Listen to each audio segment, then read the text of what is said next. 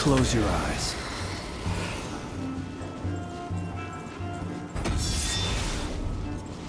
Ha!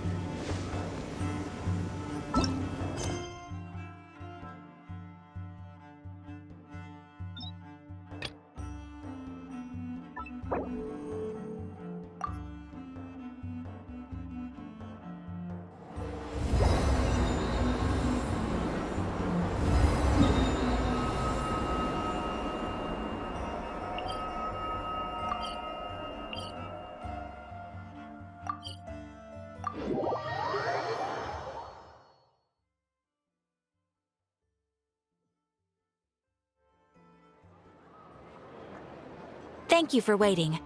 I finished checking your adventurer handbook. Here are your commission rewards. We have no other urgent commissions on the books at present. Thank you for all your hard work lately.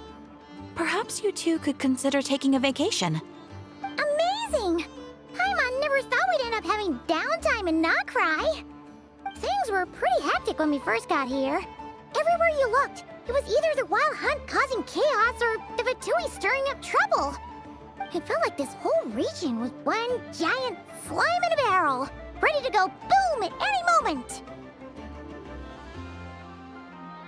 Sure have. Things were looking pretty dicey, but in the end, we managed to turn it around. Whoa! Paimon just got deja vu! Oh, that's right. It's because we've done this like a million times now. Ah, yes. Are you two aware that the Moon Prayer Night is soon to take place? Oh, yeah! Lama told us that was coming up soon. Wait, why do you mention it, though? Do people in Nasha Town celebrate it, too? Paimon thought it was just for Moon Goddess worshippers. You're partially right. Most people in Nasha Town just see the festival as an opportunity to do business. They do not concern themselves with the religious element. The festival was first celebrated by the Frost Moon Scions. On this day, they would wear moon prayer blossoms and celebrate the birth of the moon goddess through song and dance. They would also prepare food and handicrafts and give them as gifts to others. Over time, it became Nodcry's most lively festival. Whew! Sounds like fun!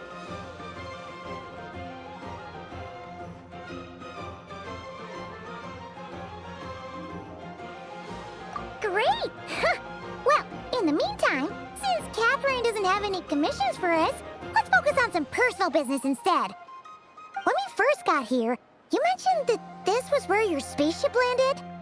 We didn't get to follow up on it at the time, because we got wrapped up in that whole rare air situation, but now we can finally start investigating it properly. Well, there's a saying Paimon's heard around these parts, which goes, if you lift up a rock, you'll find something you weren't looking for. By that logic, you'll never find what you're looking for while you're searching, but the moment you stop looking, it'll jump right out at you. Could be worth a try though, right? Anyway, Paimon suggests we focus on other stuff we want to do for now, and just keep an ear out for spaceship-related intel as we go.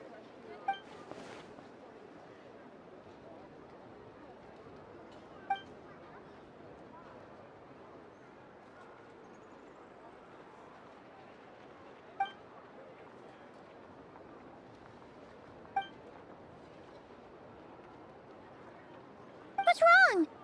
She looks super serious all of a sudden. Huh? Paimon gets why you'd be concerned about Columbina, but what does the doctor have to do with anything? Oh, that's true.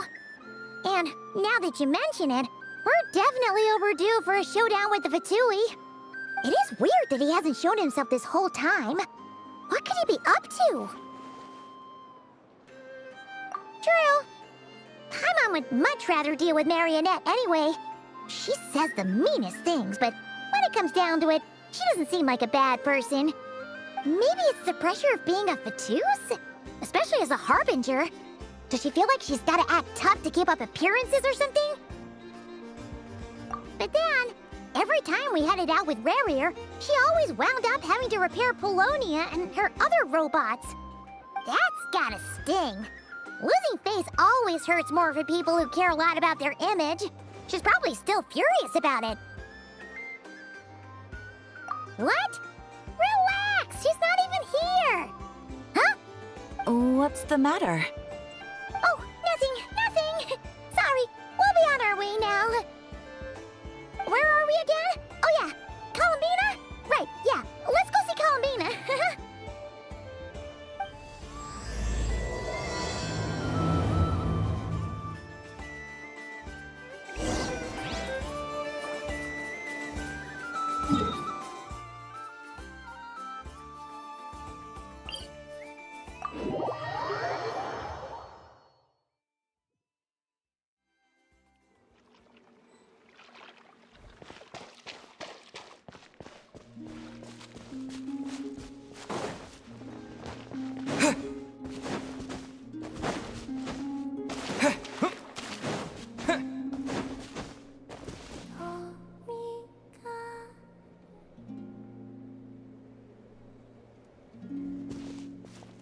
Hey, she's sitting up! Is me sitting here a rare sight? No, we just thought you'd be resting. Perhaps I would have been, were it not for the sudden arrival of some unexpected guests. Not that I consider it a disturbance. After all, you are the only ones who are free to enter. Would it not be a little unfriendly of me to lie down while we speak? I didn't realize you put so much thought into little things like that.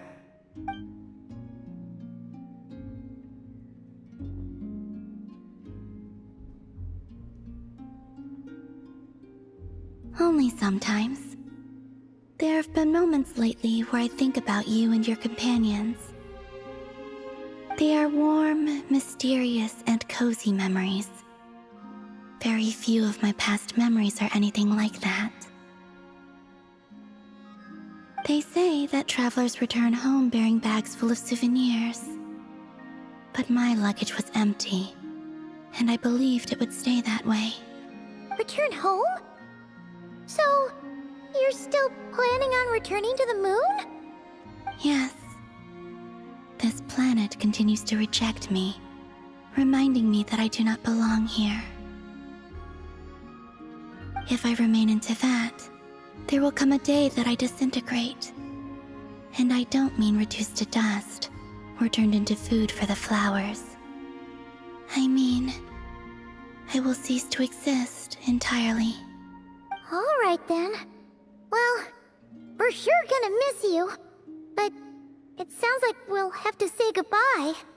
How do you intend to return? The moon prayer night is soon to arrive. On that day, the moon will be closest to Teyvat. The Kuvaki in this land will reach its peak at that time. I merely need to grasp the tide, and with relatively little effort. Oh, Paimon gets it! It'll work like a slingshot! You make it sound like she's gonna get blasted up to the moon. If I did that, I suspect I would crash into the false sky. I will be using a much gentler approach. But I do like the analogy. It's fun. You see? She gets Paimon's sense of humor. In the blink of an eye, the time has come to part ways. It does feel that way, doesn't it? Time seems to fly fastest when you are enjoying it. I have always thought of myself as a wanderer on this earth, and it has never expressed any desire to keep me here. Yet, just as I plan to depart, it tugs at my arm. Is this a gesture of affection? Or is the world mocking me? Oh. Were you hoping I can answer that? Yes. You are a traveler, so you must have a lot of experience in this area. Then, what I would say is, enjoy the moment. That's right! Don't overthink it! Happiness is happiness and joy is joy! The point is to enjoy it, not analyze it! I see. Then what I would say is, even though I am very tired right now, I am still happy. I can't tell from the tone of your voice. Oh, really? You don't think I sound happy? I'm just kidding. I could tell you were in a good mood today from the moment we saw you. Ah, a joke. albeit not a funny one. Anyway, I assume you're here about you-know-what. Give me your hand. Actually, it's not that. There's something else we wanted to discuss with you. Oh. Then, do you still want to give me your hand? Or not? Sure.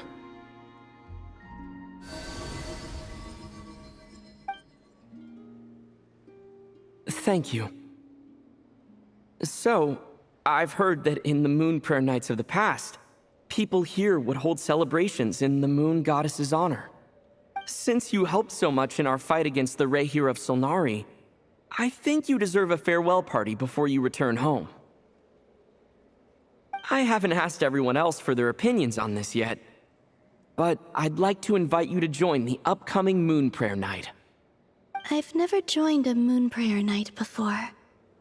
I'm not sure what I would even do. Oh, don't worry about that. We take care of everything. All you need to do is show up. Of course, there's no need to force it if you're not feeling strong enough. This kind of felt like a golden opportunity. But they call me Kutar, and the Fatui have an arrest warrant out for me. I shouldn't appear in public right now.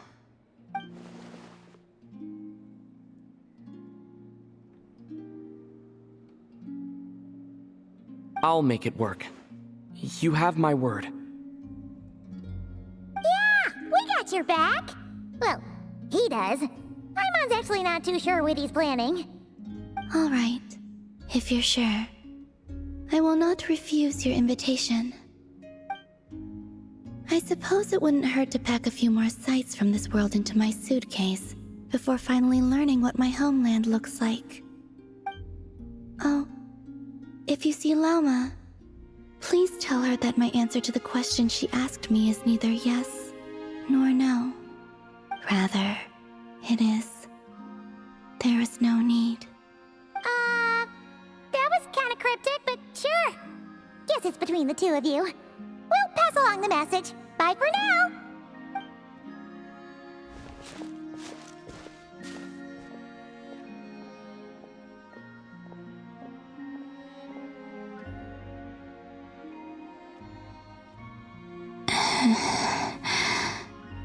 And also, I do not know.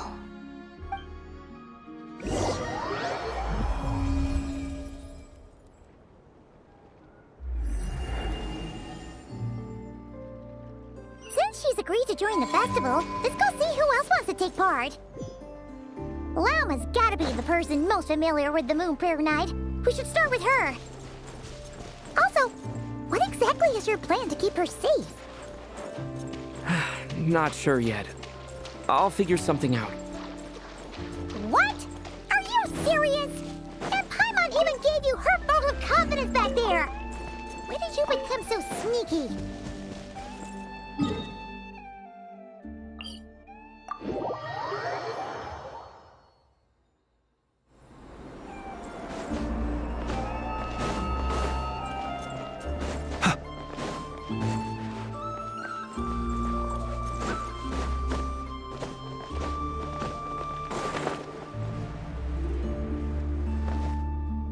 Hey, Llama! It's us!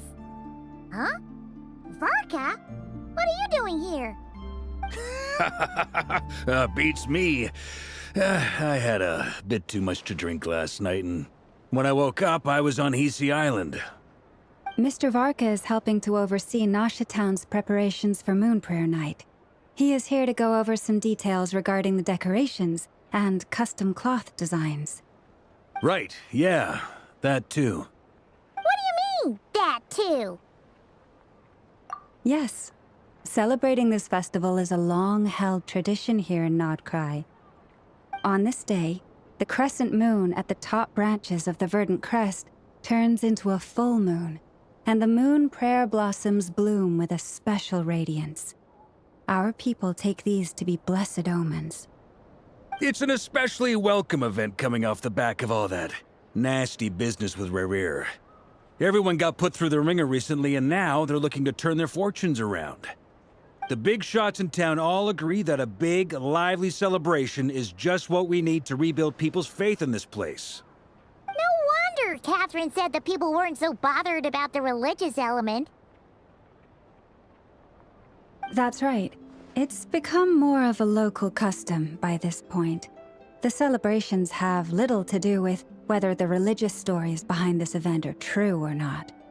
Even the Frost Moon Scions are eagerly awaiting the coming of Moon Prayer Night, despite now knowing that their past beliefs were founded on a falsehood. That's fair. It's a bit like the Lantern Ride in Liyue. It's a chance for people to enjoy themselves, not debate the existence of the Adepti. Oh, one other thing! We just went to see Columbina. We went ahead and invited her to take part in the festival this time. Hope it's okay. Wait, so... you mean she agreed to it? Huh. That's quite a surprise. Then, I suppose that she intends to return to the moon on that day. Oh, yeah! It's kind of a complicated process, but basically, it's like a slingshot. I understand. In truth, I had a feeling that she might make such a decision. Well, if Kuthar has decided to participate in the festival, we should prepare accordingly.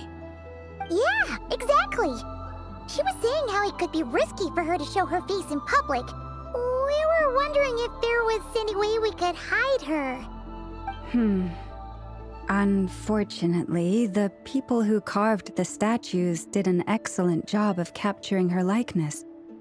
It will be very challenging to hide a goddess whose face everyone is so familiar with. Darn! We may have bitten off more than we can chew here. Nah, don't sweat the small stuff. We can handle that. Huh? Are you saying you have a plan? Not as such, no, but the most important thing with a festival is to keep the mood light and your spirits up. You can't go preparing for a festival with those long faces. You'll never convince anyone to enjoy themselves.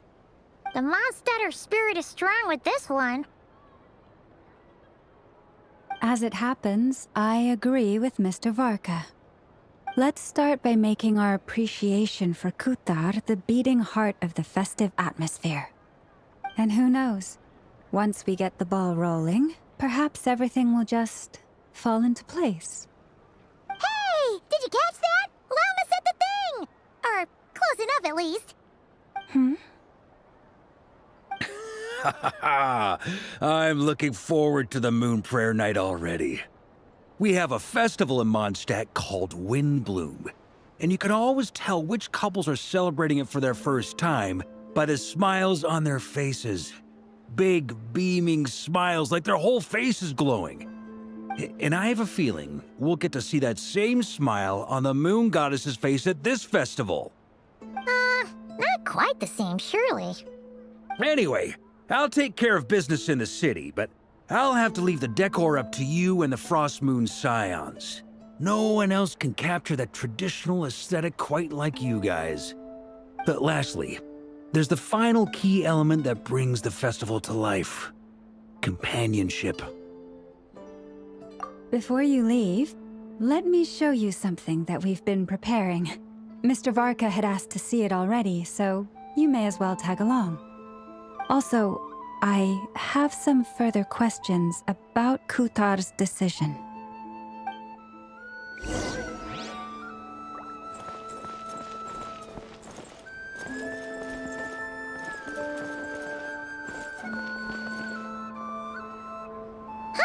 What's this?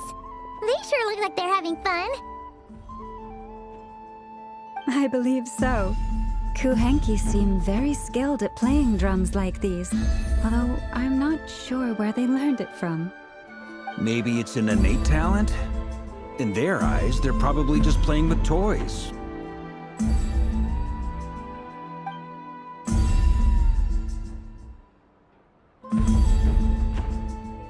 Wanatar! You want to play too?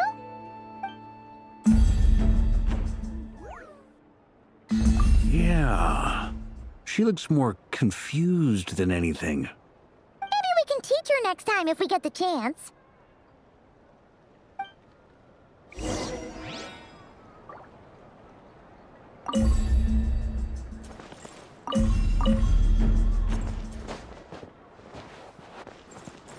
What are these floaty things?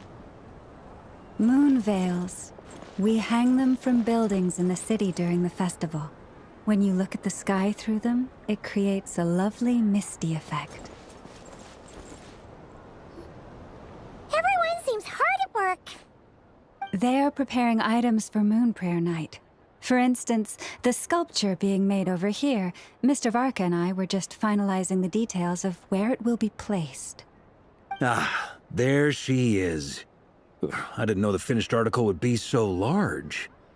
Not to worry, though. All the necessary arrangements have been made.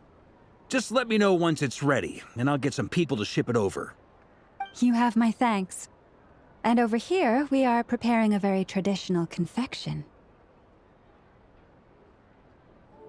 Oh, look at all these colors! It looks great!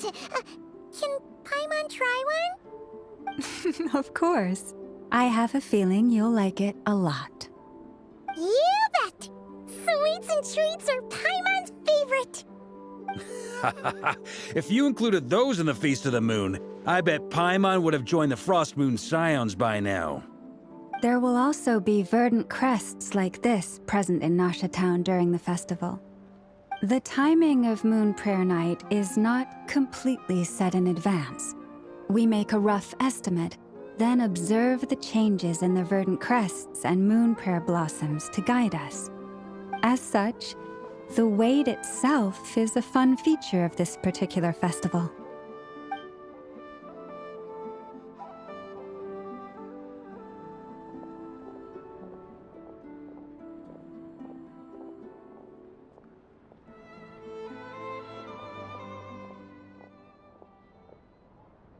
Let's talk here. To tell the truth, I am very surprised to hear that Kutar is willing to participate in the festival. I once asked her if she'd be willing to stay with the Frost Moon Scions. I could introduce her to everyone, and we could be a family to one another. She did not answer, but she has not appeared here since. I took this to mean her answer was no, but if that were the case, she would not have accepted this invitation. Ah. I see. Maybe she is right. Maybe the Frost Moon Scions of today no longer need a moon goddess. But my wish was not for her to come here and be worshipped as a deity. I simply wanted to offer her a place to stay. I'm sure she believes that showing herself here might invite Fatui intervention, and as such, she does not wish to cause us trouble. But what really pains me about all this is that this is her birthplace. She ought to belong here, yet no one has been able to grant her shelter. I think I'm qualified to weigh in here. When someone's about to depart on a long trip, what they need is blessings, not burdens. We should wish her the best, not make the journey harder than it already is. Anyway, she's agreed to attend, hasn't she? All we need to do is simply respect her decision. I see your point. Yes, she will soon depart after all. Our job is to leave her with some happy memories. Besides, who's to say her journey to the moon is a one-way trip? It's not like she can't come back and visit if she wants, right? Paimon agrees wholeheartedly. Festivals are all about having fun, so let's keep it simple. All right, I'm gonna head back to Nasha Town soon. Want to come with? I'm guessing you have some other folks to visit there. Sure thing, let's go! Bye for now, Wilma! Thank you all. Goodbye.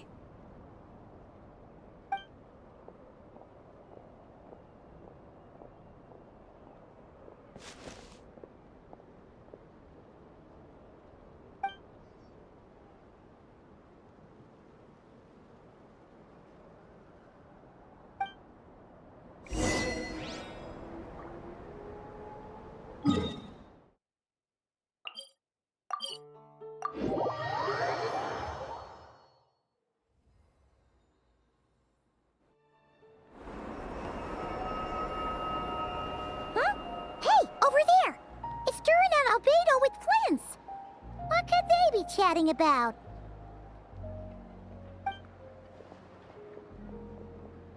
Your guess is as good as mine. Ah, Grand Master, and the Traveler in Paimon. Hello there. It's been a while. Perfect. We have some new volunteers for our investigation. Wait, let me guess.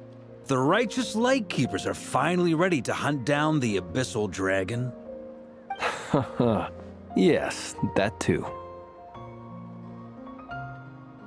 Yeah, right. Wait. Why does everyone keep saying that too? Well, to be precise, the facts match, but not the causality. Wait, so I guessed right? Half right. Don't act so impressed with yourself. Maybe I can explain. We ran into Mr. Flint's north of Nosha Town. At that time, we just noticed a few abyssal creatures out in the wild, but the strange thing was, I didn't detect any traces of abyssal energy on them at all. On closer inspection, we realized that they were not real monsters, but something akin to reflections in the water, or perhaps a mirage. Huh? What do you mean? Like, you could see them but not touch them? Exactly. It was very peculiar. They roared and tried to attack us, but we could not make any physical contact with them. I think I've heard of things like that happening in Notcry before, but I don't know much about it. Yes, it's a known phenomenon.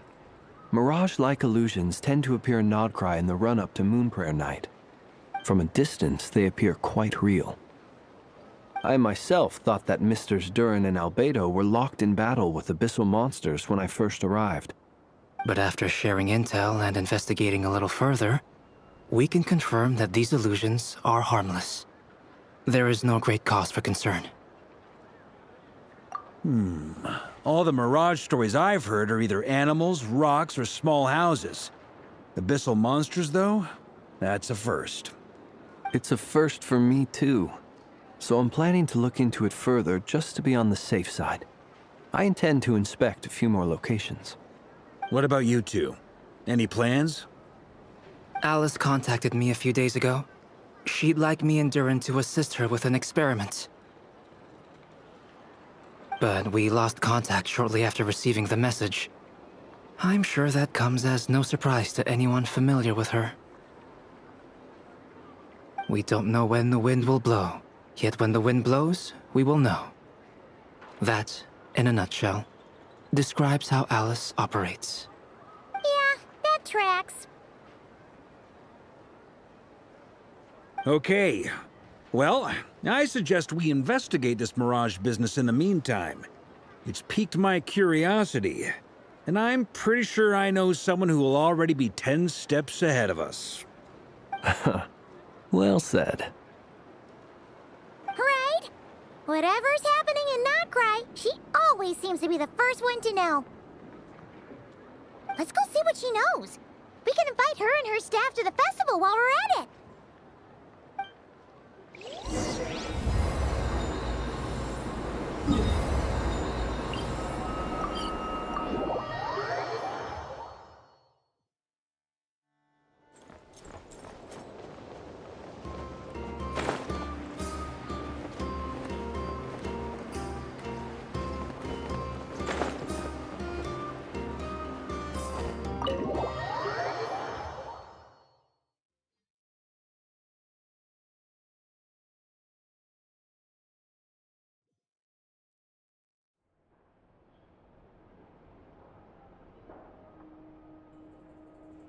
You're right, I have noticed. There's certainly something a little fishy about this situation. Only a little, though. Records indicate that this phenomenon can occur in the days before and following Moonprayer Night. That said, it has always been a rare sight in the past. The odds of encountering these phantoms are similar to looking up in the night sky, happening to see a shooting star, and managing to make a wish before it disappears. But this time, either everyone's getting lucky, or they're appearing far more frequently than usual. Yehoda's out gathering intel as we speak. In the meantime, let me check off some points of interest. First, the Abyss. The ones we saw seem to be abyssal monsters. Indeed. But we have identified one location where many more of them have made an appearance. And not just monsters, but human phantoms, too. Given the scale and nature of the phantoms, it's almost as if someone's last memories are coming to life. Or perhaps the memories of multiple people. Oh, So you mean the phantom monsters are hunting down the phantom humans? Exactly. The phantoms can interact with each other, but we have no means of intervening. In addition, some of the human phantoms would seem to be from the very distant past. This is clear both from the clothing they wear and the stories they tell. They claim to be from Hyperborea, a name which I've heard from Lauma before. If this is true, it means they must be from 6,000 years ago. did Paimon hear that right? 6,000 years? It sounds like this merits further exploration. That'd be a big help. I'll leave it with you, Albedo. My knowledge of ancient history is non-existent. I used to doze off every time the pre-Knights of Favonius era came up in class. It's quite a miracle that you were able to understand these phantoms' speech, given how long ago they lived. I suppose you're right. But I'll leave the archaeologists to ruminate over that conundrum. As an intelligence broker, my sole interest is in the value of the information I gather. Which, in this case, hopefully means earning myself some good favor with our dear Lady Moonchanter. So calculating. Whew, this intel broker logic always catches Paimon by surprise. Sounds to me like we could split the work up. I think the abyssal phenomenon is best left to Albedo, Flints, and me. Agreed. It coincides with my duty as a lightkeeper. For my part, I'd like to understand the Abyss better. Even a little knowledge would go a long way. This is certainly a rare opportunity to study the Abyss. But even rarer, perhaps, is the chance to make contact with the Ancients. The Curatorium will take the lead on investigating the Hyperboreans. We put in the work to learn what we know so far. It seems only fair that we get some quantity of exclusive intel. That just leaves our trusty team of 2 unassigned. Since you became an honorary knight, of course. This was part of my grand plan all along. Ha ha ha! Oh yeah, by the way, we managed to convince Columbina to come to the Moonprayer Night celebrations. Would you and Yehoda like to join too? She agreed to that? Huh. Quite an achievement. Never underestimate the traveler, I guess. I'd be happy to join. No point shutting myself inside when the streets are all decked out. I doubt any clients will be visiting during the festival in any case. And Yehoda loves a party, so I'm sure she'll jump at the opportunity. No, no, no, no, no, no, no, no, no, no! Way to contradict me in front of... Wait, no, that's not what I have bad news, boss. So many people. All right, everyone inside, quick!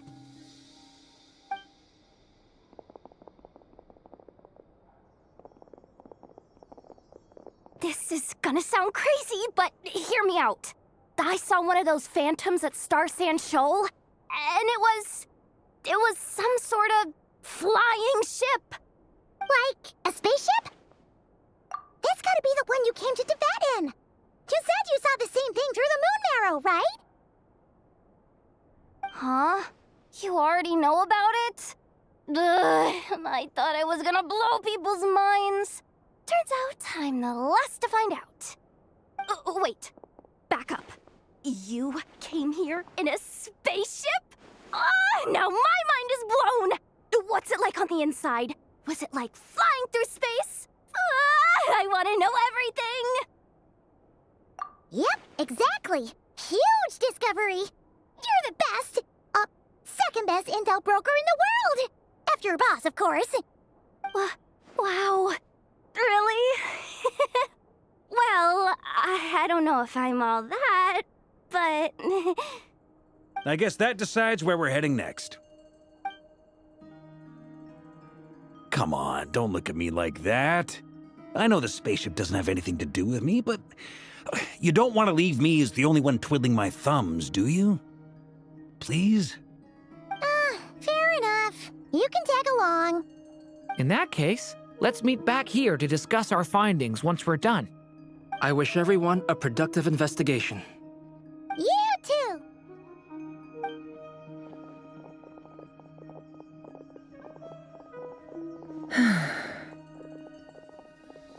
What's up, boss? Aren't we gonna head out? Tell me, Yehuda, when did the Curatorium start giving out intel for free? Oh, sorry, boss.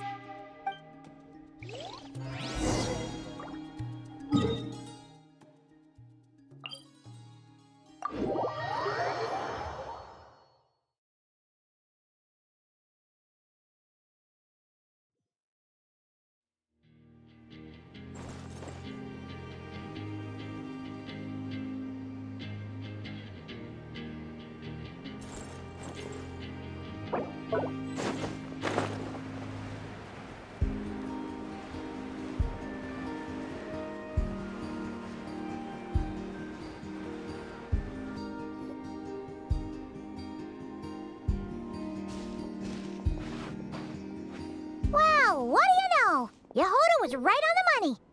This Phantom really is your spaceship. But that's so weird. Why would it show up here? Is it some kind of projection? Or a ghost? Like, maybe it no longer exists, but somehow it left an afterimage? Ah, you're already here. Miss Lauma, what a surprise. I thought you were busy with festival preparations. I was, until one of our people informed me that a strange sight had appeared at Star Sand Shoal. No one's ever seen something quite like this before. I thought I should see it for myself. Same here. Oh, so we heard that these things appear around the festival period. Any idea why that is? Unfortunately not. We have very limited information about them, since they can't be interacted with. And no human phantoms have ever made an appearance before now. The most we've been able to deduce is that these sightings appear to be connected to the increase in Kuvaki energy around this time. Yeah, seems like that's all we can do. This is all so confusing. Allow me to lend you a hand.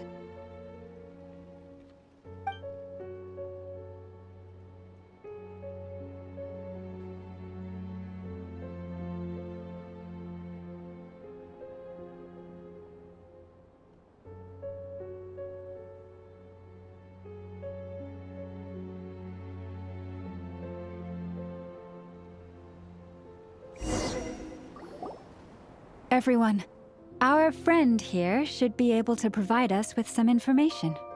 Is that a phantom Rhymehorn deer? I've heard about how the Frost Moon Scions live in harmony with the animals and can even communicate with them. That's coming in handy now, for sure. Okay. Yes, I understand. Then how about this?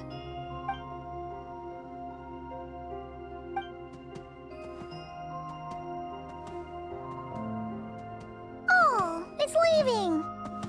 It appears to share our curiosity about this giant spaceship, so I asked it if it wouldn't mind investigating along with some friends. In return, I told it about some nearby spots where the wild fruit grows abundantly. We may live in a different era from these phantoms, but I trust that the terrain, climate, and ecology here are more resistant to the effects of time than some things are. Let's give them a moment and hope for the best.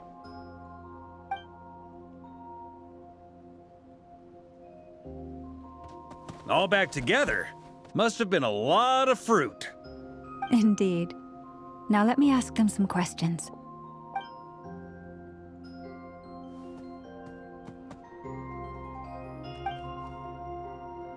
It did find a lot of wild fruit, enough for them to feast for a long while. This puffin circled in the air several times, but didn't spot anything out of the ordinary. Certainly nothing to do with the spaceship. Huh. Well, it definitely makes sense to get a bird's eye view. Indeed. Other than that, I was also thinking that the world these phantoms see is also different from ours. Oh, I get what you mean.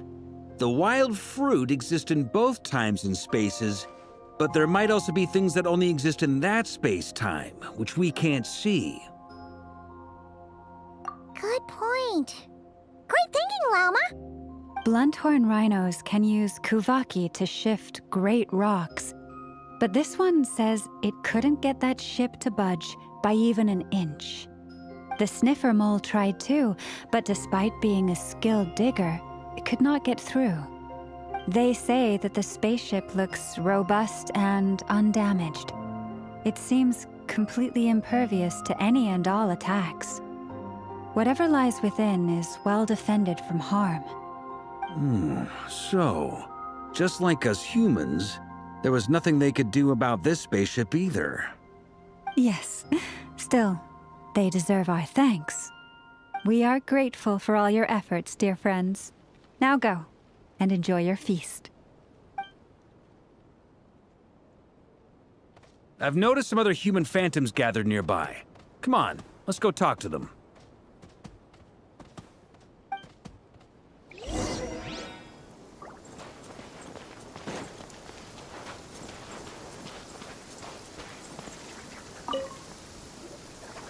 What is this thing? I've never seen it move, and there's no way to get inside. Goodness knows. My grandpa says it's been sitting here at least since his grandpa was still alive. What about his grandpa? Did he say anything to your grandpa's grandpa about it? Huh? I don't know. In all likelihood, it was here back then too.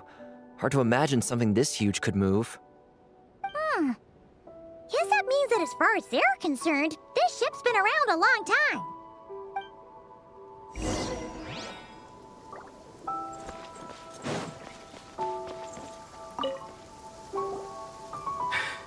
Come on, brothers. If we can get even a small chunk off of this thing, it's gotta be worth a fortune. Today is the day we strike it rich. Huh? You mean Paimon? Yes, brother, I shall join you. Let's make our fortune. We should go with them. What the? This thing is crazy tough. I can't even scratch it. What's it made of? Sorry, brother. Looks like we'll have to seek our fortunes elsewhere. Enjoying yourself? I was just seeing if I could influence this phantom's perception by playing. But nope, no dice.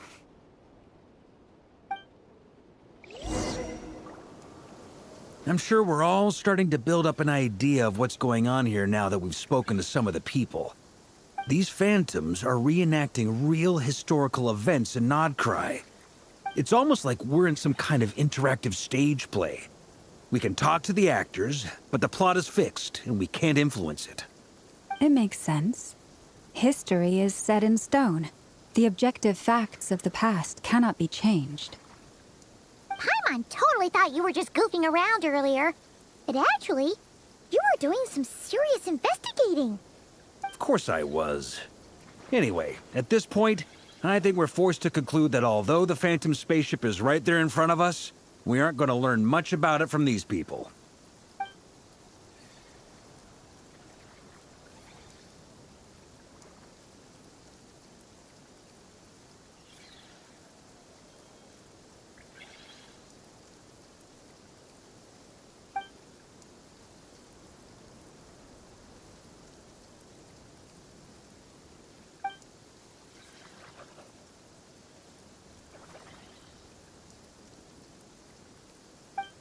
Don't be discouraged. If nothing else, this is proof of the ship's existence. And think about it. So many people tried to hack their way inside, but no one could get the door open. It's made of very tough material. To me, that says that we'll either find the ship itself or the story behind it. It's just a matter of time.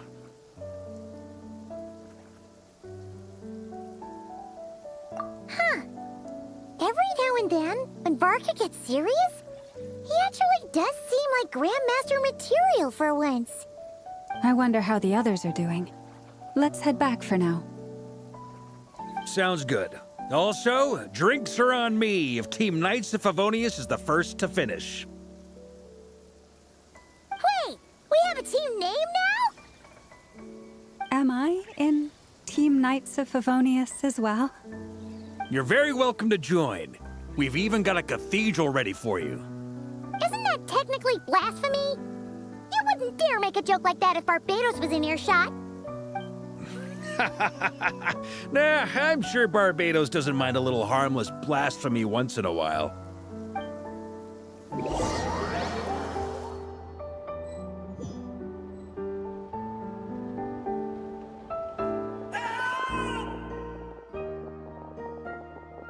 Oh, no!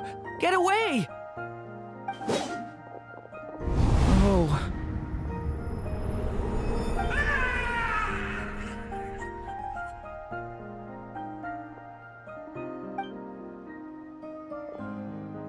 I know it's hard to stomach, Mr. Durin. But as I'm sure you've noticed, there is nothing we can do to intervene in that which unfolds before us. But we have to at least try. And try you have. But are you aware of how many unsuccessful attempts you've made now? I wasn't keeping count. I'm afraid this is the 39th failure so far. Or the 5th if we're only counting this particular victim. There are no indications that these phantoms may be altered in any way. You seem to have calmed down a little. I'll make us a fire. You should rest and have some water. Feeling any better now, Mr. Durin? May I ask a few questions? Be my guest. What exactly are we witnessing here? What happened to those people? My guess would be that we are seeing Nodcry during the Conrian Cataclysm. Would that be accurate? Conria. That is correct. As you know, once the Abyss senses even the tiniest crack, it floods in and spreads like wildfire. There was a time in the distant past when it permeated all of Nodcry, causing immeasurable harm. The people paid a terrible price to heal this land. Then, 500 years ago, the whole of Teyvat suffered an abyssal disaster. Once more, Nodcry was dealt a devastating blow. I see. In the face of the abyssal onslaught, all were like grains of sand tossed around by a tidal wave. Be they human, fae, or god. The moment you witnessed is but one drop in a whole ocean of catastrophe. All right. I guess that answers my second question, too. I wanted to know why there's nothing I could do to help them, and that's because what we are seeing is history. That would be my guess as well. As I understand it, history and fate are not all that dissimilar. The latter may be unseen to us, but both are immutable. Yes. Fate was determined long, long ago. I still have a couple of other questions for you, Mr. Flint's. You mentioned more than one abyssal disaster that has struck this land in the past.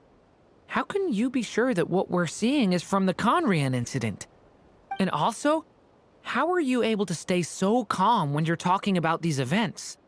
From everything I know about you, you're not cold or ruthless, and you're not indifferent to the suffering of others. Alas, I am forced to show my age. I must be 600 or 700 years old by human measure. Wait, so You... One is not easily moved by history when one has witnessed the truth firsthand. I'm sorry. You needn't apologize. Your passion is a good thing to have. Treasure it, because someday you may find it in terribly short supply. Now, at the risk of offending you, I have a question in return. Your curiosity toward the Abyss, is it born from hatred or because you sense its call?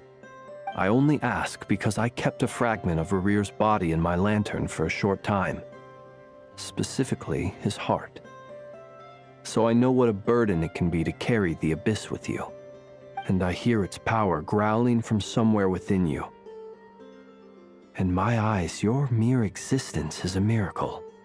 My honest answer is... I don't know. I don't think I have the confidence to say for certain. What I will say is the Abyss is not the only issue that haunts me. Even before I became who I am today, the question dogged me constantly. Should I even exist at all? My doubts remain unresolved. But when we fought Rerir, something became a little clearer to me. Sometimes it is the darkness within us that allows us to achieve the impossible. I certainly got the sense from your 39 attempts that you were trying to achieve the impossible. It sounds like you've resolved to see the truth for yourself. Absolutely. In that sense, he and I are quite similar. Then I wish you every success. I look forward to the day of your transcension. Well, if everyone's caught their breath, I suppose we should head back. Oh, and one last thing. I'd appreciate if you kept our discussion about history a secret.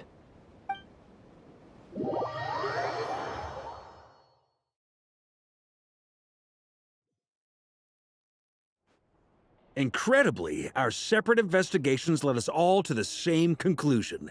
Hooray for consensus! Yeah, but we barely learned anything, though. I totally thought this would be the mother lode. Talking with the ancients? I mean, come on! But nope. All we got was useless snippets of conversation. And all this stuff about moons and hyperopia. What a load of baloney. Seems like people back then had a few screws loose. I understand your frustration. We found the same issue. Each phantom only showed a very brief moment in time. There isn't much value to be found in these miscellaneous fragments of a civilization's history, no matter how glorious it may have been. If there's a silver lining, it's that these phantoms are harmless to the present reality. They shouldn't get in the way of the festivities. Paimon agrees. And not just because it's the first thing she understood in this whole conversation. You look disappointed, Nefer. Is something the matter? What do you think? We all worked our tails off, but the only one to gain anything from it was you, Lady Moonjanter. Well, please do share the Hyperborean records with me. I will gladly inscribe them in our people's documents. Oh, duh! Yeah! That was it! Hyperborea! Hyperborea. I'm serious. Only an expert in the Frostmoon Scions and their history can turn these records into valuable research material. The alternative is to let them gather dust on the Curatorium's storage shelves until the pages turn yellow. Nefer, you're wise enough to know that cooperating and sharing the profits is the best course of action here. Well, that goes without saying. Sure, let's do that. Huh? But didn't you say we aren't supposed to give out intel for free? Sorry.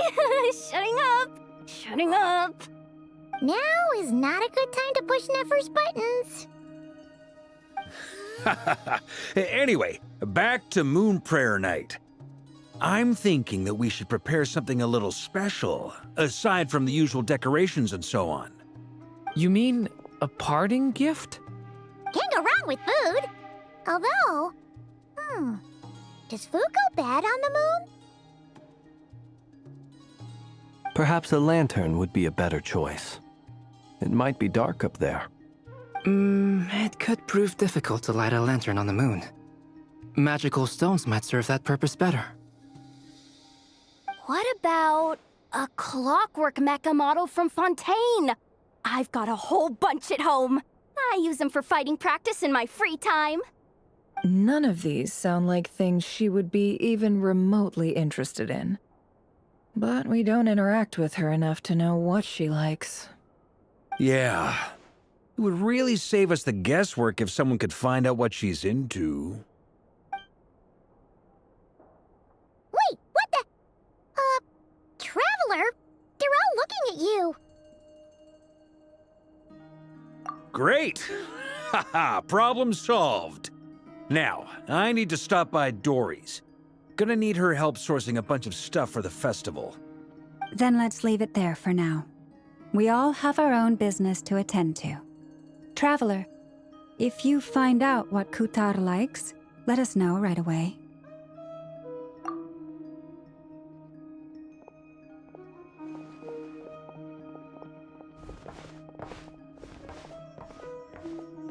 Is something the matter?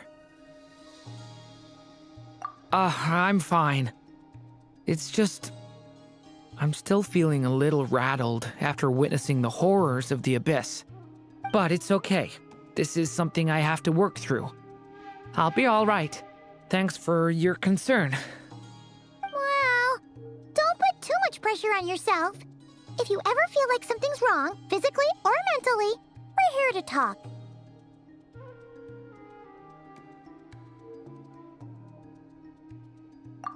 Come on. Stop treating me like a kid.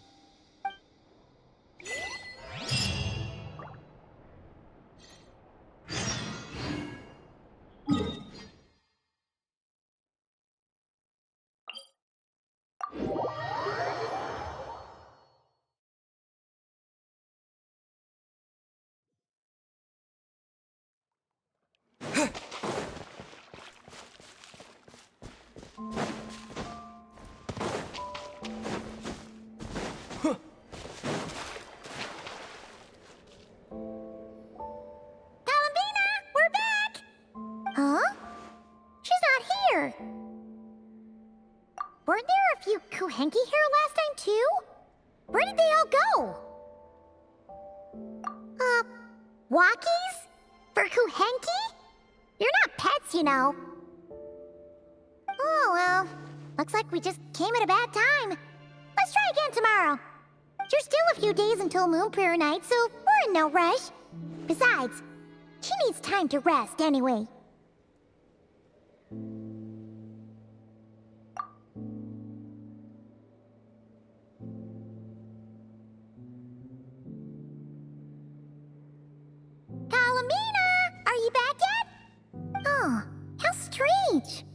Looks like she still isn't here.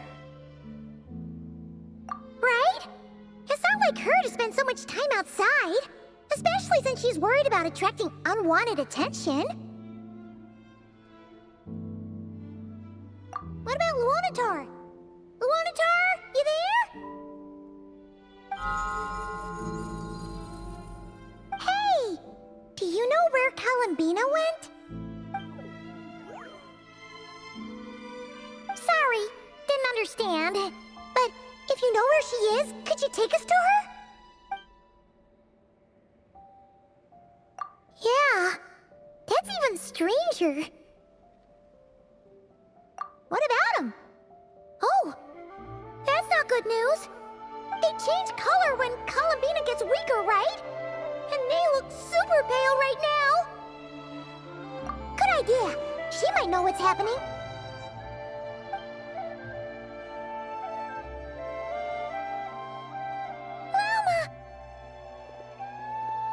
Ah, it's you. How is Kutar? Is she okay? No, she hasn't. I came here to check on her after I noticed the flowers had changed color. Based on past precedent, she must be very weak right now. Even getting up to walk would be a struggle.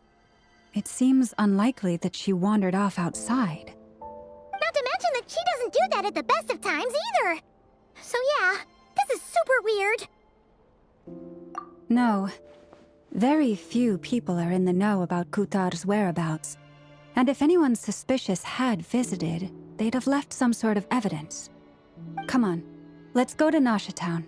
If anyone has seen her, someone there will know about it. It's not Cry's information hub after all.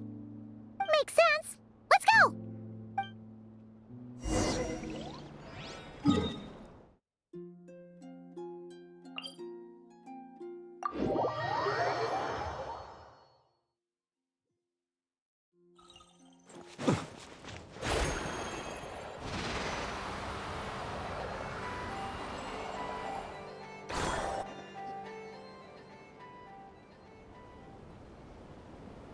Wait a moment. Is it just Paimon, or is this stall kind of suspicious?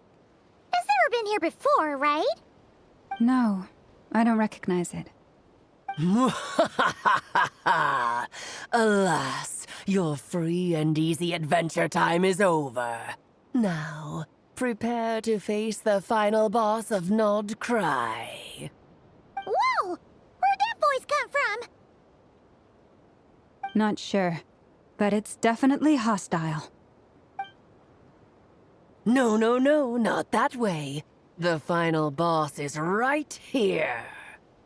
The sniffer mole? That's the final boss? Surely not. Also... Okay, the jig is up. I'll stop teasing you. Turn around. I'm right behind you. It seems I've managed to leave quite an indelible impression, even though you've never seen my face. Ah, nothing could make a great mage more pleased with herself.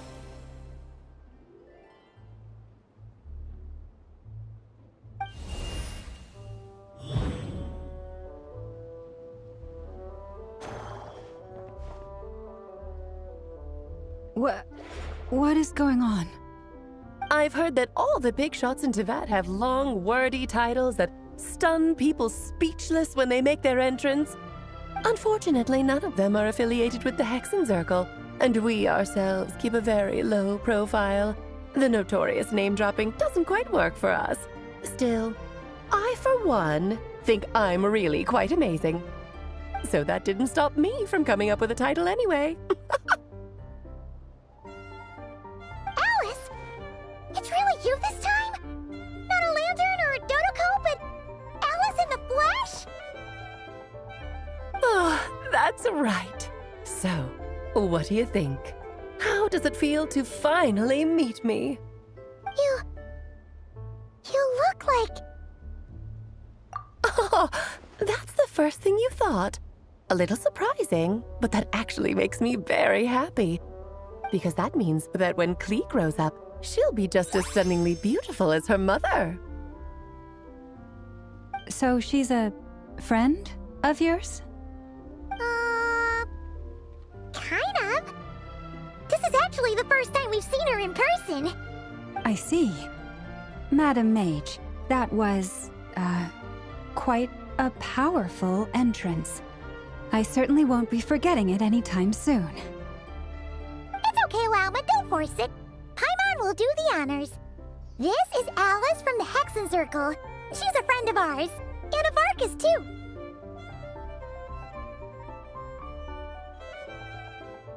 That's right. She's a good person, just kinda... unpredictable. Well, what is the human heart if not unpredictable? Hmm? If we could not do as we please, how would we differ from machines? I am Lauma, Moon Chanter of the Frost Moon Scions. It is a pleasure to meet you.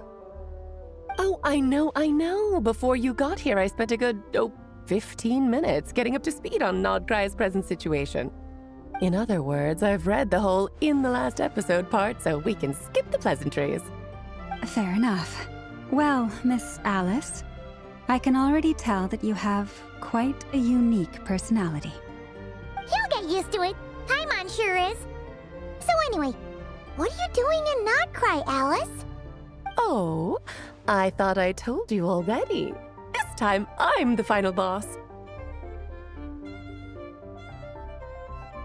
And what a formidable foe I shall be. Powerful, confident, decisive, and good luck finding my weak spot. You will never succeed.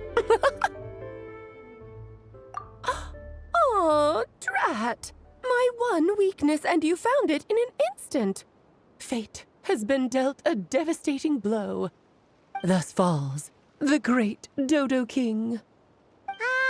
Why are you playing along with this nonsense? For funsies, of course. What's wrong, Paimon? Are you disappointed in me? Am I a gigantic letdown? No, it's just... you seem like a busy lady. And this is the one time you've shown up in person. Paimon figured it would be for something more high stakes than just goofing around. You're quite right. I'm here in Notcry because something big happened. Something big enough it caught the attention of the Hexen Circle. It concerns the 3 moons, Tevat's borders, and of course, the moon goddess you are currently searching for. Kind of. Why don't we discuss this over a pot of tea? My main reason for coming on this trip to Tevat was, of course, to have some fun.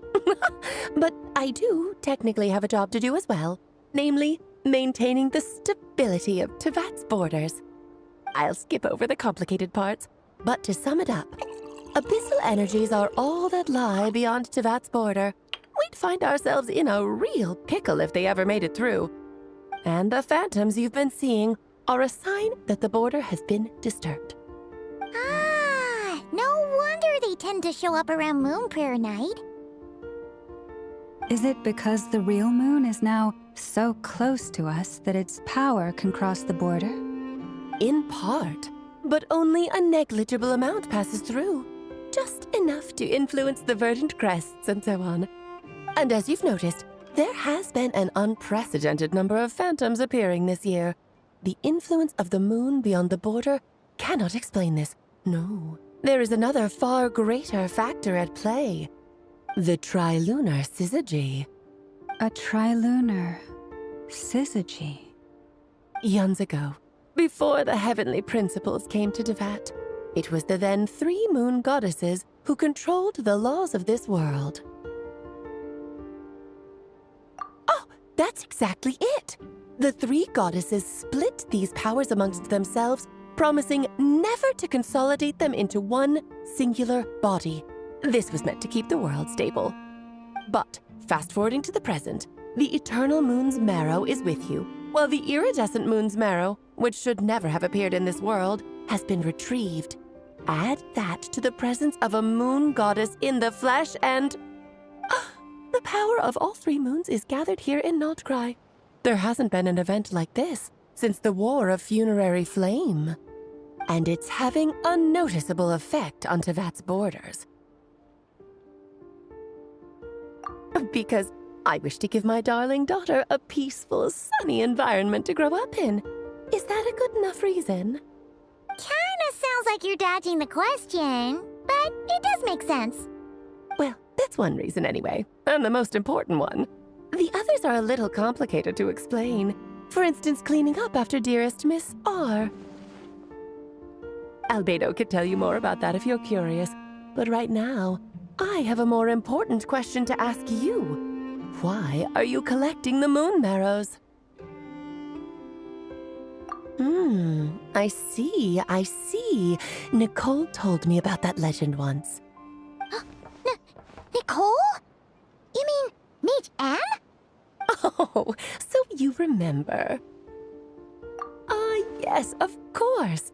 That was a story about fate, her area of expertise. But back to the story of our dear moon goddess. I'm afraid her intended method of returning to the moon is unlikely to work anymore. What does that mean? She may be missing, but she hasn't gone anywhere. She has disappeared.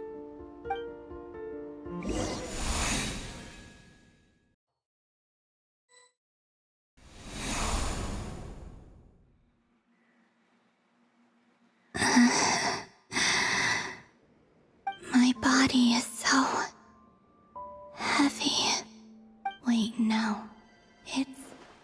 my mind that's heavy. My arms and legs are as light as a feather. What's happening to me? I feel drowsy, like I've been asleep for too long. Is it daytime or nighttime? Is the moon out? I think I'll go for a walk.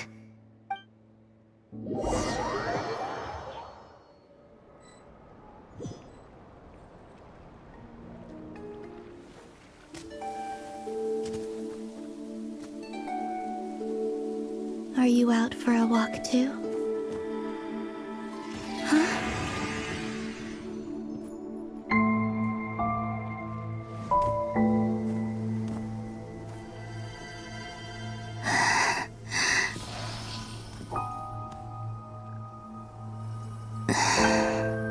The day has come at last.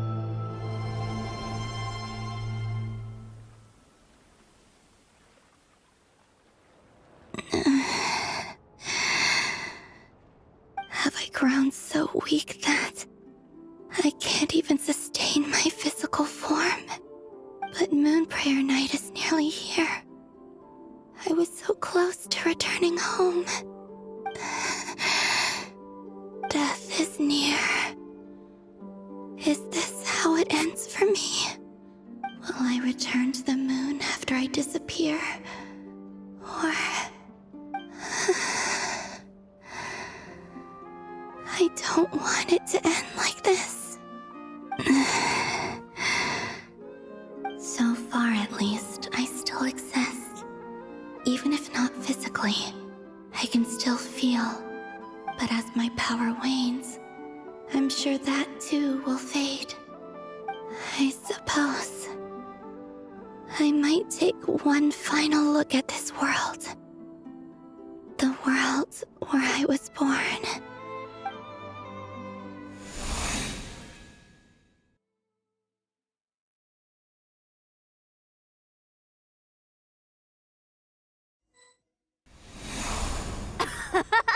Come on! Come on!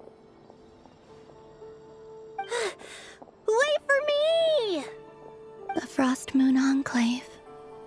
How much it has changed since I was born. These decorations, they're so heavy. It's times like this when you kind of wish men could be priestesses and acolytes. How fascinating. I've never had the chance to be privy to people's private lives in this way.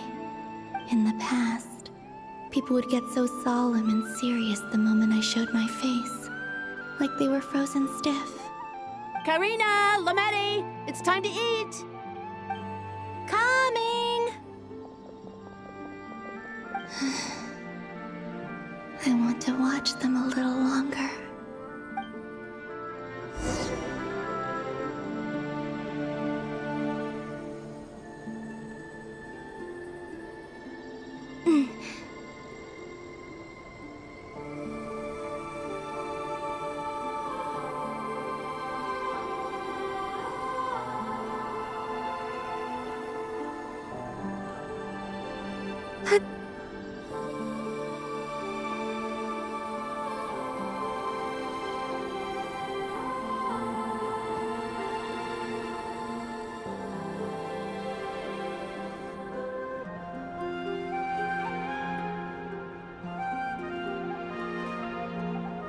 I'm sure you're both tired from playing all day. Come on, eat up.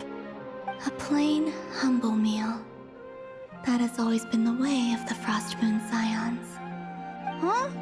How come Lametti got a midsummer berry dessert? Oh, I always get Lockaberry. I don't mind sharing. You can have a bite of mine if I get to have a bite of yours. They're sharing food? I've never shared food with anyone before. Even at the Harbinger tea parties, everyone just ate off their own plate. And when I couldn't finish my food offerings from the Frost Moon Scions, they'd leave the leftovers out under the moonlight for the animals to claim. Hey! That was... 2 bites! Oh, then you can have another bite of mine. Oh, you too. Oh, don't fret now. Here, have some of Granny's too. So this is what it means to be family.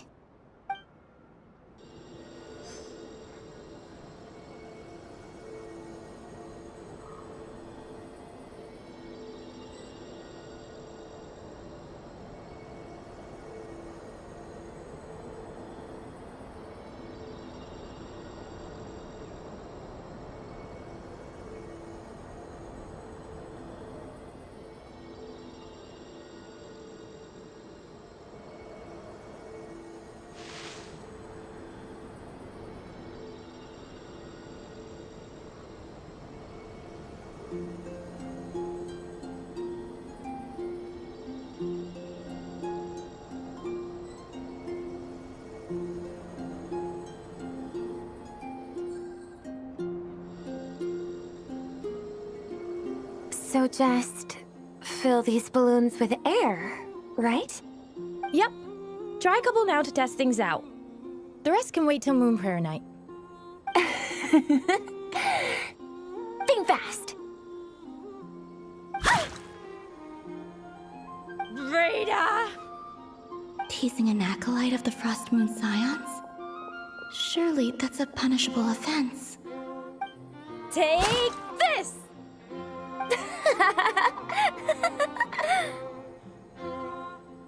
Huh? All right, enough horsing around. Lady Lauma gave us a task. We should get back to it. The task is just to check that the balloons don't leak, right? Doesn't matter if we fill them with air or water. Yeah. Okay, you got me there. And you got me there. But still, we can't use all the balloons before the festival even starts. We won't use all of them. And as long as Lady Lauma's trusted acolyte doesn't snitch, this can stay as a little secret between friends. A couple more can't do any harm, right? Oh, you menace. Then, think fast! Is pumping a balloon full of water really so much fun?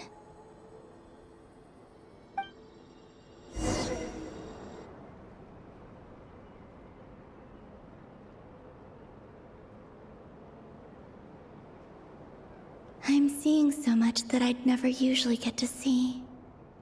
They'd never act like this when I was around. It's nice, being able to just watch people in peace in these final moments. What a rare opportunity. I think I'll go take a look around Nasha Town, too. Maybe the Traveler will be there.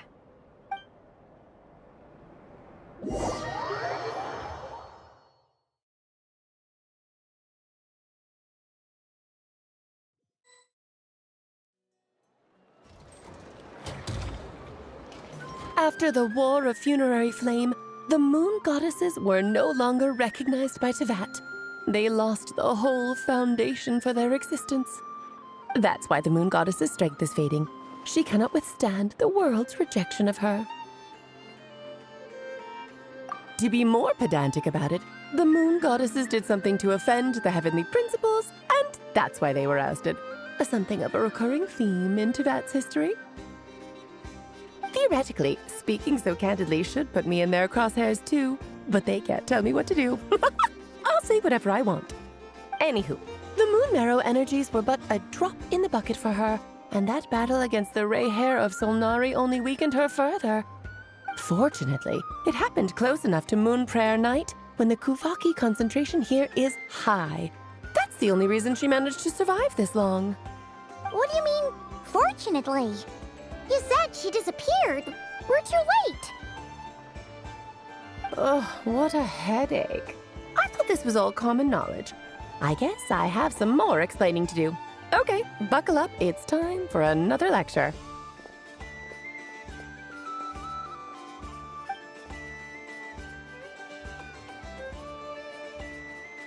Now, I said earlier that the moon goddesses lost the foundation for their existence. The reason for that has to do with the natural order. Basically, the rationale for their existence in Teyvat was lost. The same logic applies to the present moon goddess, too. Consider her existence so far. Her comrades in the Fatui called her Damselette. And she was worshipped as Kutar by the Frostmoon Scions. But these connections have now been severed, whether by her hand or yours. So, the rationale that once sustained her existence is now gone. Wait, we did that to her? Oh, well, strictly speaking, yes. But let's not start pointing fingers, shall we? I'll only end up as the big bad villain, and that's not the kind of final boss I want to be.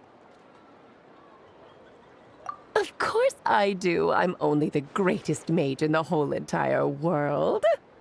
Now, if you wish to find your moon goddess, there are 2 problems we need to solve. Firstly, we'll need to strengthen the connection between her and Teyvat, at least enough to sustain her until Moon Prayer Night. Strengthen her connection. But does that mean I'll have to rally all the Frostmoon faithful behind this? I'm afraid a bygone faith and a former home won't be of any help to her now. Do you know her name? Her name? Oh, yes. Names are very important things. A name is a fundamental concept that anchors one's entire existence. Then your first job is to find it. As a moon goddess, I'm sure she must have a name she identifies with. Neither Columbina nor Kutar is her true name, and she's never really accepted either of them. So, finding out her real name is enough to sustain her existence? Yes, I know it sounds like a small step, but every journey begins that way. So for now, that's all we need to focus on. The second problem is with her plan to use the moon marrows to return to the moon. Unfortunately, piercing through the false sky will take an enormous amount of power. Given her current condition, she won't be able to provide anywhere near enough power, even if she recovers her physical form. But no need to fret. Nicole's the expert in this field, and I'm sure she'll figure something out. Wait, Mage N is going to help us out too? That means we've got 2 Hexacircle mages on the case. This is turning into a pretty big deal. Actually, this is more of a side quest for me. Like you said, I'm a busy lady, so I can't stay for too long. I'll have to return to Teyvat's border soon. That's the upside you get for looking out for my little Klee. Hopefully that will incentivize you to carry on keeping her company in the future. Anyway, jokes aside, you'd better get moving. It will take quite a miracle for the moon goddess's consciousness to hold out till Moon Prayer Night. Oh, I suppose I might as well tell you where Nicole is before I leave. Off you go now. Time to meet your new friend. Oh, yes, and a little suggestion. Don't forget to mind your heads. What? I wonder how Durin's doing. I should really go see him before I head back. You really are super busy. I most certainly am. There's so many children I have to keep tabs on just in Mondstadt. Durin, Albedo, Venti, Varka. Klee didn't make the list, huh? Of course not. Klee is my pride and joy. I have no qualms about her, because she's the best child in the whole wide world. Yep. Klee's a little angel. I'm glad you agree. Well, all the best. See you when I see you.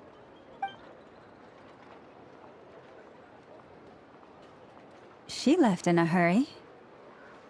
Yeah, she didn't pack up her stall. Should we handle it for her? I must say, I'm now very curious about her daughter. Klee, wasn't it? What's she like? That's a long story. Come on, we'll fill you in as we go.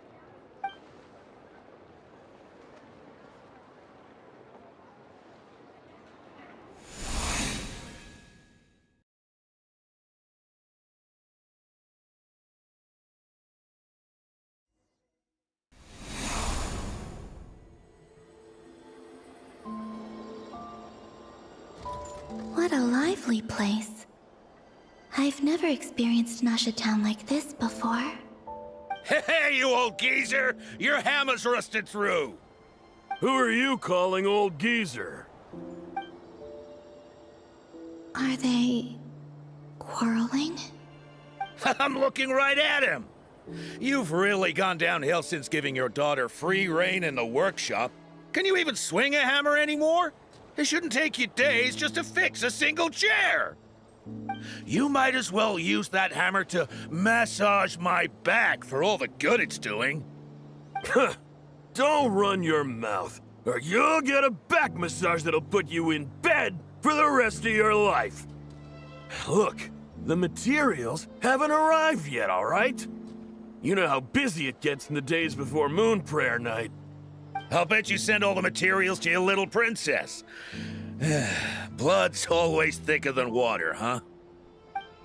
All right, you've made your point, Uncle Koski. As soon as the materials arrive, fixing your chair will be the #1 priority. And Dad, if you've got time to chat, why don't you lend me a hand, See? Lolka knows what the score is. I guess they're friends. But the way they spoke to each other was so ugly. Then again, it wouldn't be the first time I've seen something like this. Columbina! Sing outside my door in the middle of the night one more time, and I'll unscrew your vocal cords. You hear me? Oh, Zandrone. So that was her way of trying to be friends with me. What a pity. I won't get the chance to say any ugly things in reply.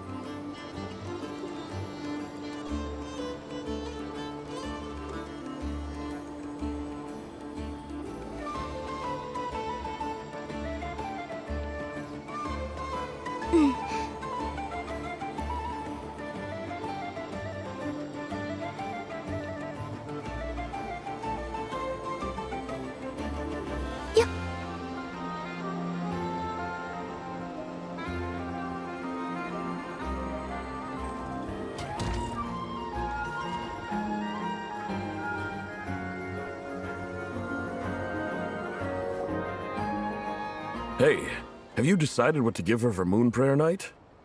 I sure have. She's gonna get the surprise of her life when she's least expecting it. Then I'll whip out the ring and pop the question. The surprise of her life. What a fun turn of phrase. Cool, I get the picture. You can spare me the gushy details. Ooh, looks like we have a customer. Hello there, ma'am. Would you like some Moon Prayer Night candy? Huh? Is he talking to me? Can he see me? Here you go.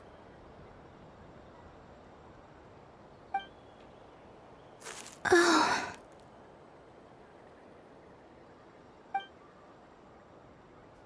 Come back anytime. Right. Now, where were we? I don't know why, but I still held out hope.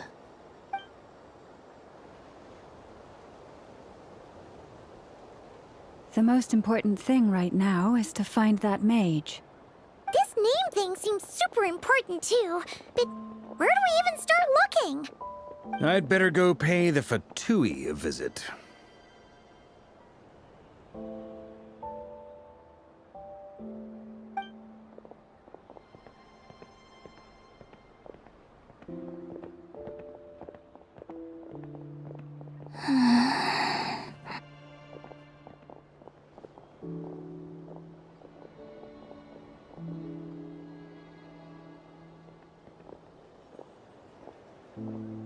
Columbina?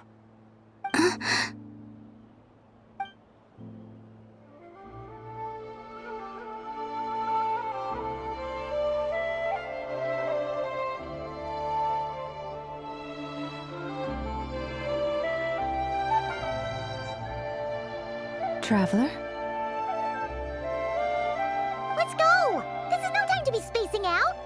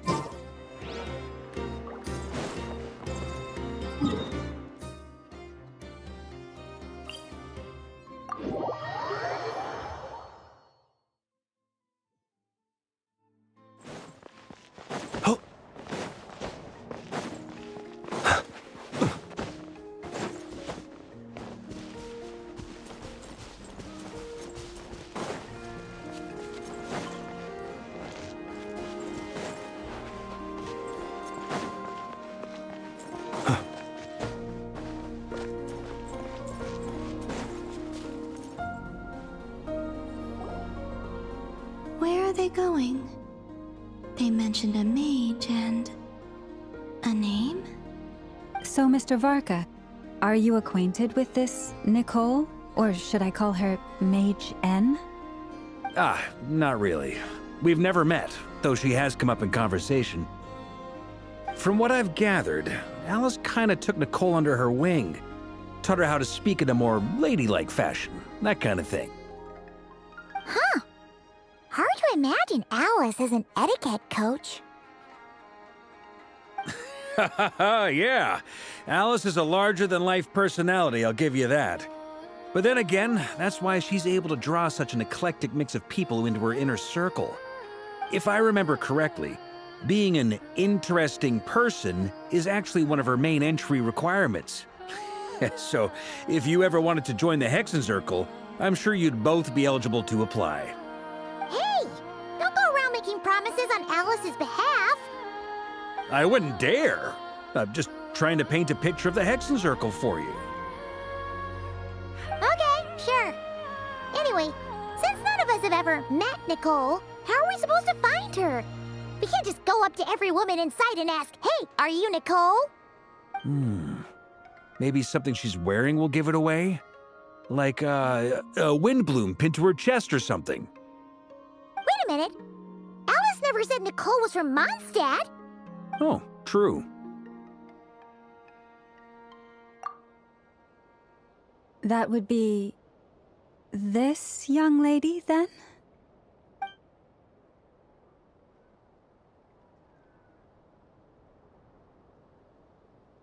Hey there! Sorry to disturb you, but... are you Miss Nicole? Varka, Knight of Boreas of the Knights of Favonius. Alice might have mentioned me before. Mm-mm. Ah! Have we got the wrong person? Sorry. Well, this is awkward. When I shook my head, I meant, no, Alice hasn't mentioned you before. Huh? Where is this voice coming from? My apologies. For certain reasons, I am unable to speak. This is the only way I can communicate with you.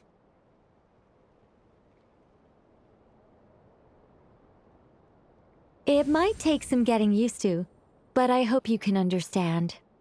Hey, it's fine. I'm more shocked by the fact that Alice never speaks about me.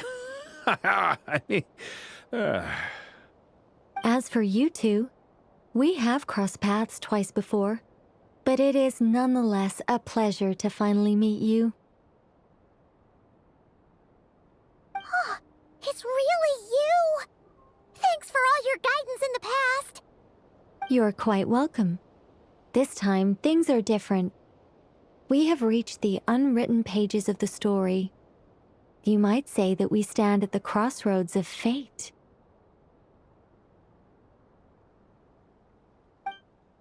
Now then, allow me to formally introduce myself. My name is... No, stop! Alice!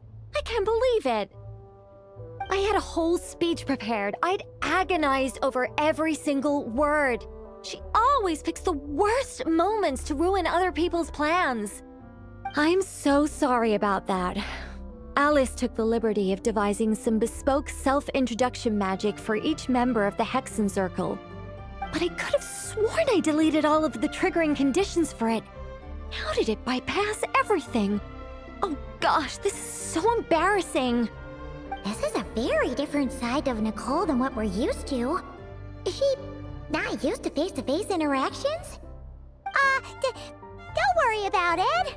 We've seen that introduction magic once already, so it wasn't too much of a shock. Please go on, Miss Nicole. We'd love to hear what you have to say, or, well, communicate.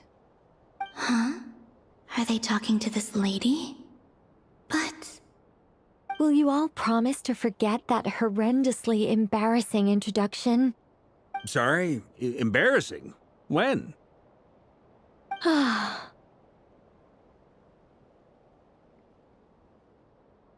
Yes, my name is Nicole, and I am one of a very few angels who have retained both their preferred form and their power. The Traveler and Paimon should be no strangers to this concept. There is another of our kind in Natlan. They call her the Lord of the Night. All right! Paimon remembers her. Yes. Well, I have retained more of my power than she. It's because I don't have a long-term duty to fulfill. To be more specific, no. We'll be here all day if I get into the specifics. Moving on. If I'm not mistaken, you are here because you wish to learn how one might reach the moon beyond the sky. That's right. Is that something you can give us any guidance on? Yes, I do know a way. It began with the Hyperboreans, who lived after the War of Funerary Flame. Blank looks. Maybe I should start with the background of the war. Or maybe not. It shouldn't be an issue. I'll fill in the gaps for you when we have more time.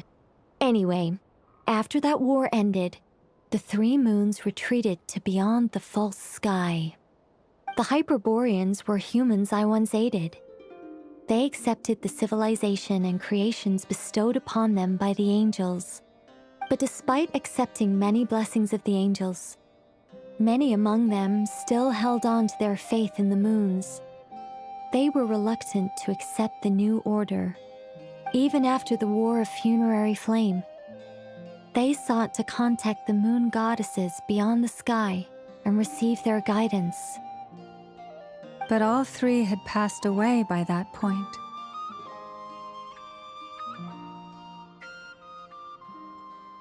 This mage has a unique method of communicating. Is she talking about the moons? Yes, but they did not know. And so, still they prayed for the moon goddess's mercy. After building titanic structures that consumed vast amounts of Kuvaki, at last they glimpsed the moons and heard their voices. But of course, they were gravely disappointed. For it was then that they realized the three moon goddesses were dead. Oh, that's such a sad story. It is. Humanity was in a very sorry state at that time. The angels who had once aided them were gone, and the War of Funerary Flames had left them homeless and destitute. Just a second, I gotta ask. How relevant is all this history to the task at hand? Well, I mean, it's... Okay, it seems we've drifted into irrelevant narrative waters. It's been a while since I've had the chance to speak inside someone's head. As soon as I got started, I lost control and the words just flowed out like a waterfall. What I'm trying to say is... Right, yes, that's it. The relevant part is the ritual created by the Hyperboreans. The fact that they bypassed the false sky and saw the true moons implies that they successfully built a connection between Teyvat and the outside world. Which means, with enough Kuvaki and a sufficiently stable connection, it should be feasible to send one person over the border. Okay, so they built some kind of portal? Oh, yes. A portal. Yes. Is something wrong? You sound disappointed. I just didn't expect you to summarize it so well. It turns out I could have said all that in one word, if only I'd managed to think of it. No, please, it's fine. This is invaluable knowledge. I'll be sure to record and preserve everything in writing. Oh, really? Well, in that case, I suppose I could backtrack and add some more detail. I did gloss over a few things so far. Whoa, whoa, whoa, time out. Let's summarize what we've got first. The Hyperboreans were the last ones to use this method, right? So we somehow need to find whatever structure they built and make sure there's enough Kuvaki to power it up. Luckily, we have the moon marrow of both the eternal and iridescent moons, so we're all good for Kuvaki. Which means the key issue we need to focus on is finding the place. Am I right so far? Yes. Although I expect the structure is long gone by now. That said, what if we could take advantage of the phantoms to travel back to a time when it still existed? Well, travel back isn't quite accurate. It's more like we'd be creating a handshake between 2 points in space-time. We wouldn't even have to pick a time when it still existed. It could just be a time when it still appeared in phantom form via projection, or we could project our own phantoms, fold them together at... You look lost. Was that too hard to follow? Yeah, things got a little, technical there. Paimon's brain is reaching capacity. All right. Let me think about how to put this more simply. Okay, got it. Over the next few days, I'll search for phantoms that we can use. Once I find one that meets the criteria, I'll let you know and we'll regroup. By completing certain rituals, specific individuals will be able to enter the phantom and make it to the Hyperborean structure. If everything checks out and it looks feasible, we'll just need to wait for Moon Prayer Night, and we can send the Moon Goddess back home. I'm really skimping on the detail here. Is this making any sense at all? I think so. For now, we'll just wait to hear from you. Yes. Basically, yes. Great. Counting on you. In the meantime, we'll focus on finding the Moon Goddess's name. My name? Are they looking for a way to stop me from disappearing? Excuse me, Miss... Go on, Miss Nicole. This conversation was a little all over the place. I didn't catch your name. I am Lauma, of the Frost Moon Scions. Ah, I did wonder. I noticed that you listened very intently when I spoke about Hyperborea and the moon's history. If you'd be interested, I'd love to visit you this evening and go through it again in greater detail. Also, if you were serious about making a record, it would be too risky to simply write down the raw details as is. I would suggest some tweaks. Maybe rewrite the stories as fairy tales or fables, perhaps even prayers. Anyway, we can cross that bridge when we come to it. So, see you later then? Oh, and no need to prepare anything. Just a cup of tea will do. See ya! She seems friendly. It's just... It's so nice to find someone who's actually willing to listen. I've been dying for a chance to finally go through all this systematically from start to finish. Any longer and I'd probably start forgetting it. Now Paimon gets why Alice told us to mind our heads. Ha ha ha ha! What did I tell you? A lot of quirky people in Alice's orbit. Now then, the next order of business is, where do we start looking for the moon goddess's name? Maybe the rest of what Nicole has to say might give us some clues. Once I've heard her out, I'll summarize the salient points and share them with you all. I'm also inclined to review our other documents. Yes, our faith was first established by our Hyperborean ancestors, but many of the more factually accurate records are from after Kutar's birth. Sounds like we're gonna follow Columbina's journey through Devat, huh? In that case, we'll start by heading to the Frostmoon Enclave. Sounds like a plan. Take this with you. I'll see about getting in touch with the Fatui. It'll probably just be Arlecchino and Sandroni again.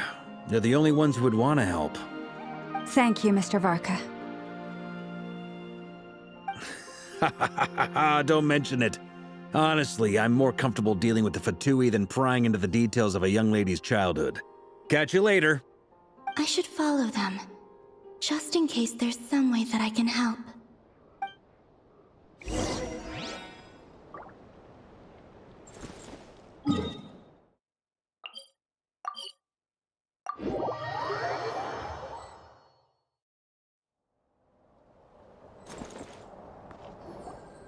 A while ago, I took the time to organize all documents in our possession that pertain to Kutar. What you see here is the material I consider reliable. You're saying there's unreliable material too? Yes. Most of the information we have was transmitted through an oral tradition. Inevitably, some of her stories were mythologized and deified over the years through countless retellings. That's why I organized them into reliable and unreliable. There's no sense seeking answers in history unless we can ensure the veracity of the historical record. Makes sense. All right, let's take a look through.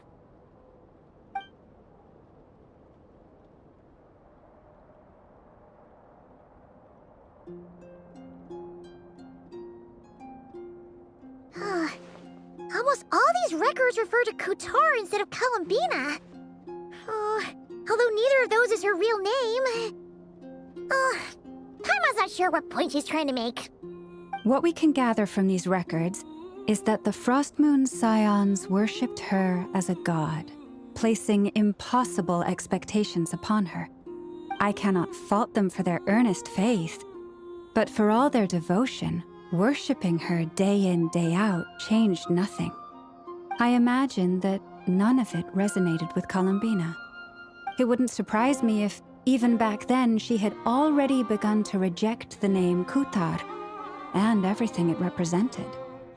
Lama speaks the truth. When I heard them call upon Kutar with hope and expectation in their voices, they may as well have been calling upon somebody else.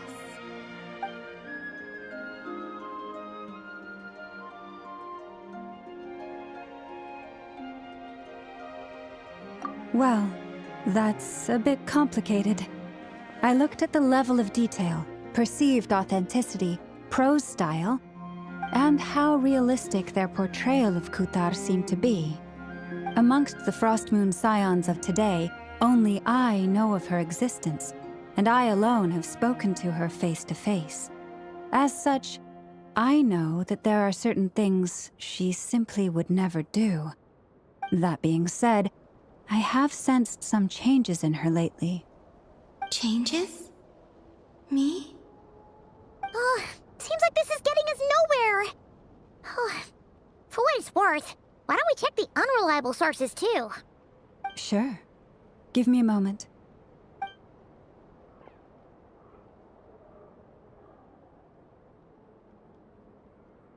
Exerting but a fraction of her divine might, Kutar sheared a great mass from the snow-capped mountain and cast it into the sea, upon whose surface shone the mirror image of the moon. Thus was formed the island of Hisi. Yeah, right. That doesn't even begin to pass the sniff test. The 3 moons are naught but lies through and through. Only one moon has ever shone for us, and Kutar is her name.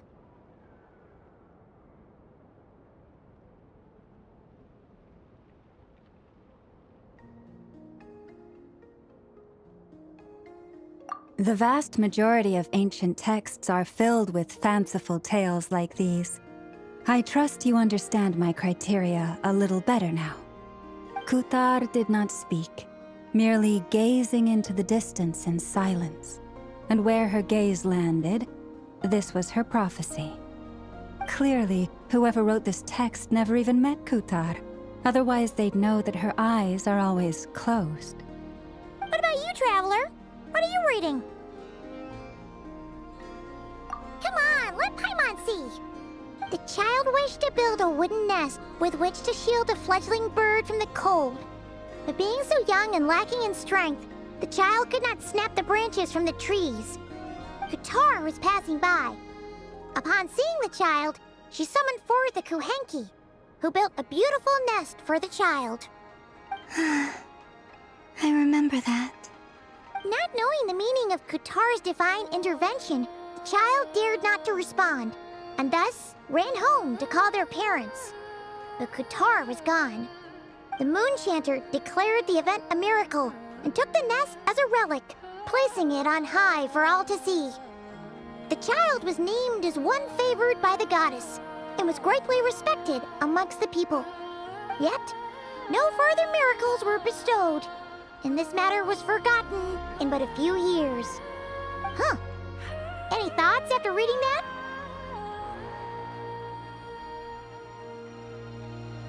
Yeah. Columbina probably just wanted to join the kid in making nests. Ah. I'd originally considered this a fabrication, because Kutar did not perform any similar actions in subsequent records. But now that I think about it, it does seem like something Columbina would do. It's just that... She didn't know how other people would interpret her actions. She was probably worried about making things difficult for people.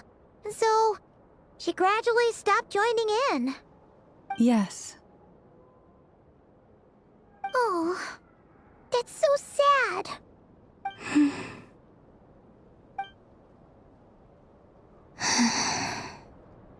And now, I can make no such gestures of warmth, even if I want to.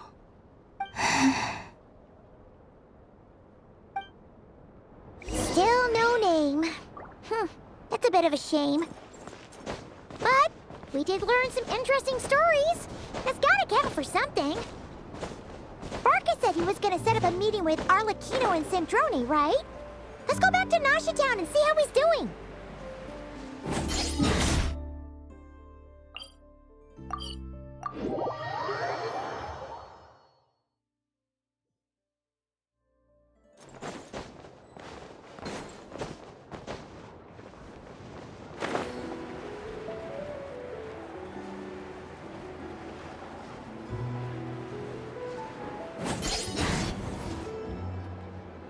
Let's see.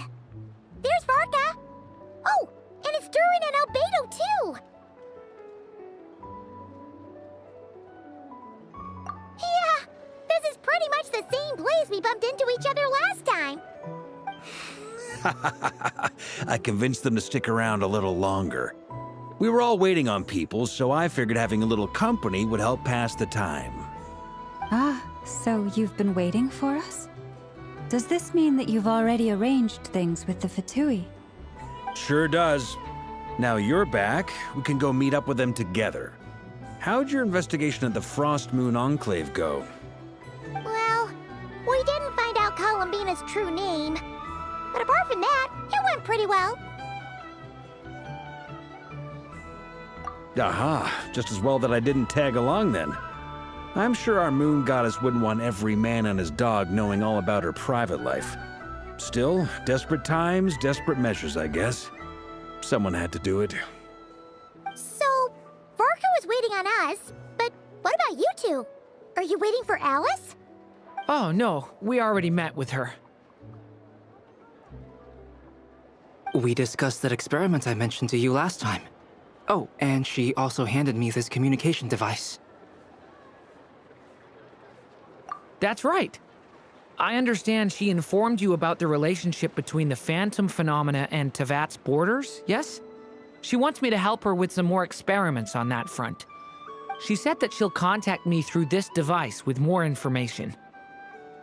Ah, I see. Following instructions and making observations. Pretty common research method. Takes me right back to Albedo's lab. Wait, then who exactly are you meeting? Someone you know. Albedo's met him too. But I don't think Miss Lauma or the Grand Master have been introduced. Introductions are overrated, especially in cases like this. It's you! So, it's not like the Academia has prohibitions against going abroad. Also, I applied for leave. I've been writing to Hat Guy since obtaining a human form. I've already brought him up to speed on everything that's been going on in Nodcry. Hat Guy? Turns out, I actually have heard that name before. Oh? Then why did you react the same way I did? I only knew the name, not the fella. But since we're all here, let's do some introductions for what it's worth. I'm Varka, Grand Master of the Knights of Favonius. Lauma, Moon Chanter of the Frost Moon Scions. And I'm a Driosh from the Vahumana Darshan of the Sumero Academia. Hat Guy. Good to see you again, Mr. Guy. I believe we last saw each other on the boat ride here.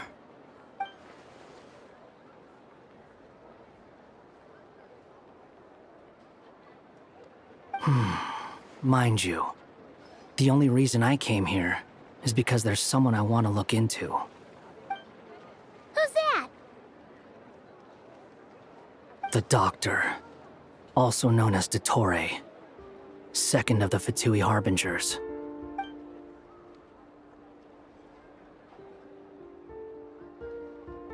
From the tone of your voice, it sounds like there's bad blood between you. I was reviewing our archives and noticed that a lot of information about him was missing. Left a bad taste in my mouth. That's all there is to it. Dottore, or Zondik, as he was then known, once studied at the Academia, but he got kicked out before he could graduate. So the Harbinger's #2 man is a college dropout? How embarrassing for them. Last we heard, he was planning something. We actually heard that a few times before, even coming to Nodcry, but we haven't seen a trace of him since we got here. He only appears when something interests him. For all we know, he might have left already. But the fact he did something here at all is worth noting. It'll fill a couple extra lines in his file.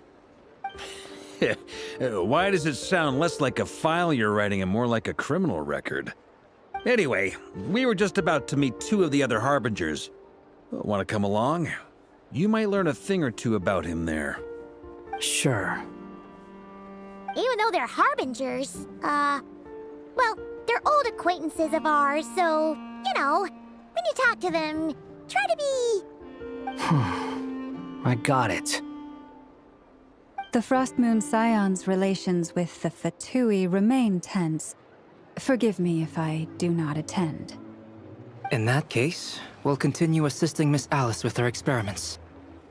Good stuff. Everyone's having a fruitful time. All right, we better get going. I'll lead the way.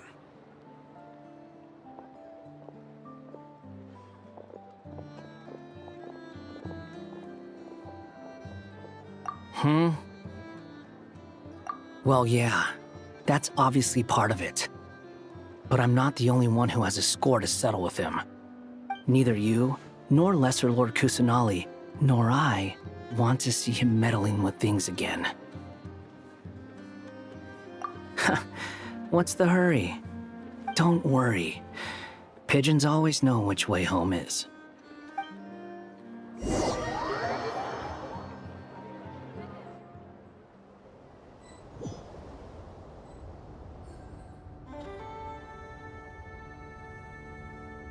You made it.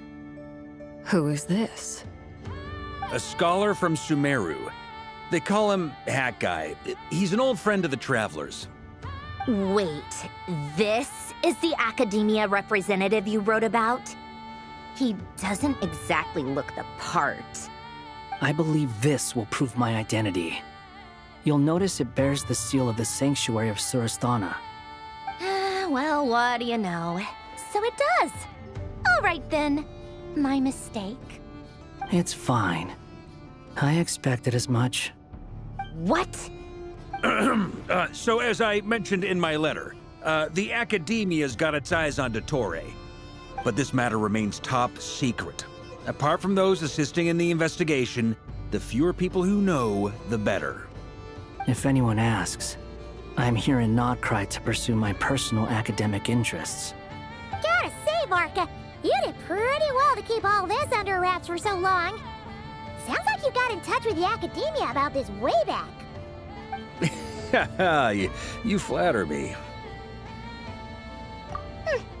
Where do I even start?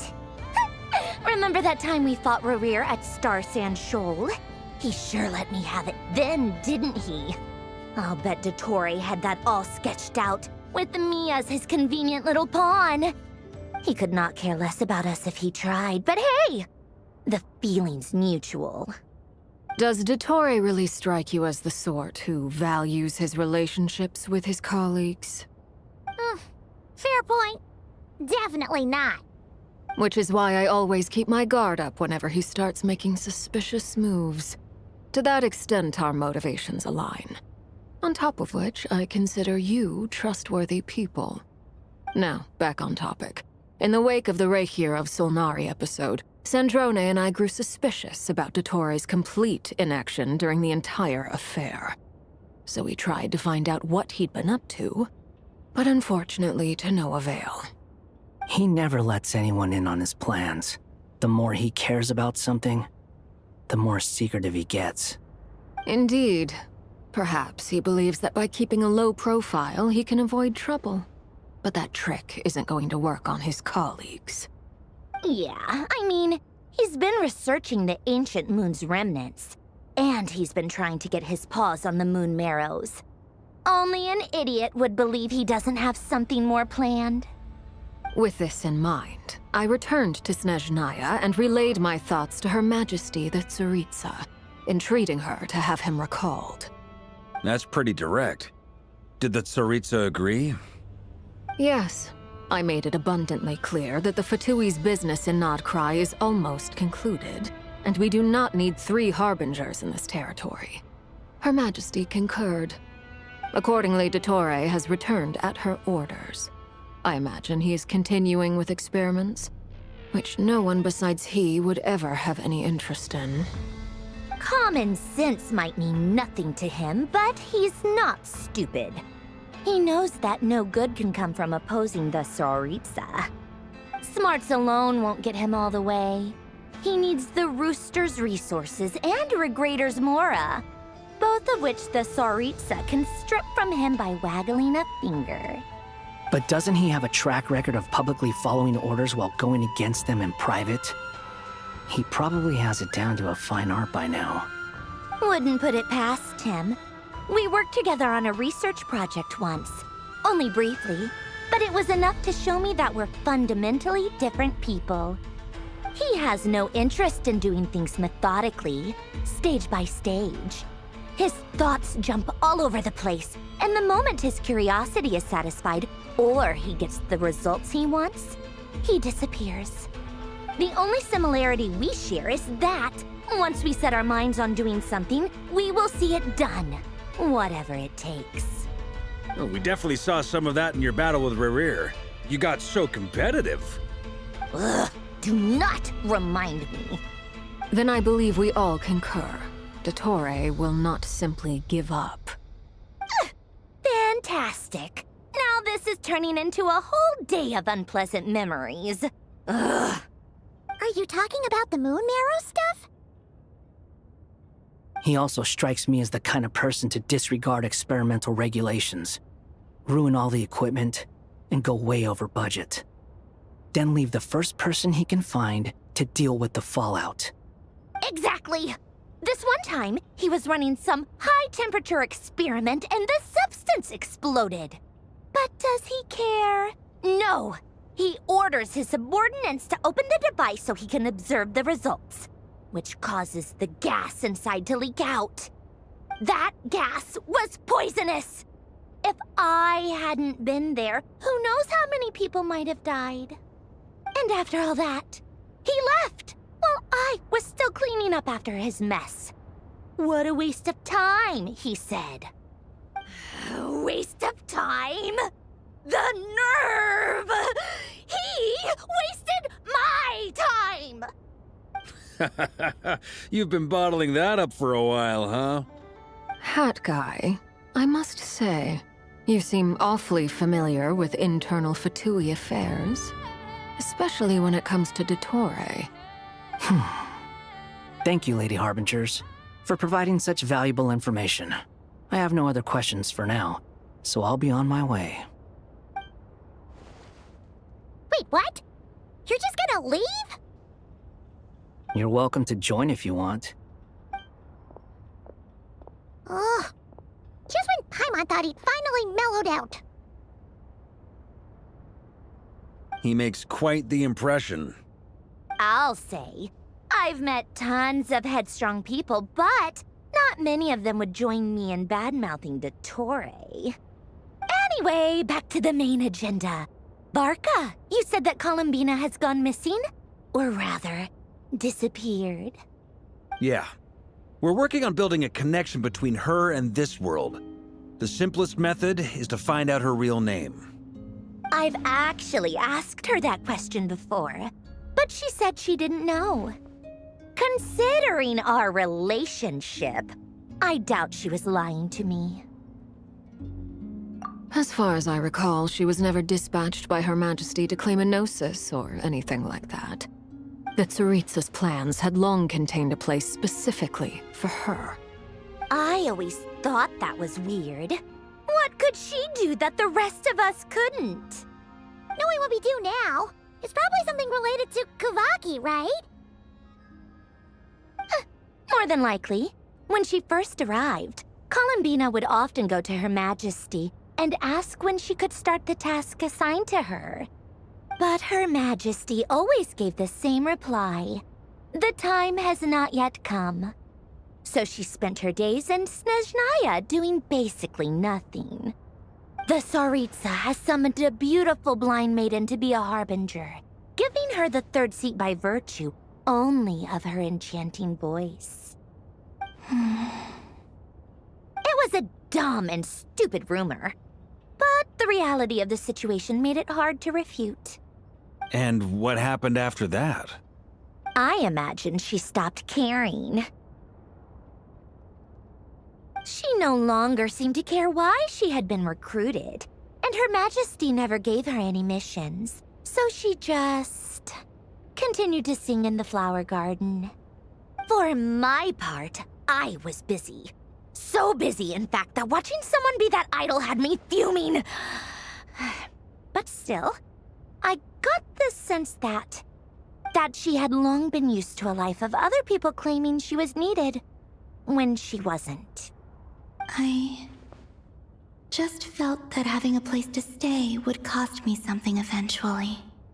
And so I waited quietly for the day that I would have to pay the price. And on the other end of that spectrum, you had me. Someone once told me that I had the lousiest work and the toughest luck. That's a good way of putting it. I forget who said it, but those words have always stuck with me.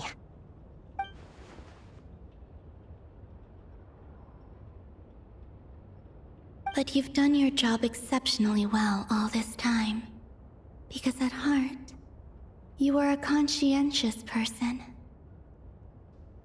What is it? Something come to mind?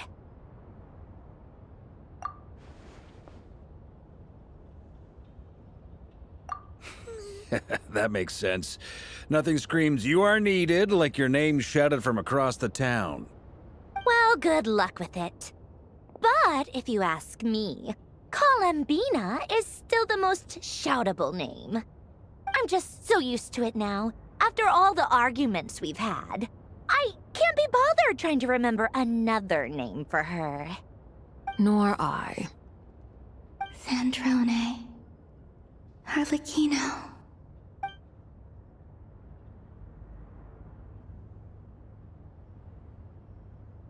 Huh! It's a Seelie! Does that mean Nicole has news for us? Ladies, I thank you for your hospitality. If the chance ever comes up, I definitely owe you both a drink sometime. I'm sure it will. You can make your own way out. Heck, you've been here enough times, you probably know your way around better than I do. Okay! Time to do what adventurers do best. Follow that Seelie!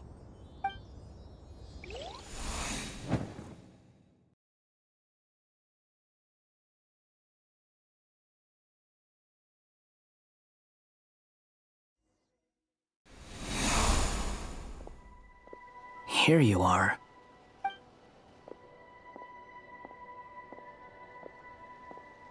Oh, Hat Guy. How come you're back so soon? Did things go all right with the Fatui? Fine. Dotori's been summoned home by the Tsaritsa. Couldn't get much more than that. How about you? Any progress with the investigation? Unfortunately not. We've tried everything. Different phantoms, different locations, different points in history. But the results were the same each time. Abyssal monsters roaming the land. People crying out in despair, with no hope of being rescued. Every time I see it, I can't help but think, is this what it was like in Mondstadt when Dragonspine Durin attacked? And if I fail in the task I've been given, will I create yet another tragedy? That's just meaningless speculation. When we encountered similar phenomena previously, I tried to interfere with those illusions, using sounds and lights to guide them. However, we could not change their fates. At most, we were able to extend their existences. The events of the past are like fate that has been written into Irminsul. There isn't a living thing in Teyvat that can escape its past. But Miss Alice instructed us to try to find ways to change the outcome that these phantoms face. It's an impossible task. Can't you just refuse? Since she asked us to do this, I feel like it can't truly be impossible. Or if it is, well, mages can make the impossible possible. I could not have been born as Durin otherwise. But you also said that your past 39 attempts were fruitless. That's true. But you're still going. Yes. After this many futile attempts, surely you realize that you're not doing this because you still believe what some mage told you. It's because you want her hypothesis to come true. It's something you wish for deep inside. So, think for yourself about what you want to do. As long as you don't believe it's futile, it isn't. Yeah. Previous experience indicates that we cannot touch the phantoms, which limits the effectiveness of our interventions. If we want to clear this hurdle, we need to break this rule somehow. Same thought here. Following the same rules means repeating the same failures. Reducing ourselves to mere playthings of fate. So you mean we need to figure out a way to make contact with them despite knowing that we can't? Yes, and I suspect that's something only you are capable of. Everything in Teyvat is logged in Irminsul, but the withering that once occurred in Sumeru was a sign that the Great World Tree was being corrupted. This corruption allowed things that should not have existed in Teyvat to appear. This is tantamount to rewriting reality to an extent. You're saying abyssal power might be able to affect those phantoms? No one's ever tried it before. If you're gonna try it, it'll take courage. And you have to be confident that you can control it. Is anyone there? Has anyone seen my daughter? She's missing. I have to find her. I hear someone inside. Spargana? Are you in there?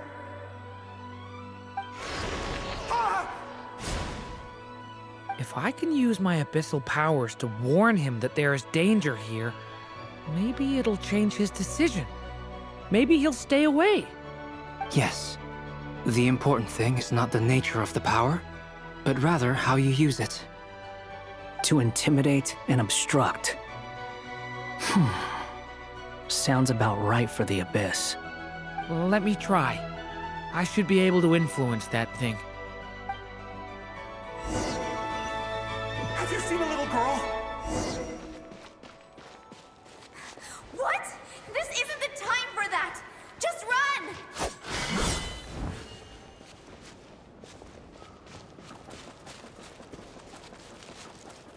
I hear someone inside. Spargana? Are you in there?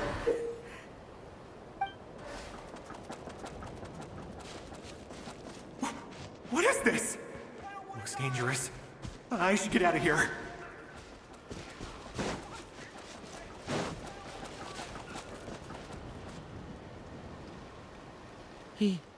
Don't celebrate too soon. Follow him. He really left. Ha! Don't celebrate too soon. He really left. Ha! We did it! Don't celebrate too soon. Follow him. See what he does next.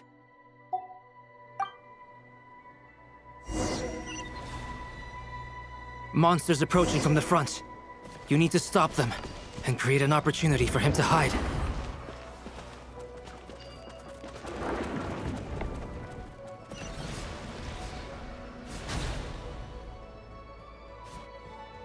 Help me!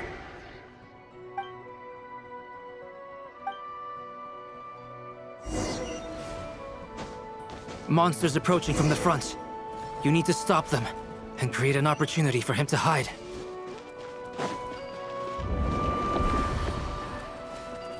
No! There's monsters ahead!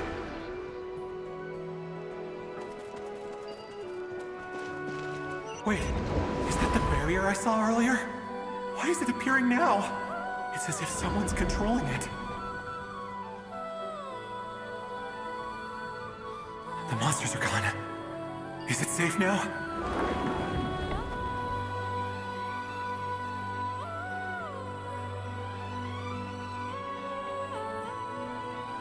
The barrier's gone too. How odd. Anyway, I guess I'll keep going.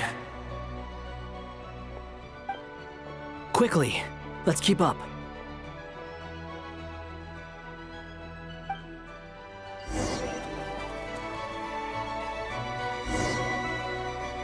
Wait, there was someone else here? Don't go any further. We've got anti-monster traps laid out everywhere. But my daughter must just be up ahead. I have to go. This way's blocked.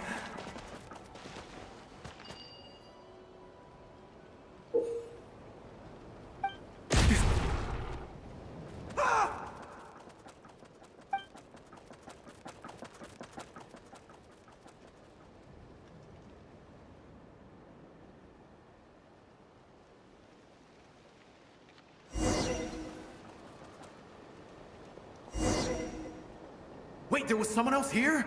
Don't go any further. We've got anti-monster traps laid out everywhere.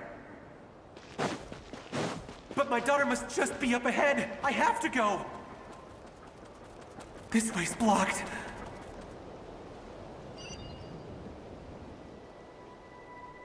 We might be able to use the explosives over there, but we need to take care not to hurt him.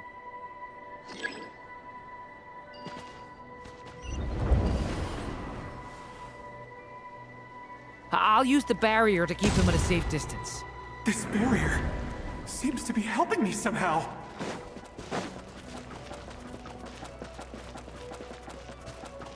Hey, hey, wake up! Oh, no good. Gotta keep moving ahead.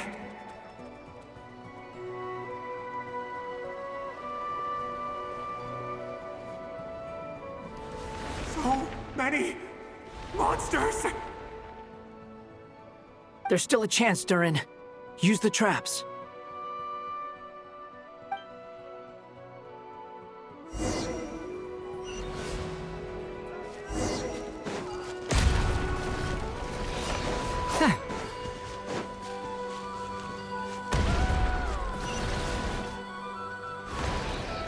Help me!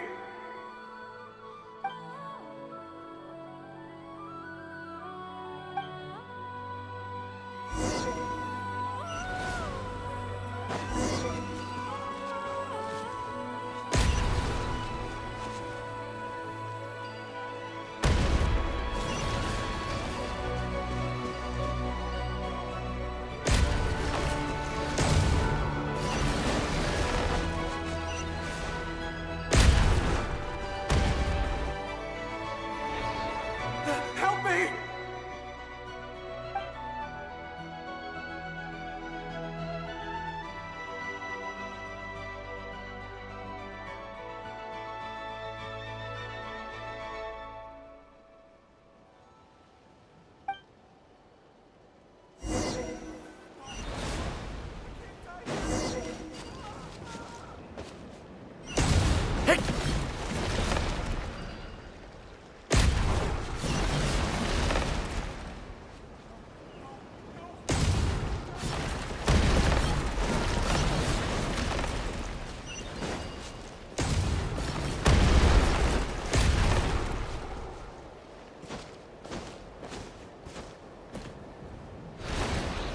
Help me!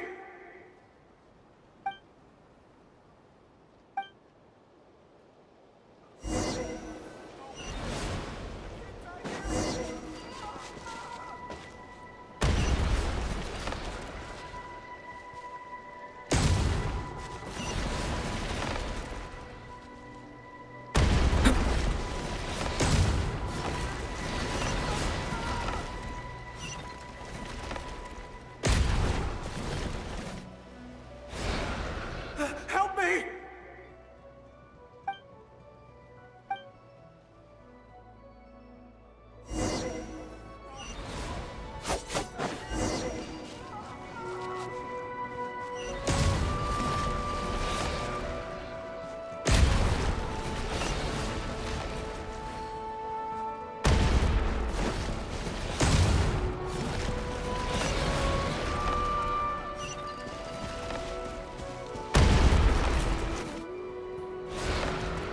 Help me!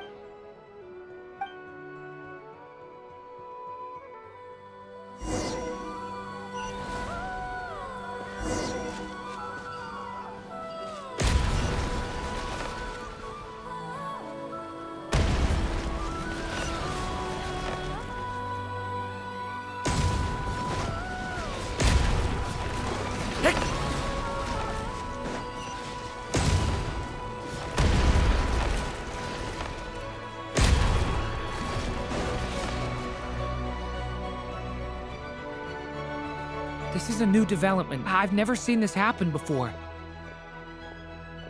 We might just be able to save this person.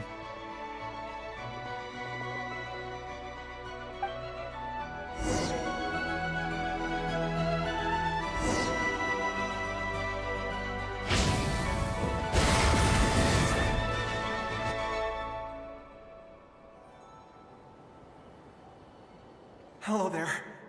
Have you seen my daughter? Spargana is her name. She's carrying a large backpack. Get out while you still can, you fool. You won't find any survivors here. But I can't just leave her here. She must be so scared right now. Sorry. Wish I could help, but I haven't seen her. You'll just have to keep looking. Okay, thank you. If I do find her, I'll get her to shelter and come back for you. Don't bother. I've got nowhere left to go.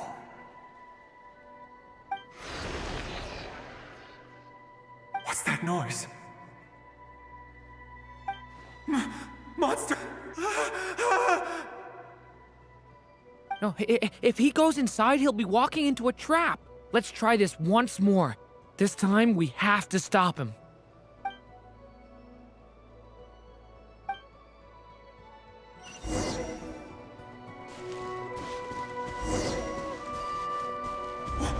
Why? How will I know where Spargana's gone like this? You know what? I'll trust this strange barrier. It's gotten me this far after all.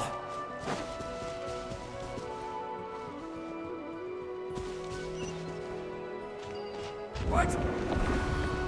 Spargana, are you there?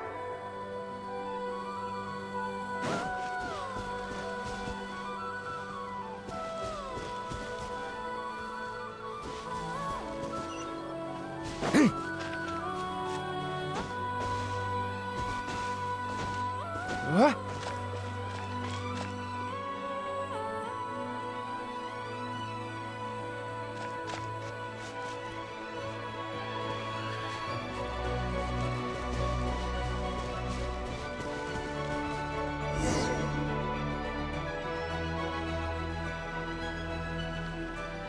Huh? That looks like one of my daughter's books! Thank you. Thank you! Yes, it's one of hers for sure. That's her name on it right there. She left her backpack here.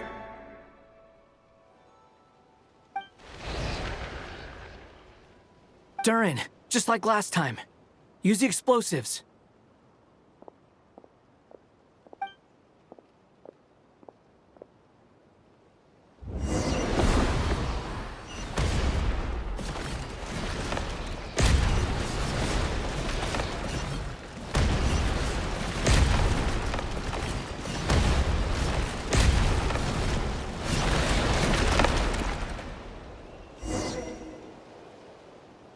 It won't work. There's not enough left. If he makes it in, he'll die.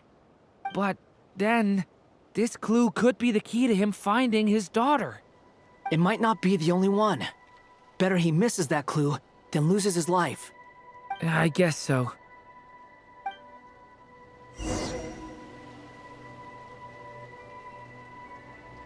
Stop him, Durin. We can't let him get any further in.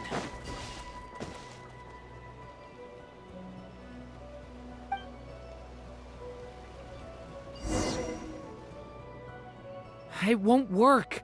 There's not enough, but then, this clue... It might not be the only one. Better he misses that clue than loses his... I guess...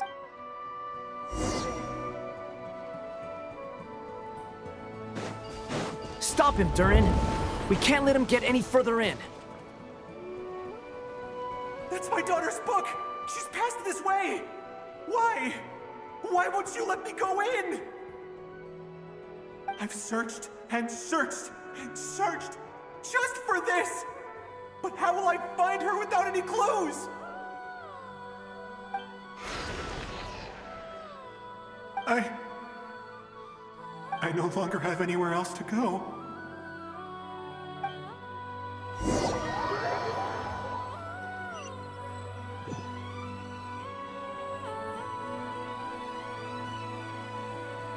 I'm sorry. I'm so sorry. He refuses to go anywhere else. Whether he opens this door or not, all that awaits him now is death. We couldn't change his fate. Albedo? Hat Guy? Let's try one more time. I don't know how we're gonna do this, but I don't want to give up either.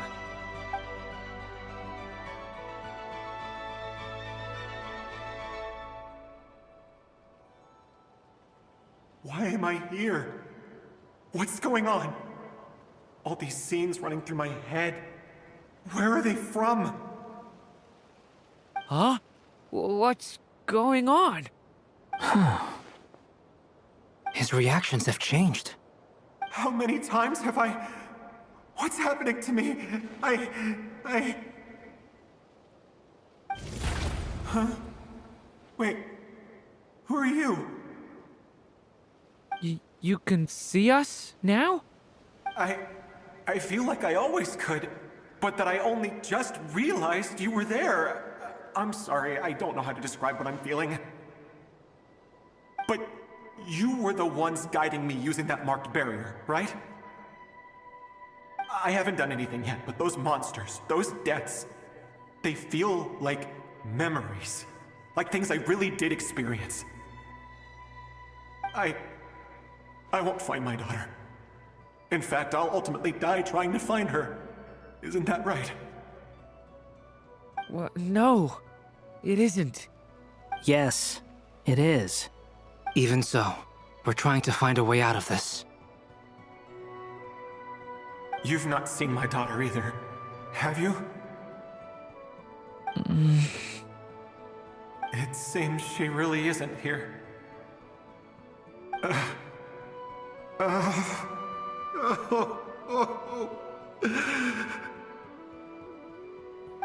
I'm sorry we couldn't help you. I'm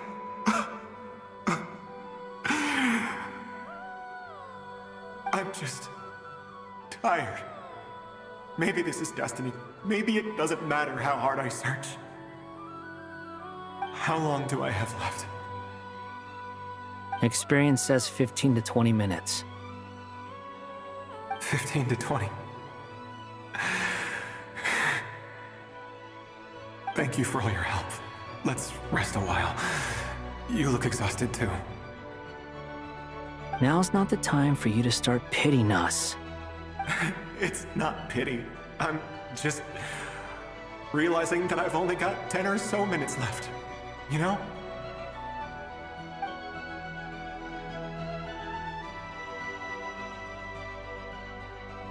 You say you're from Mondstadt, yes? A place with windmills, where people enjoy limitless freedom? And you're from Sumeru, where they've built an academy into a giant tree? Yes. It seems you've never heard of either place. Those names are unknown to me, I'm afraid, yes.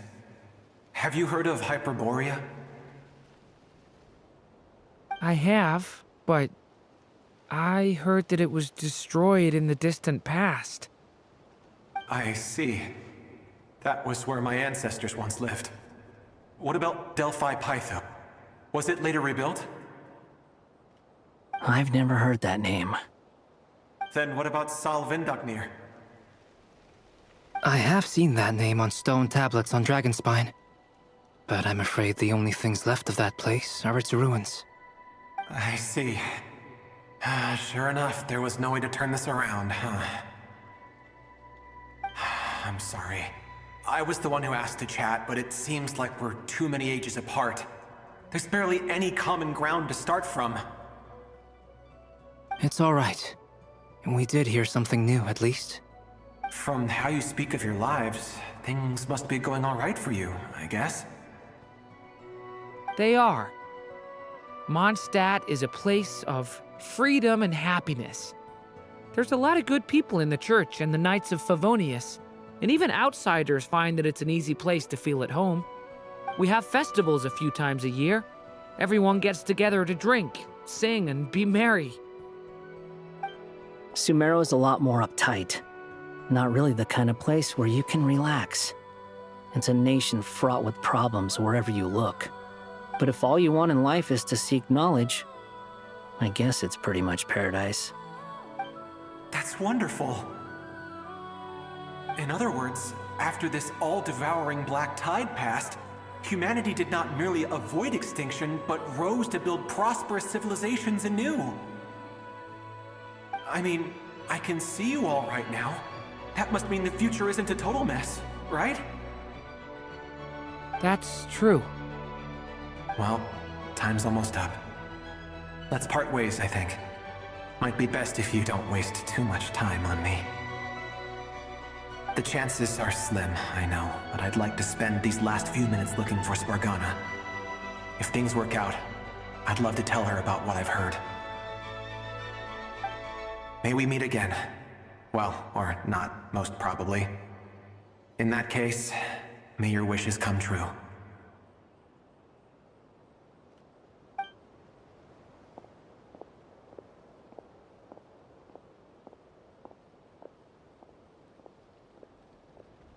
He's gone. In a few minutes, he will meet the end that was his to begin with. The ending of this tale did not change, but I believe that we've just made the most progress we have yet. May your wishes come true. If only it were so simple. Hat guy, could I ask you a question?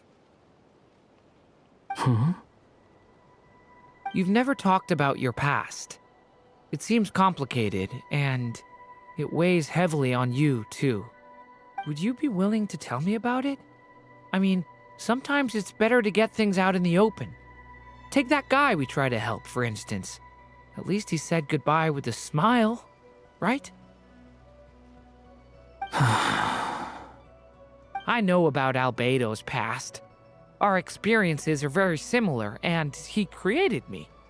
As for you, you're my first friend, and you've witnessed every step I've taken. But by comparison, I know nothing about you. Either way, I mean, we're still best friends. But if I knew more about you, I might understand your thoughts a bit better. I've told you about myself. I'm a student at the Academia. And what did you do before that? Prepared for the entrance exam? All right. If you really don't want to talk about it, I won't press you any further. I was a puppet built from the branches of a white tree, using technology left behind by the Conrian schools of mechanical engineering. A white tree? You mean an Irminsul tree? Yes, a branch of Irminsul that was once connected to the main tree. So you had a human creator too? Yeah, but my creator abandoned me after deciding that I was a failure. After that,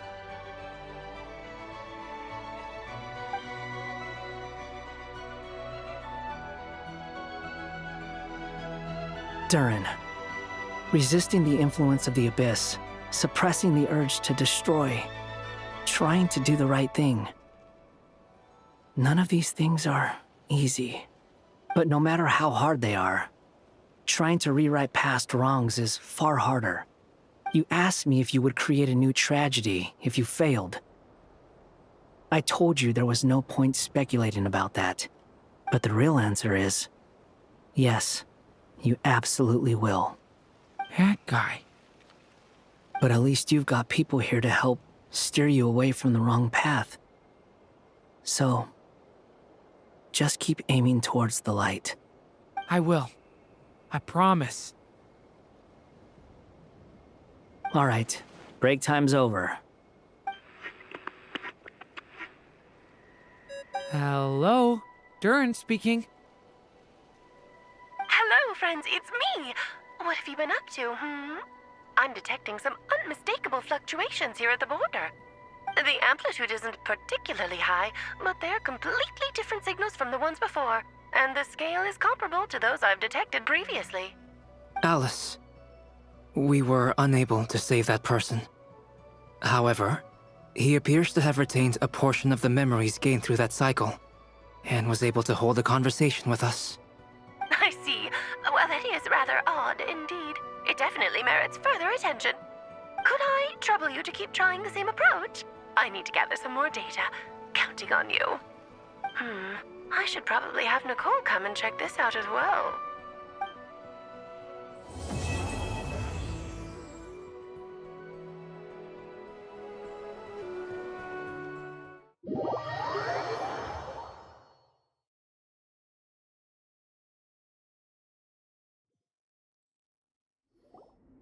There you are. I was worried you might stop to collect treasure chests opened by the Seelie along the way. It would have taken you so much longer to get here. Another conversation I cannot hear. I am delighted to see that you understand what takes priority, and that your adventurer's instinct has not swayed your resolve. Really, I must applaud you for it. You should know. Paimon's head. Okay, I'll try and keep it short. My senses are telling me that this is where we shall find the entrance to the ruins. Oh, cool! Well, what are we waiting for? Let's open it up and see! Patience. This was a sanctuary of great importance to the Hyperboreans. A special process is required to open the gate. Oh! Like the place that housed the Eternal Moon's marrow? Okay, so what's the plan? Need us to do anything? And just the short version, if you can. Ah. All right then. I was planning to start with some background on the invention of these techniques. Are you sure you don't want to hear it? It's quite informative. Remember what you were saying about priorities? Fine. Simply put, we need 3 human representatives to successfully undergo a process of Kuvaki resonance. Think of it as a test from the 3 moon goddesses to see if the entrants are qualified, with the most recognizable qualification being Kuvaki.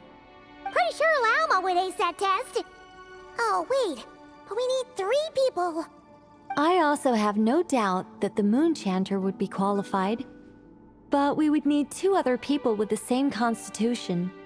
Therefore, the most feasible method is not so much to follow the rules, but to figure out how the test functions and find a workaround. I've done some research, and it turns out the mechanism is rather crude. We'll simply need humans to stand before it who have sufficient Kuvaki energy within them. I'm with you so far. How do we get the Kuvaki in them? The easiest way would be transfusion. Take some Kuvaki from Nodkrai's soil, put it into the bloodstream, and get it circulating in the body. So we're going to cheat on the test? Precisely. There are other methods, but this is the simplest one. Cheating the system is much easier than trying to hide from it. Huh? Ah! Sorry? Does the idea of cheating upset you, Miss Lauma? No, that's not it. I suddenly had an idea. Oh, what is it? It's about Moon Prayer Night. I figured out a way for Kuthar to join in the festivities. Huh? But as Paimon said, we need to have our priorities straight. Let's get back to the test.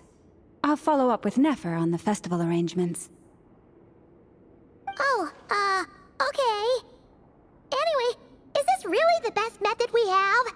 A Kuvaki transfusion sounds dangerous, no matter how you slice it. If you think that's dangerous, wait till you hear the other methods. I'd be more than happy to go through them if you'd like. There are several. No need, we're good. Let's go with this one. Very well. Kuvaki transfusion it is. Now, I should mention that the risks can be greater or lower depending on individual compatibility. It would be rash to simply infuse the Kuvaki and hope for the best. If the body rejects it, the reaction can be quite severe. The symptoms are similar to another condition that some people living here suffer from, known as congenital Kuvaki sensitivity. So, before we execute our plan, I will perform a simple test of my own to see who is compatible and who is not. Once that is done, we will have to complete the resonance process as rapidly as possible. The participants must remain stationary while the Kuvaki circulates and bonds with them, and they mustn't eat or drink anything. What? No eating or drinking? That's some hardcore fasting. They'll all be monks by the time they're through.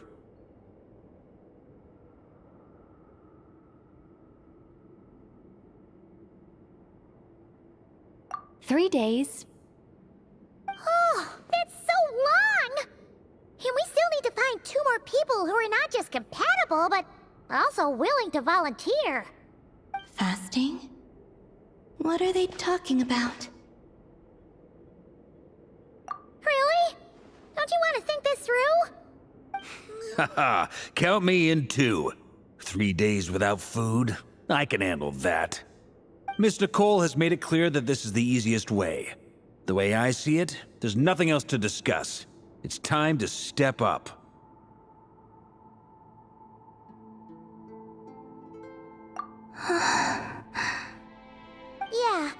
you're right. In that case, Paimon volunteers to be Captain of Logistics. She'll keep the fires lit and grab some spare clothes to keep you comfortable.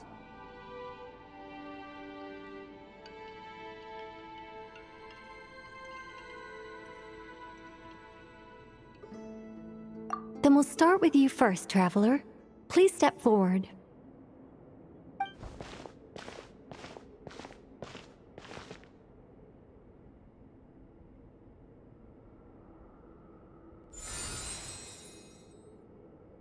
How's it going? Do you feel anything?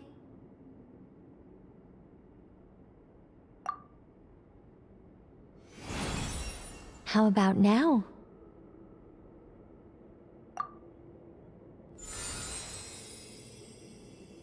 And now?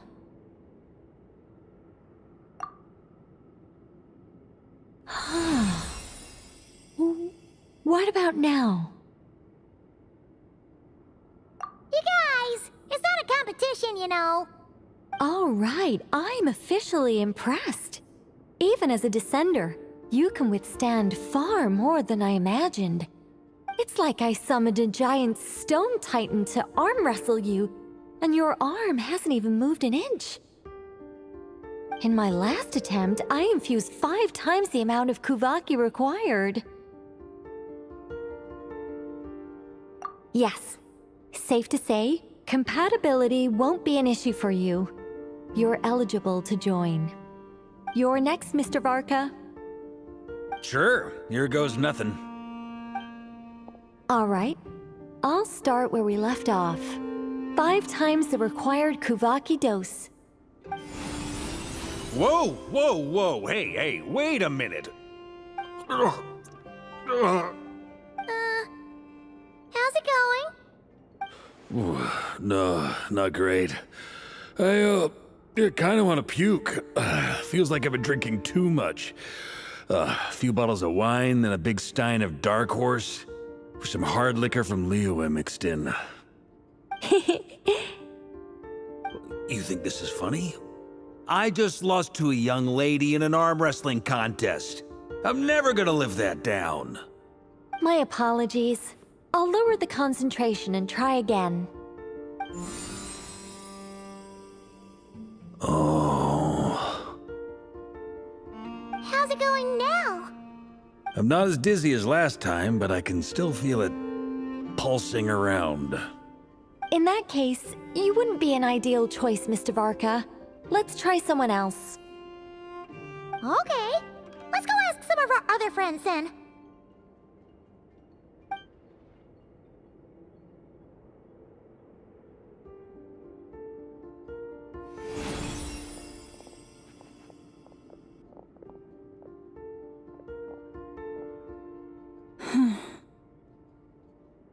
No surprises here, Miss Moonchanter. You're perfectly compatible. You may join.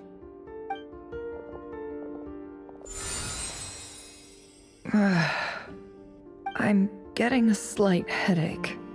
Shame. You were so close.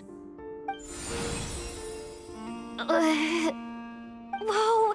I'm itching all over! Allergic reaction. We can't have that. Huh? Well, are you gonna start a what? The Hexenzirkel is an organization that cares for and protects children. We will not have them do dangerous things. Not even tests.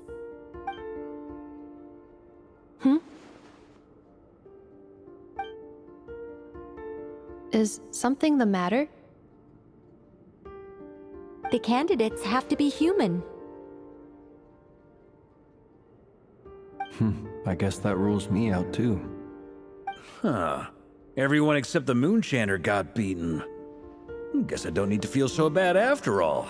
I mean, looks like this isn't gonna be as easy as we thought. Perhaps I could ask for volunteers among the Frost Moon Scions. I'll see about talking to some trusted Lightkeeper colleagues. Itlua springs to mind. In fact, I think we had some former Frost Moon Scions join our ranks recently. Can you give me the scientific explanation for how the test works? I can probably make some kind of test bot. Then we can just zip through Nasha Town, going up to people and pressing a button to check their status. Wouldn't that be way easier? No. Wow! No elaboration for once. How about I contact the Knights of Favonia's garrison in the Wave Chaser plane? Shame that Lohan's already left. That guy's even tougher than I am. Strange. The moon goddess is clearly revered by many people. So why is she on the brink of disappearing? She mentioned that the world has rejected her from the very beginning. And when we fought the Rehir of Solnari, it seemed like she exhausted her power for our sake. Also, Paimon's not sure revered is the right word for how people feel about her. Gratitude, certainly. For my part, anyway. It's basic reciprocity. She helped us, so she deserves our help in return. Yeah. Even though she looked like she didn't care, she still saved a ton of people, including me. A review of the relevant data leads me to conclude that Miss Columbina is a good person. Yep, you bet! They really think so? I'm super surprised that Columbina isn't her actual name, though. I think it really suits her. It's light and graceful and... yeah, just a really pretty name. I know, right? Unfortunately, that's not our decision to make. Columbina. That was the code name the Fatui gave me. But it also came up in the song I heard when I was born. But... is that really all there is to it? What do I truly think of my own name? Is there anyone left who will still call me by that name?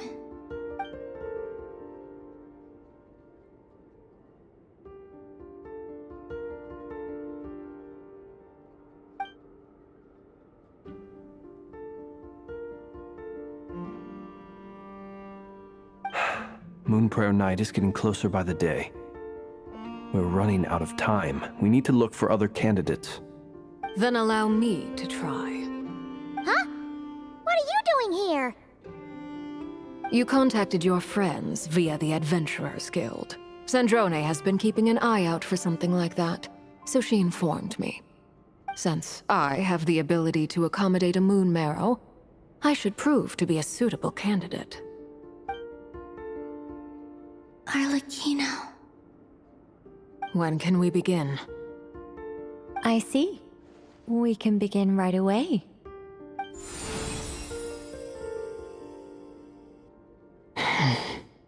How was it? Did you feel any discomfort? Not at all.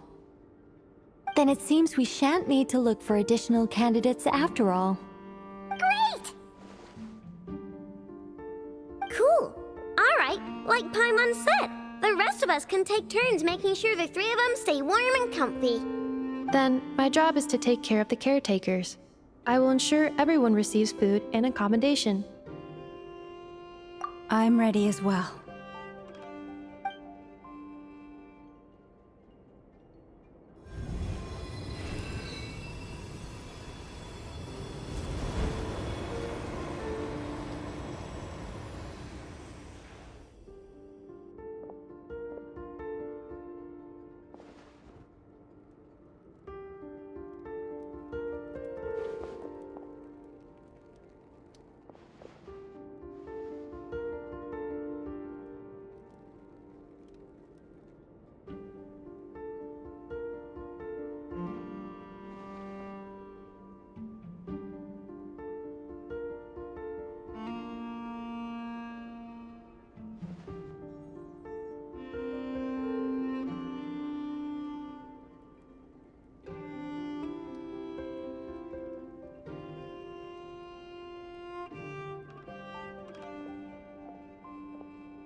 The work is done.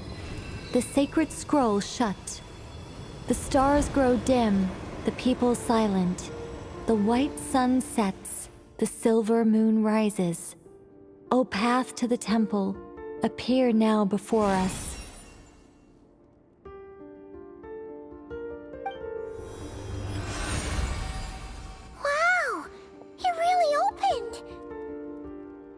So that's what all this is about. They've been trying to open this gate. Come, let us enter. It might be best to eat something first. Take care to chew properly and swallow slowly. It will give your body time to readjust to the digestion process. They will head in soon. They will need to enter this gate.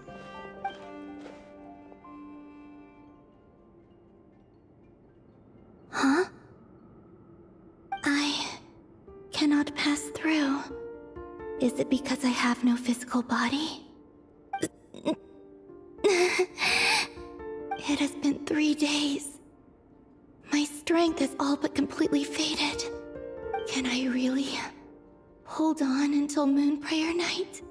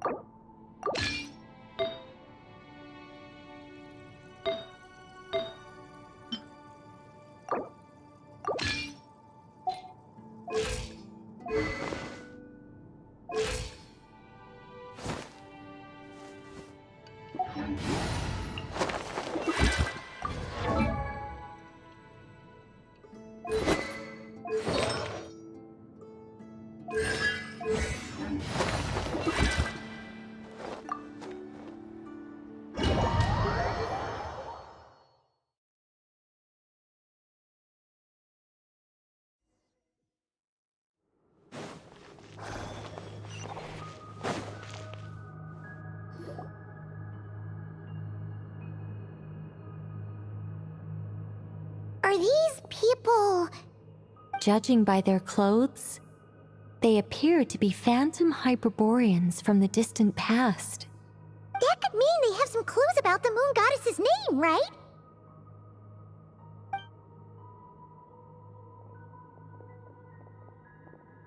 Hey there! Could you tell us what the moon goddess's name is? Sorry. That's probably a weird question, huh? How do we explain this? The moons are long gone, and their goddesses are dead. Their names no longer mean anything. When a new moon goddess is born, we will surely know her name. We have used every last resource at our disposal. All that remains is to wait, patiently and quietly.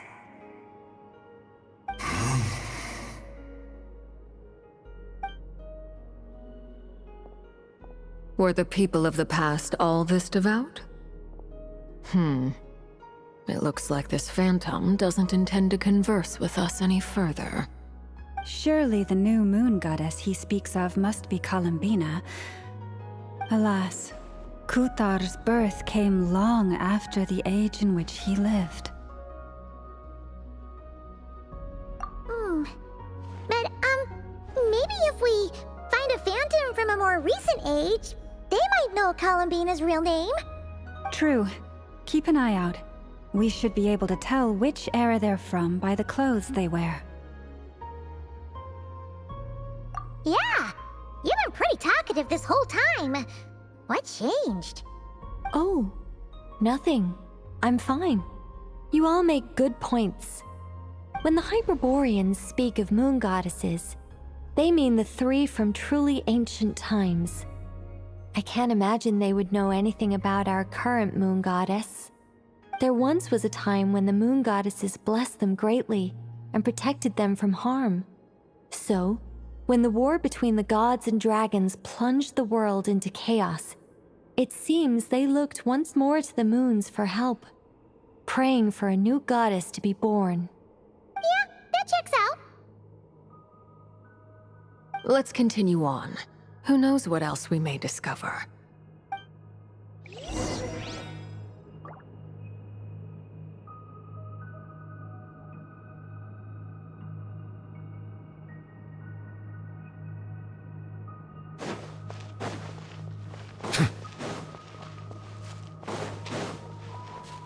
There's a door blocking this path.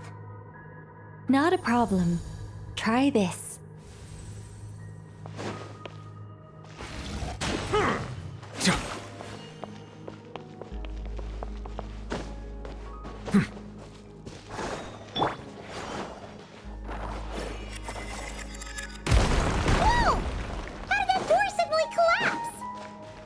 This device was maintaining the door's integrity. Remove. Is this our destination?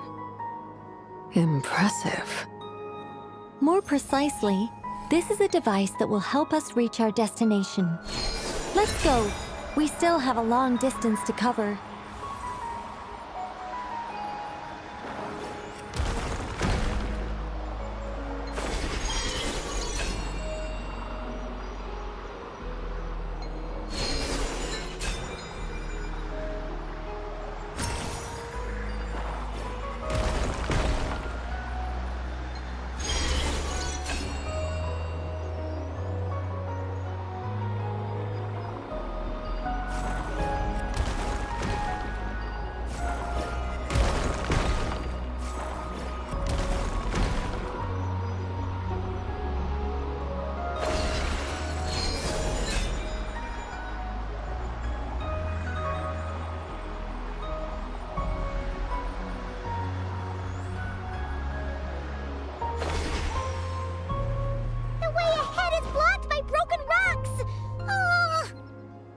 Let's try that device again.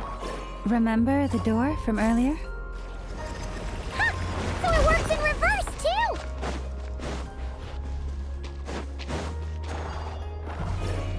The humans we see are all phantoms, but the monsters are real. What a fascinating place. There'll be plenty of time to admire it later!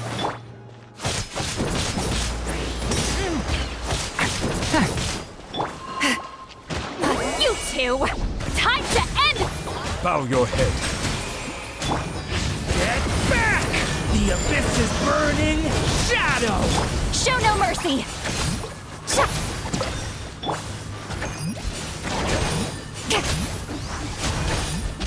Silence!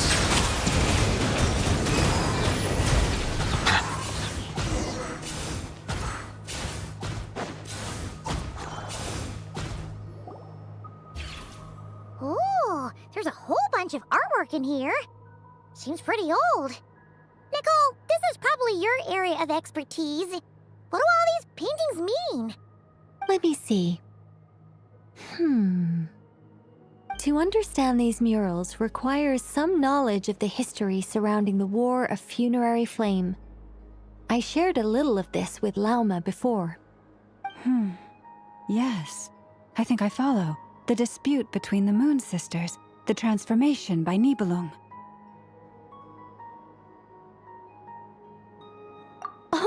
Oh, it's no trouble. I'd be delighted to share the tale again.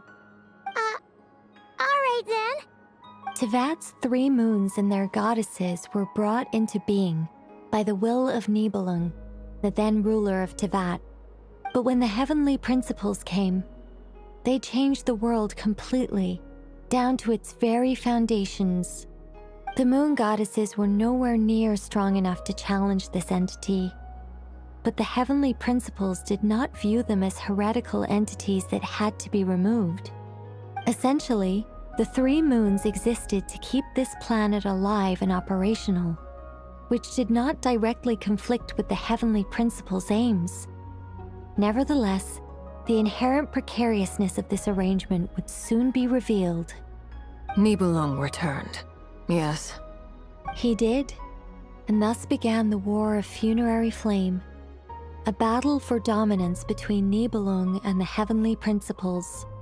Discord would soon emerge between the 3 moon sisters. One would voice the opinion that they should follow Nibelung, for it was he who first hung the moons in the sky.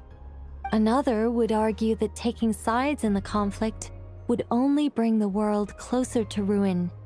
There was no telling where it would lead, especially since their creator had returned, bearing the perilous power of the abyss. Nibelung would eventually discover their disloyalty. He had all 3 imprisoned before transforming the moons into weapons with which to fight against the heavenly principles. What? Weapons? Yes.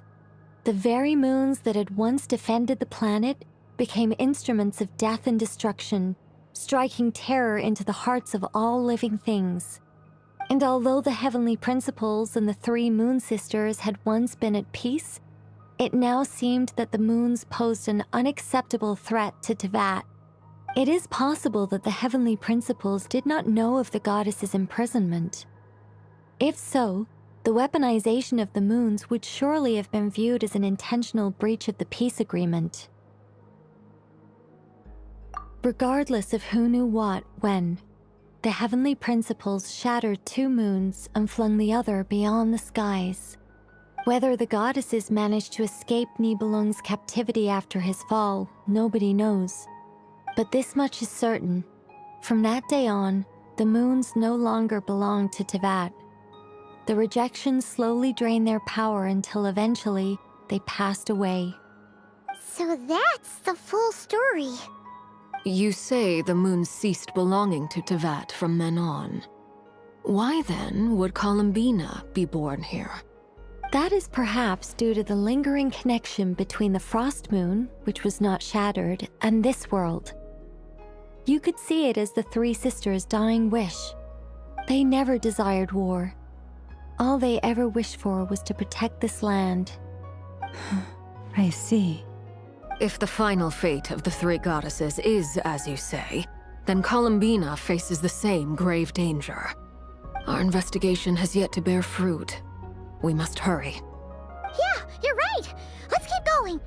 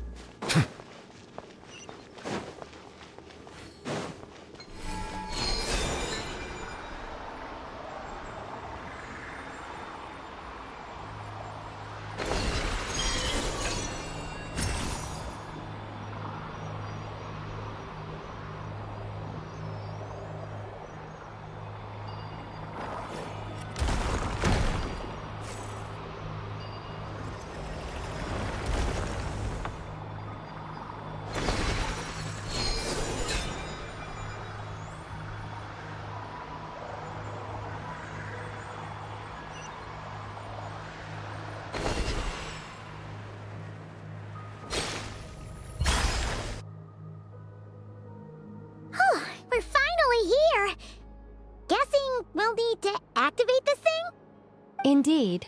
I was a little worried about that at first, but as we got closer, I sensed that the Kuvaki within it flows unimpeded. It should be functioning normally. The only issue is how to activate it. It's looking a little worse for wear. What about the cores from some of the other devices we've seen? Can we repair it using those? In all likelihood, yes. I imagine that would have been the Hyperborean's backup plan. Let's look for some cores.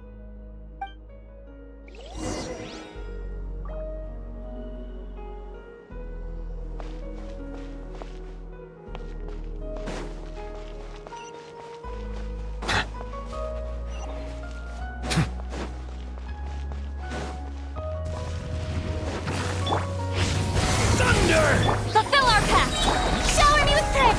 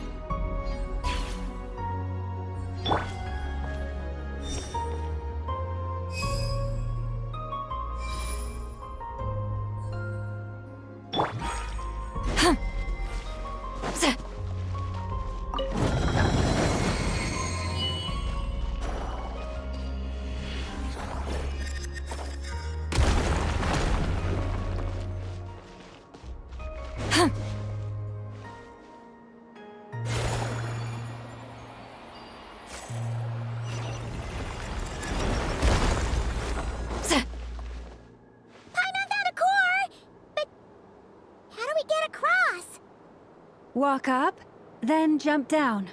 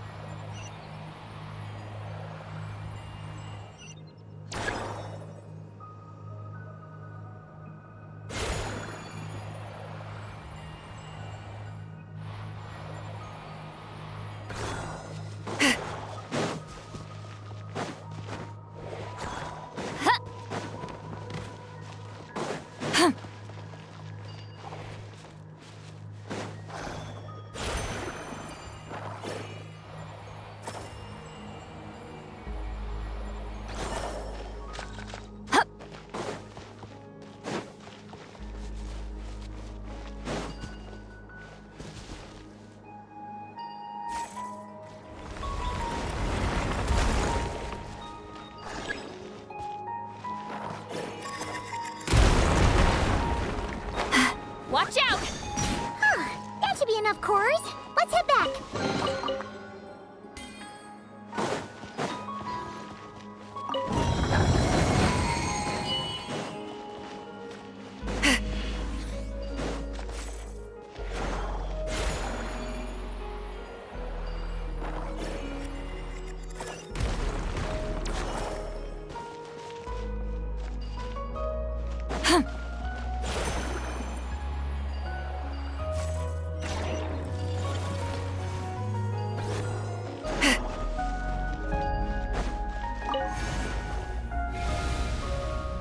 The device is up and running. It's hard to believe that the ancients were capable of constructing such things. Paimon sees our destination! It's right up ahead! Yes, let's go.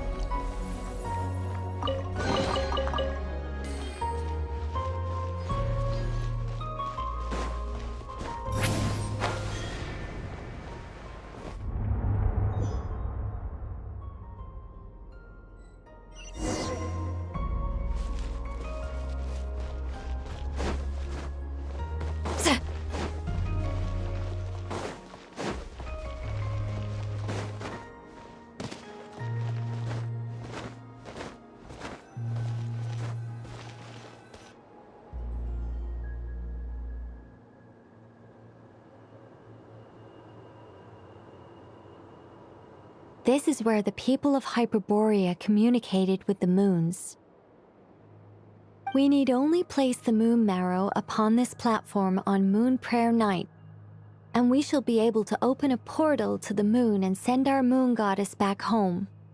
The assumption being, of course, that we can find her first.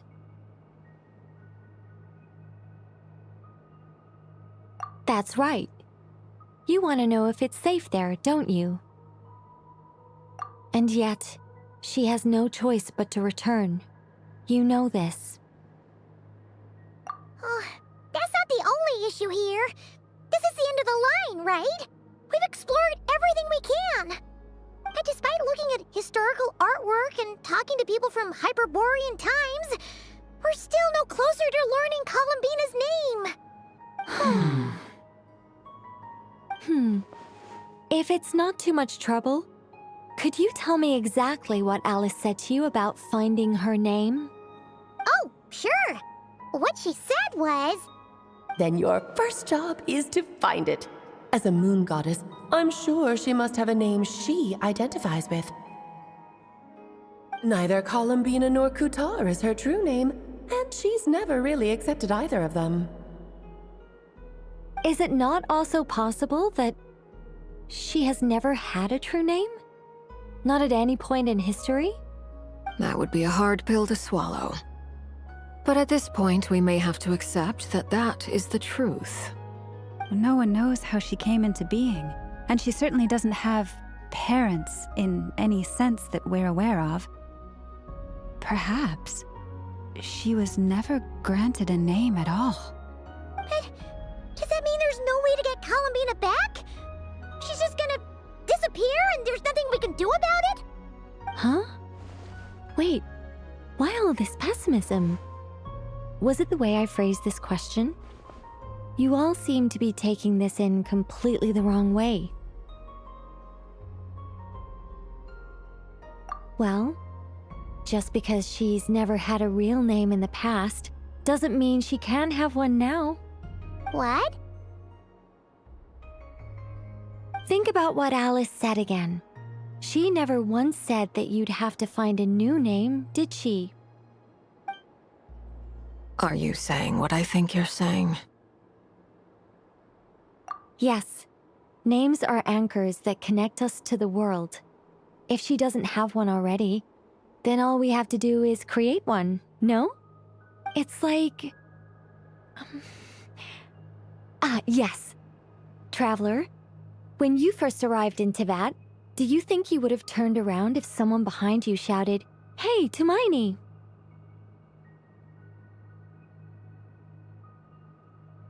But what about now? I understand what you mean. Life is a long journey. Even the friends and family by our side can change over time. When people call you by different names, what matters isn't so much the words themselves, but what they symbolize. And of course, whether that resonates with you. Lumine. So, close your eyes and picture the moon goddess in your mind. If you were to call out to her in this moment, what would you say?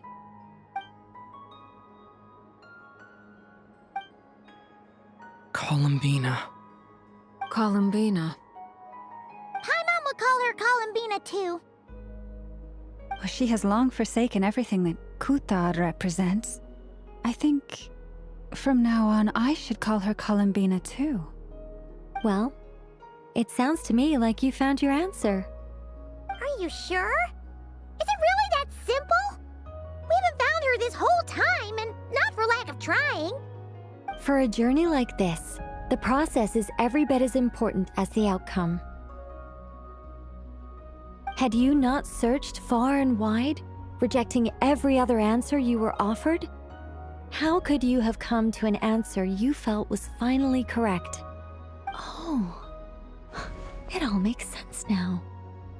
This has Alice's fingerprints all over it.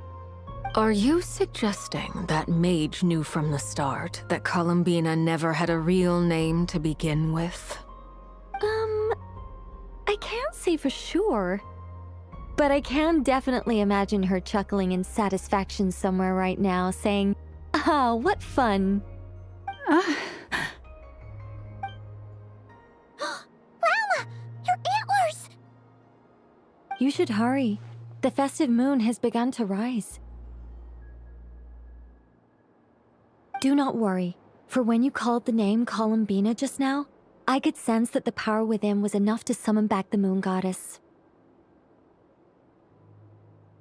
The power within what? The name? Yes. So, the thing is... What's wrong now? This is so annoying. I really want to explain how that whole thing works. Starting from the founding principles of Teyvat and... Oh, I could talk about this for hours. But... Deep breaths, Nicole. Deep breaths. You're an angel. A sober, sensible, solemn angel who has her priorities straight. Okay then. Sorry for asking. Clearly a bad call on Paimon's part. Anyway, you all need to hurry. Last thing, remember how it felt when you called out that name. Then it is agreed. By the name Columbina, we shall find her. Then we'll throw her the best Moon Prayer Night party ever! And at last, we will send her home.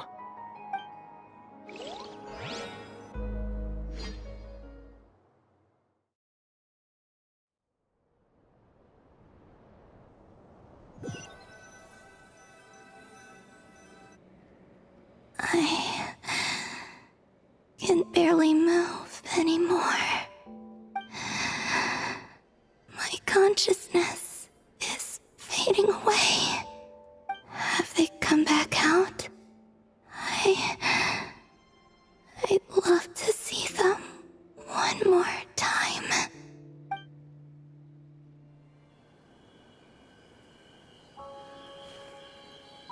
They didn't make it.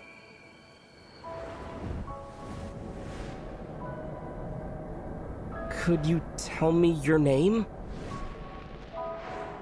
My name is... Columbina!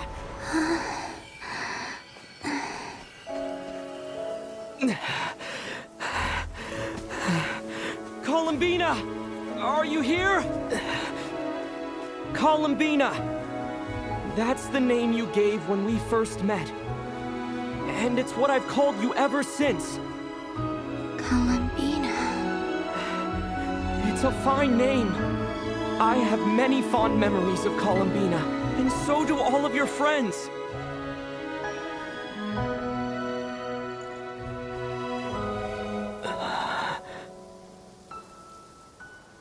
If you like this name...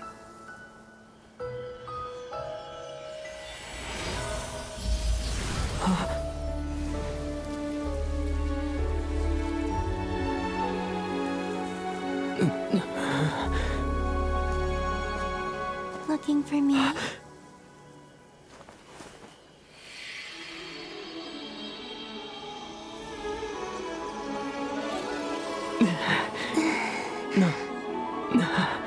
like it. You can carry on using it. My name is Columbina Hyposelenia.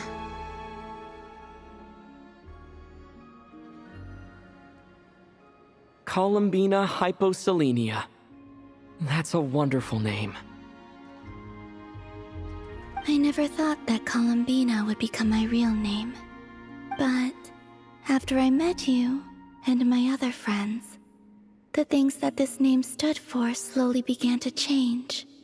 It went from being a Fatui code name to something my friends call me.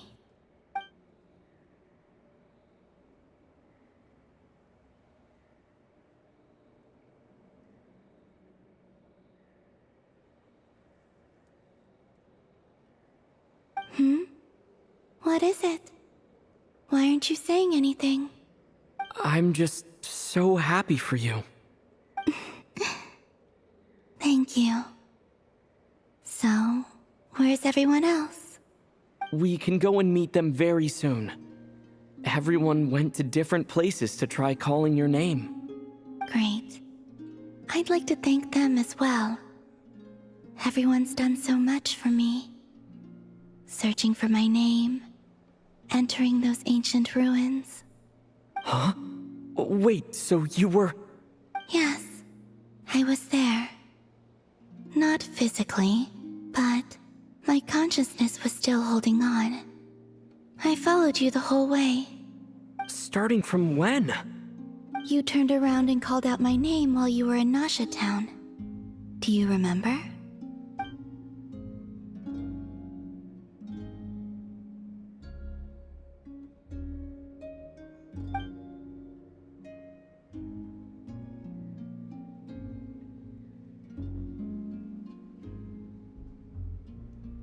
Let's go. We don't want to keep them waiting. Sure. In that case, come with me. But... Hmm? Before that... Could you call my name one more time? Sure. Come with me, Columbina Hyposelenia.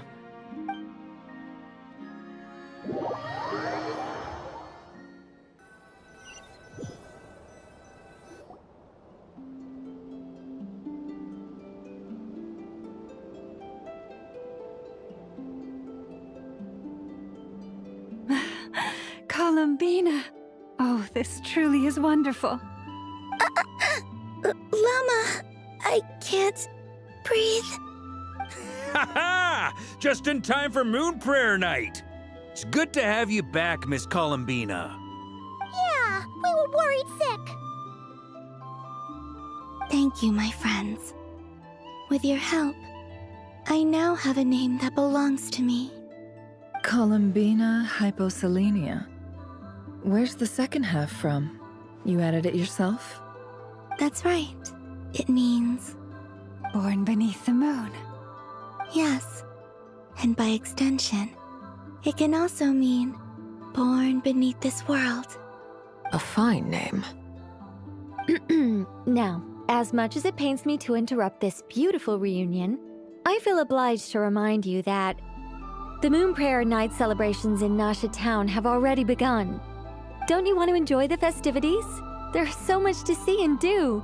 And some of the ambient lighting and entertainments were sponsored by the kind souls in the Hexenzirkel. Nicole? Why've you turned into Dodoko? So you're Miss Nicole. Thank you for helping us, and for helping me find my name. It's nice to finally hear your voice. You're quite welcome. Guiding lost people to hidden treasure is what we Seelie do. And if you ask me, spiritual treasures are far more precious than material ones. Chests are all well and good, but this was what it's all about. Ah, so satisfying. Anyway, I had to go help Alice. It seems like she ran into some trouble. That's why I couldn't be here in person. But don't worry, we're with you in spirit. We'll be celebrating right along with you. Keep an eye out for the Hexenzirkel's festive stalls in Nasha Town. I think you'll like what we came up with. Alice said she even managed to rope B in this time. The Frost Moon Scions have also prepared various attractions. I believe Aino, Ineffa, and their crew are setting things up as we speak. On that note, Nefer, about that request I made. It's all in hand. Yehoda is on site to ensure that everything goes off without a hitch. Wonderful. In that case, Traveler?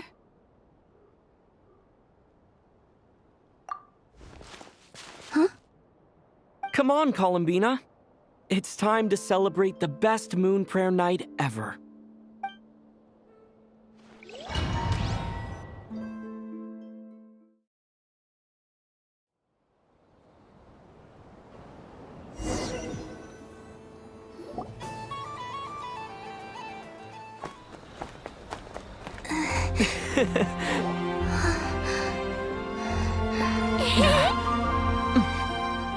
Hey, young lady. Would you like some Moon Prayer Night candy? Happy Moon Prayer Night. Oh, yeah. I almost forgot to say. Welcome home, Moon Goddess.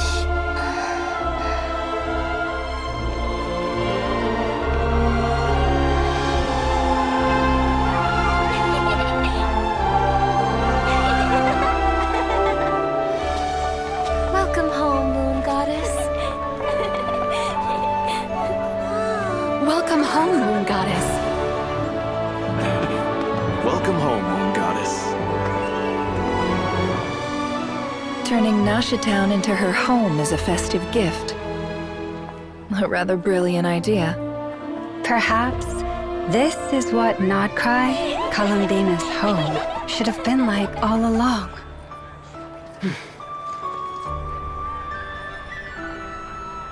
Thank you for the gift. I like it a lot.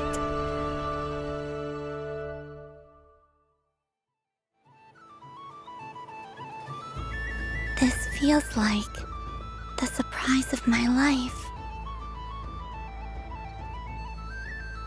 I do. I never imagined I'd ever get to enjoy Moon Prayer Night with everyone so freely.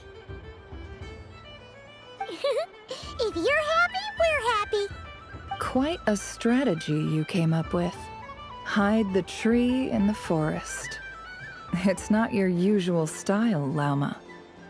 Is there something about Moon Prayer Night that enhances what's in your head as well as the antlers on top? Apparently so. It even inspired a perennial penny pincher to use their resources for a greater cause. It truly is a magical festival.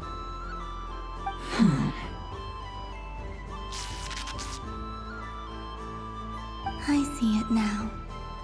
This bickering is actually a sign of a strong relationship. Huh? What's everyone doing here? Oh, Miss Columbina, you're back. Yes, I'm fine now. Thanks for your concern. How's your progress with Alice's assignment? Very well indeed. I've never heard her sound so excited. Not like this. This time her excitement seems more serious. Seems like she's had a major breakthrough. She said she'll contact us once she knows more. In the meantime, we're free to relax and have some fun. Enjoy the time off while it lasts. I have a feeling that our next task won't be so simple.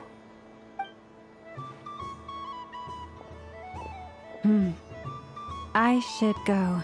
I still have a few things to attend to at the Frost Moon Scion stall. And I think I'll take a look around. With any luck, this once-in-a-year festival will come with once-in-a-year opportunities. Hold up a second. Where's Varka? I believe he made a beeline for the flagship the moment he entered Nasha Town. That's Mondstadters for you. They know what they want when festivals roll around. Goodbye for now, Columbina. I hope you have a wonderful night. I will.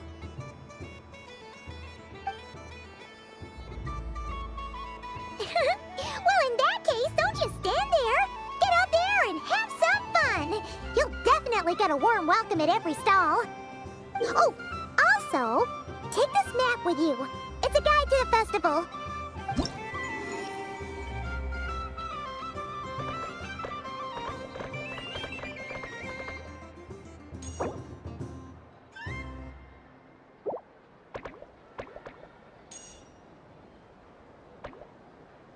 The Frost Moon Scion stall is over here. Lauma's invited a whole bunch of cute animals to celebrate too. Over there is the Hexencircle section. Alice seemed more excited than anyone about this festival, so she insisted on making it a grand affair. Oh, and then there's the Nasha Town local specialties, including... Actually, forget that. Better if you go check them out for yourself. Thank you. It looks like a lot of fun.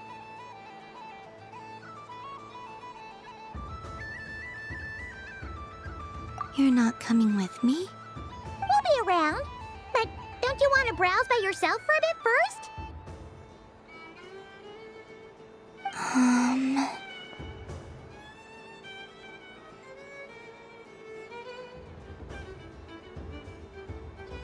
Yep. If you find something you like and want to try it out together, just give us a shout. We'll be right with you. Otherwise, just relax and enjoy yourself.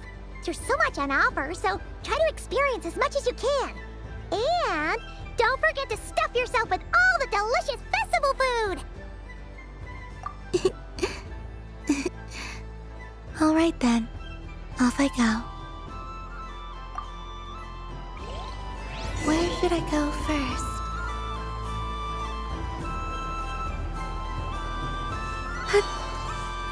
There are so many attractions here. Since I rarely get out, I might as well make the most of it.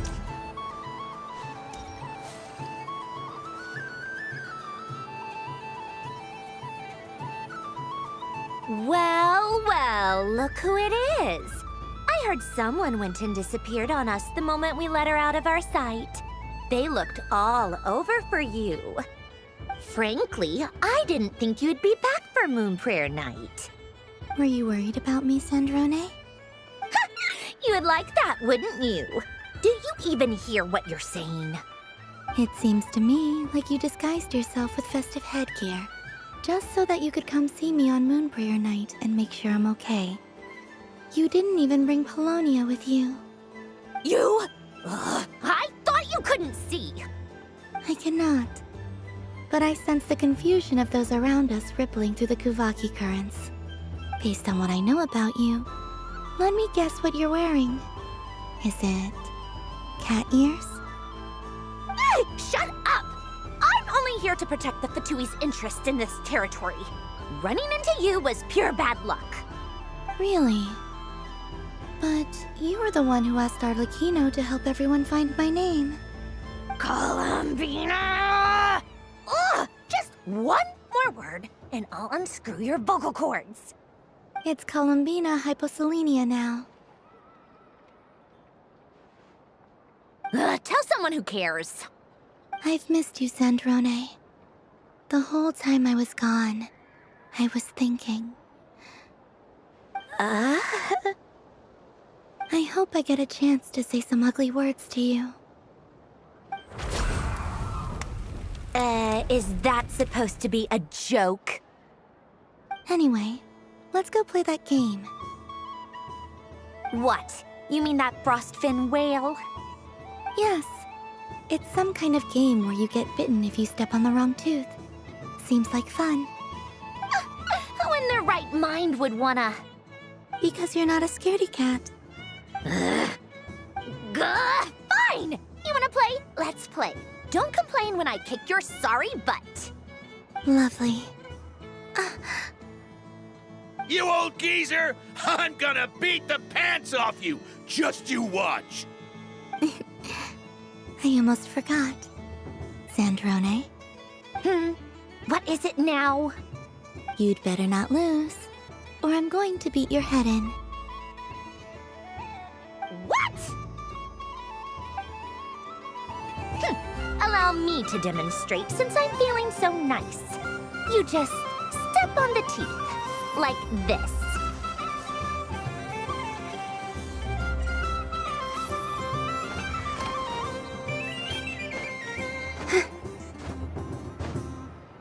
Which should I pick?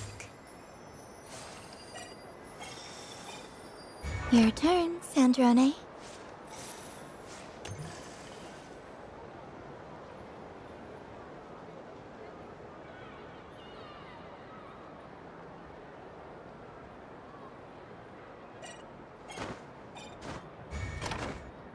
Don't come crying to me if you get bitten.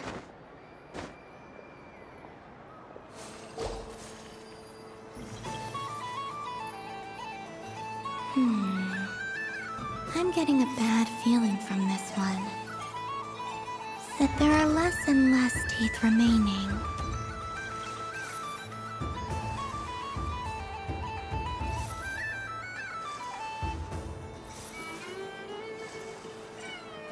Huh? What's that noise?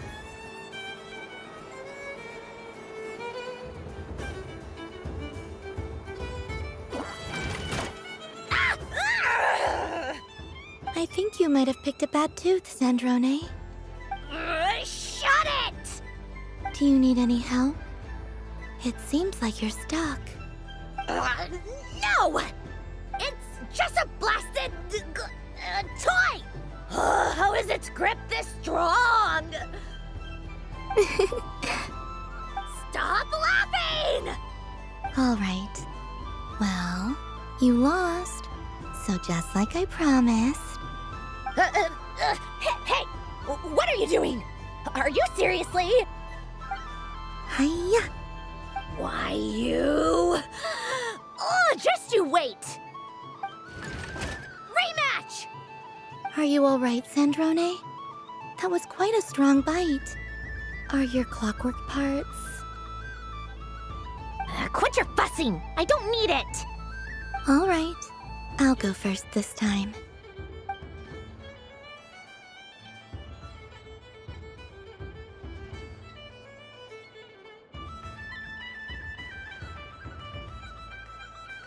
I see it now. She can sense which teeth are rigged. So I just need to avoid the same ones that she does.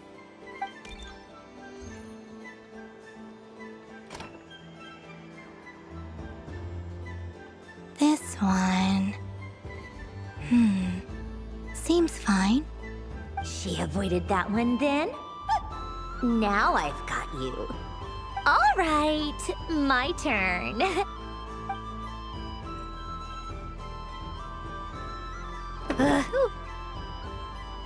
What? Looks like you lost again, Sandrone. Wait! There's more than one bad tooth! Bonk.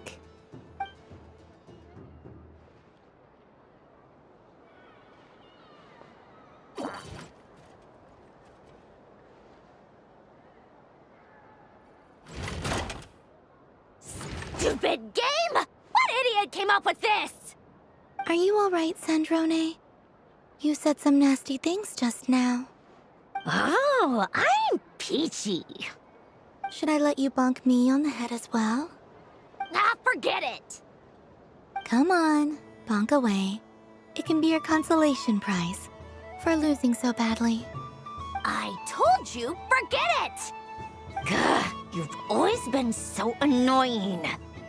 Singing right outside my door, inviting yourself to my tea parties, going AWOL. And now you're off to the moon or something. Of all my days with the Fatui, the times I spent with you, Arlecchino, and Rosaline, they were my favorite. I will not forget them. Just as I shall not forget this moment. We'll always be friends, no matter where we are, right? Who'd want to be your...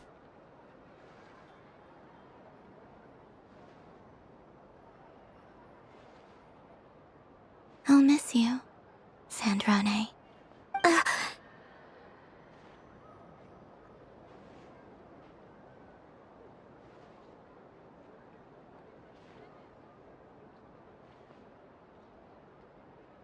Goodbye, Sandrone.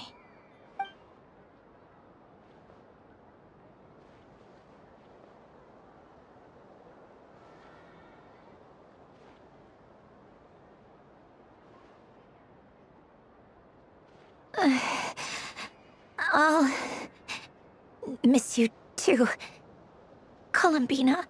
Sorry, what was that? Ah! Ah! Yeesh! No need to freak out. What's wrong? We've been looking everywhere for you. What do you want? Oh, nice ears. What do you want? This! Huh? It's your turn to draw something. You're one of her friends too, aren't you?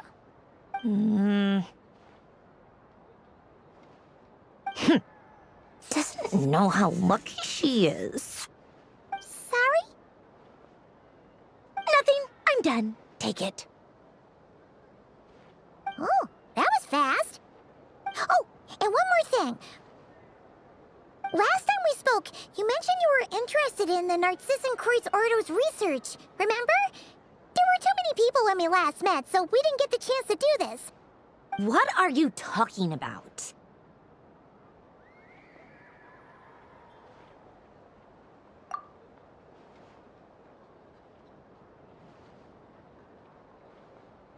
This is... Oh, Alan, Renee, and Marianne. Huh. The Holy Blade. A savior's plaything. It's not about whether I approve or not. These people, they would sacrifice themselves for the sake of the world. Especially Alain Guillotin and Renee. That is something I would never choose to do. Still, I didn't know they had any pictures left from that time. If I'd have thought to bring a camera, I'd have... What? Yeah, of you being bitten by the frostfin whale and Columbina bonking you on the head. Tear it up! Now!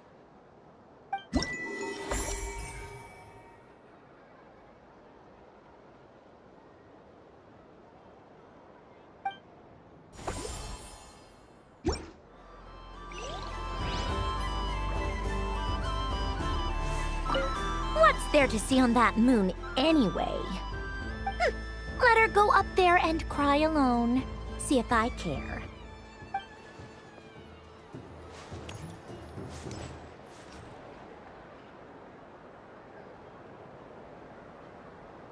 What is going on over here?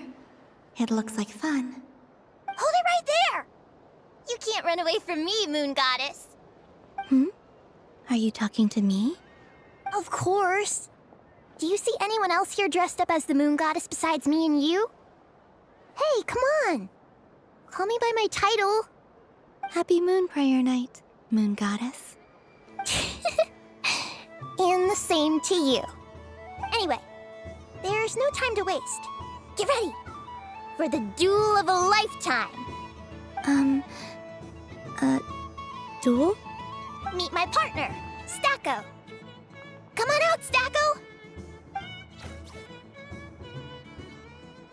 Well, don't just stand there. Let's see your partner. Partner?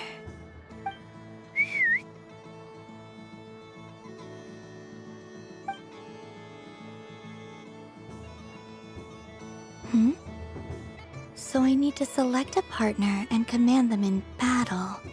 Partner. I need a partner.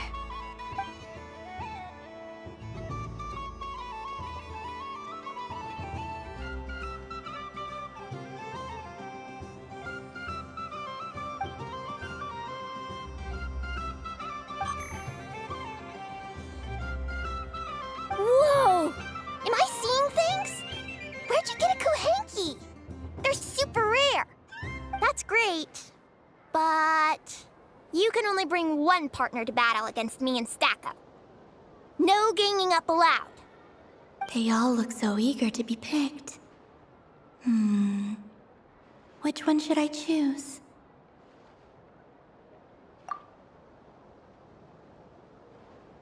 This deer came to celebrate the festival with the Frostmoon Scions. It wants to help me with its antlers. They are its pride and joy.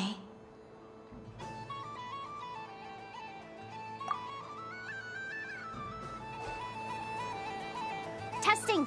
Testing! Oh, this is an emergency broadcast! An exciting battle is about to take place right here at the Nashatown Special Arena!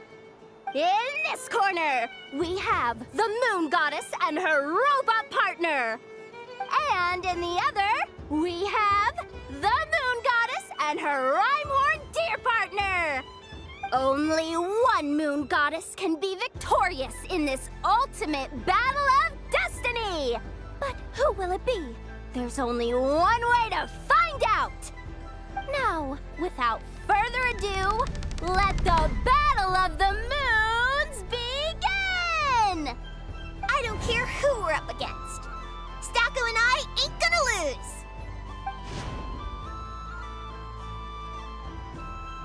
Let's strike first. Stacko, formation shift.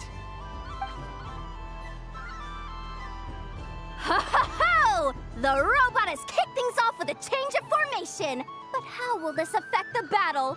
Nobody knows. The other party chooses to attack. Let's see how their partner performs.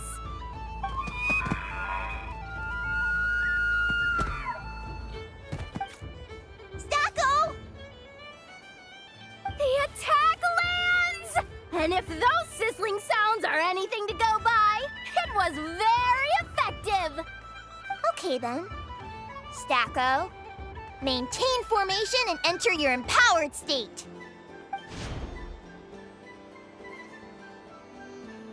Empowered state! There we go! Now we're talking! Absorbing the immense Kuvaki present on Moon Prayer Night, this lean, mean machine has greatly increased its offensive power! Good choice! Buffs count for nothing if you beat them before they can use it! Oh, it's a hit! But Stacko stands firm! The battle is heating up fast! I'm about to start sweating machine oil over here! Go for it, Stacko! Set Kuvaki to maximum! Can their opponents withstand this blow? And what will this moon goddess do? Don't be afraid. Fight however you wish. What the? The rhyme horn deer's antlers are glowing! It absorbs the Kuvaki from its opponent and uses that same power to deal a devastating counterattack! There goes the robot's formation! Stacko! Oh, Stacko is down for the count! Our winner is the Moon Goddess! The slightly taller one, I mean. You did your best, Stacko. I'll take you to Ainos for a checkup right away, don't you worry.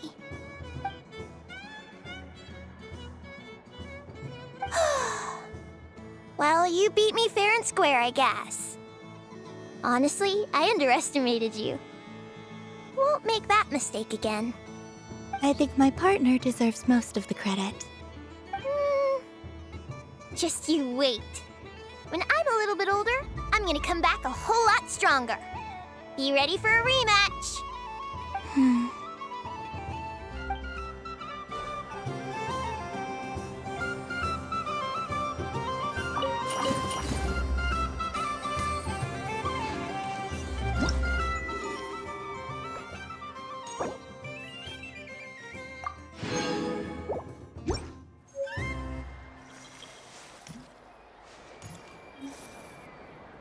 Moon Prayer Candy! Beautiful, tasty Moon Prayer Candy!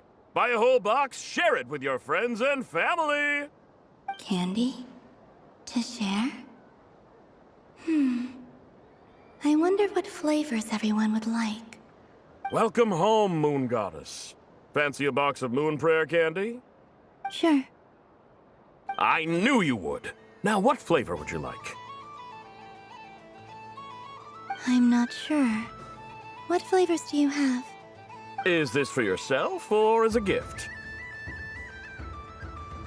A gift for my friends. Ah, I see. In that case, I'd recommend apple, lockaberry, or midsummerberry. Those are the most popular.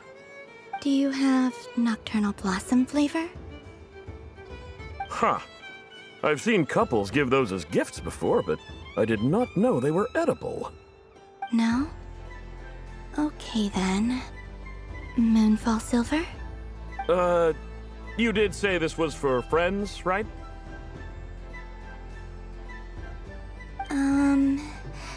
Maybe smetana then. Hey, now that's a creative idea! I've never tried it before, but if you're happy to wait, I can see about whipping up a batch on the spot. While we're at it, you got any other ideas?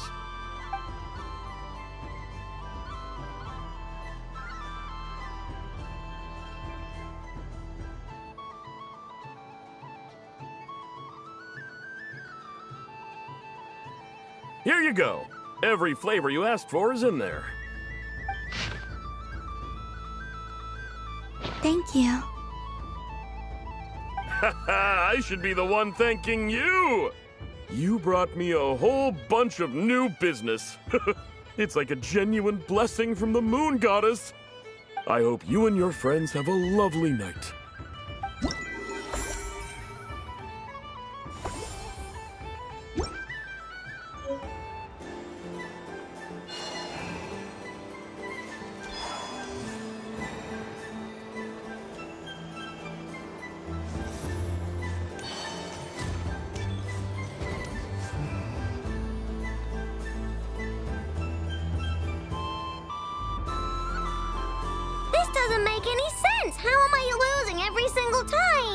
Wait, Inefa, you're cheating, aren't you? Yeah, that must be it. I am not cheating, Aino. Uh-oh, sounds like Inefa's turning into a big baloney bot. I think it's time for some serious maintenance. Moon Goddess, help me. Miss Columbina, Aino is attempting to cheat. What the? I'm not the cheater. You're the cheater. How dare you throw it back at me?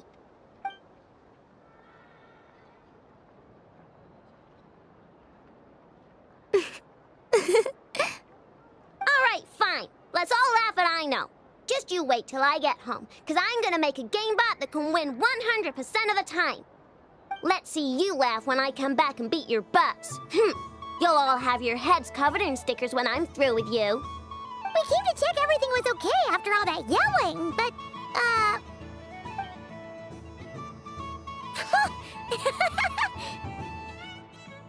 Whatever it is, it sounds like cheating is allowed. Kuhenki concentration. Each player starts with differently colored kuhenki. Each round, they draw one kuhenki from their opponent. When a player has two kuhenki of the same color, they make a pair and can be discarded. Any that can't form a pair must be kept. The round ends when a player can't form any more kuhenki pairs, and that player gets a sticker.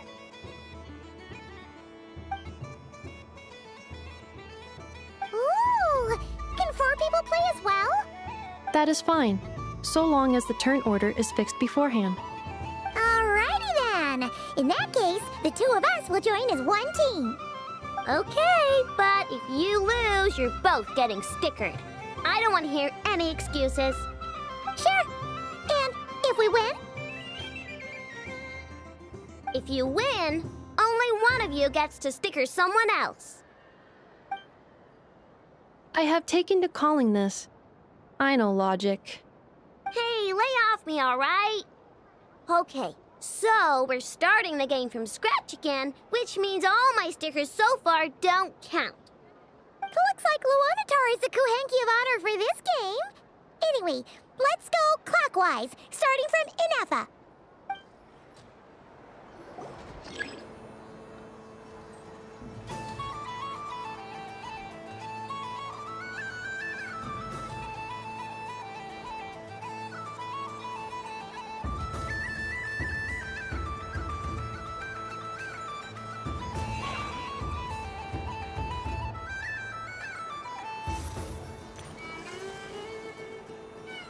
Nice! That's a pair!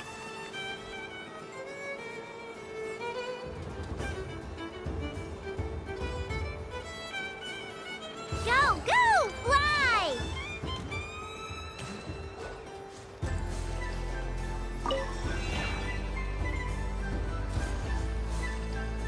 Go on.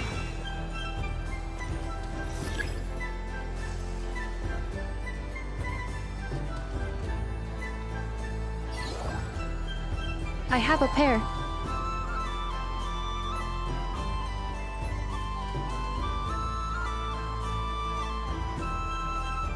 Uh-oh!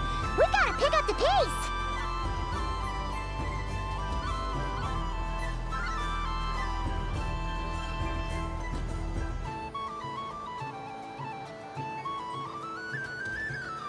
Phew, that was too close.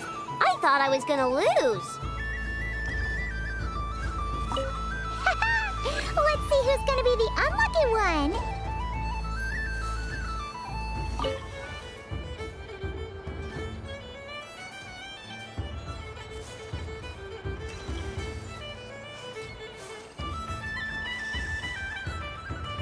Good luck, everyone.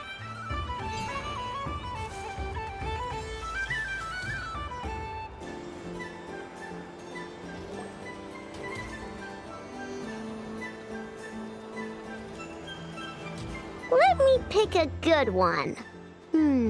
What's it gonna be? You're looking very pleased with yourself there. What happened to being a huge Grumposaurus? I won. Duh.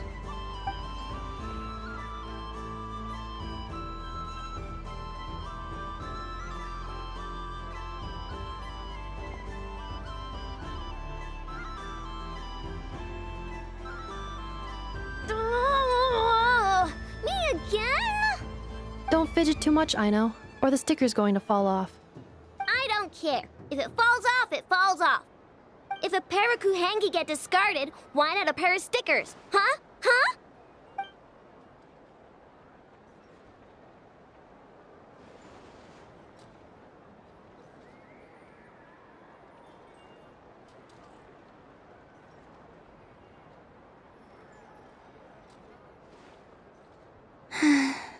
I've lost. Sticker, sticker, sticker!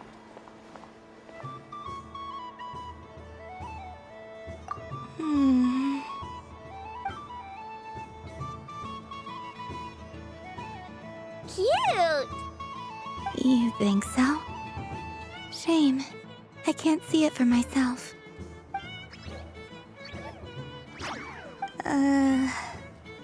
What did Luanatar say? She said it looks so cute that she wants me to lose a few more rounds.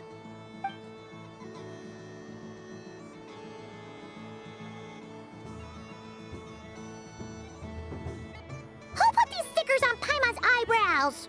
Ugh, she can barely see! Alright, now, I think we got enough evidence to prove that there's a serious problem here. Yes, I agree as well. The culprit is... Ineffa! Culprit? What did I do? Quit acting dumb, Ineffa! You're not wriggling your way out of this one. I've been watching you. Not only did you remember whose side Luanatar started at, but every time someone drew a Kuhenki, you were logging it and calculating every last possibility.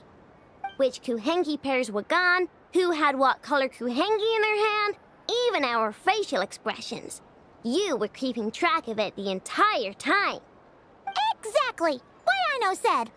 Putting aside the fact that running calculations is not against the game rules, do you have any evidence to support your allegations?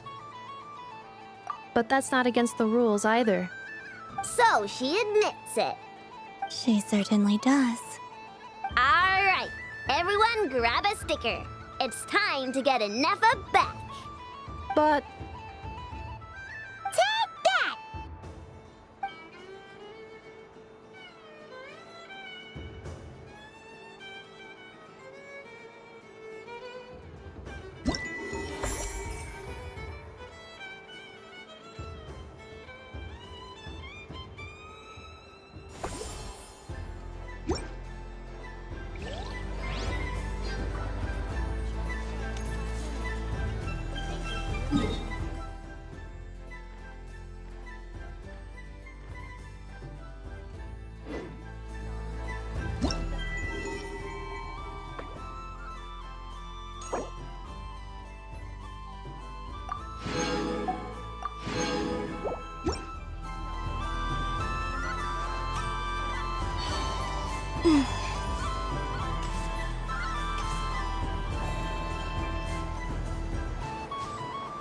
So this is the Frost Moon Scion.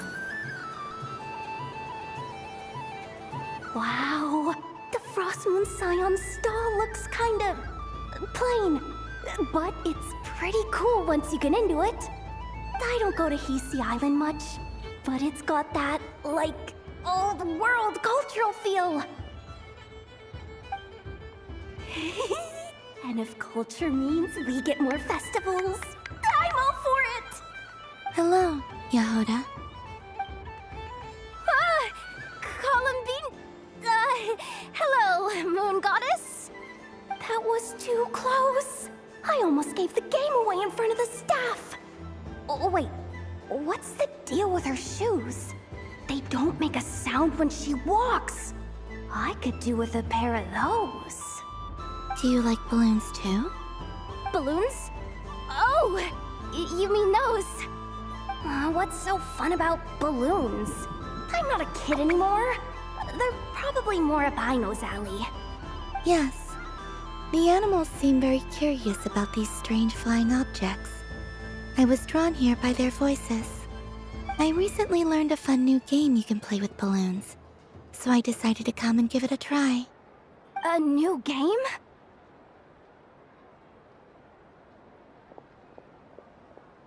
Hello. Welcome home, Moon Goddess. Here to buy some balloons? Yes. Could you give me a few that haven't been inflated yet? Are you sure?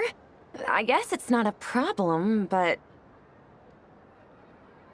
Yes, please. Thank you. Uninflated balloons? But those are just little rubber pouches. What does she want with those? Would you like to play the balloon game, Yehoda? Huh? Sure. I guess. How do you play it? Wait here a moment.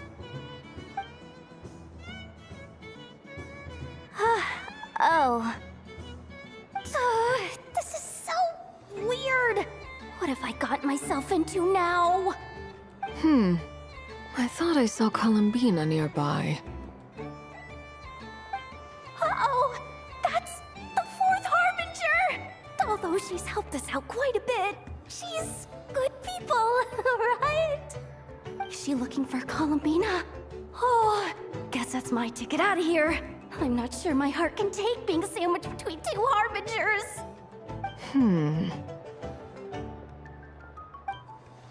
Which stall is she checking out?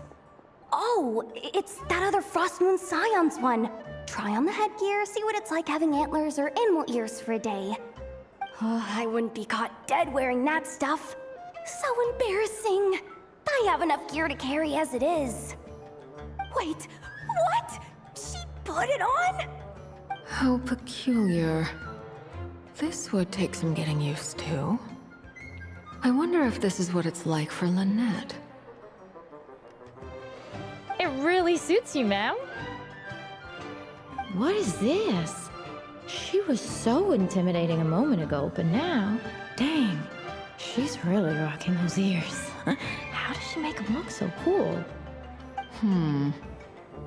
I suppose I may as well keep them on for now. All part of the festive experience. She's coming this way. How do you do, Miss Yehoda? Oh, jeez. Don't talk to me while wearing that thing. Where am I supposed to look? Oh, hey there. I'm looking for Columbina. Have you seen her? She just... Huh?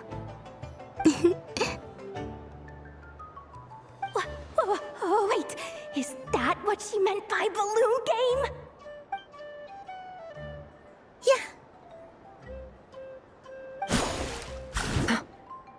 Huh?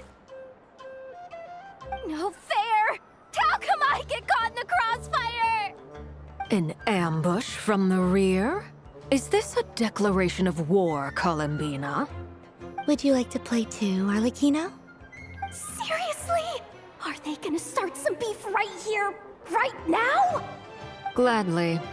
That said, I believe there is another who would like to join. Boss Nev! Thank goodness! You've gotta get me out of here! Things are kicking off big time! Hello there. I'd like 10... no, make that 20 balloons, please. Uninflated. What? Miss Moon Goddess, I hope you're prepared to pay the price for assaulting my employee. Welcome to the game, Nefer. Just to be clear, let's keep this a fair fight, okay? No strange powers, please and thank you. Naturally.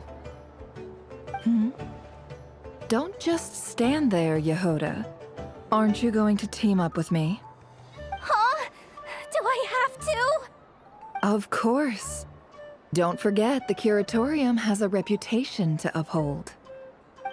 I knew something like this was gonna happen.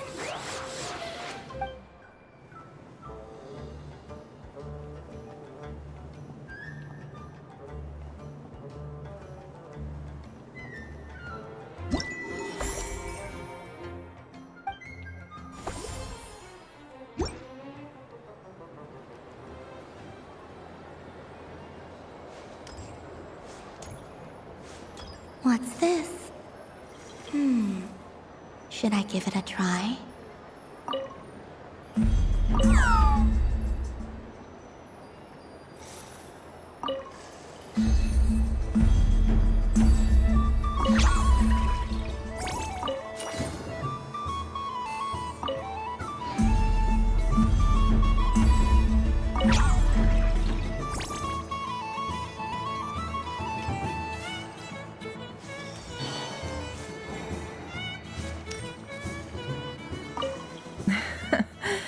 That was fun. It's a shame Ashru doesn't like playing with water, or I'd have roped him in as well. Oh, a gift?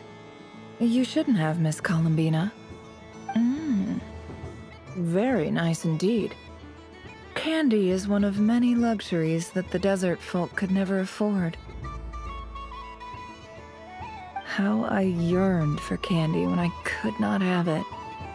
Yet, now that it is readily available to me, I never seem to crave it. May your moon prayer night be one free from regrets.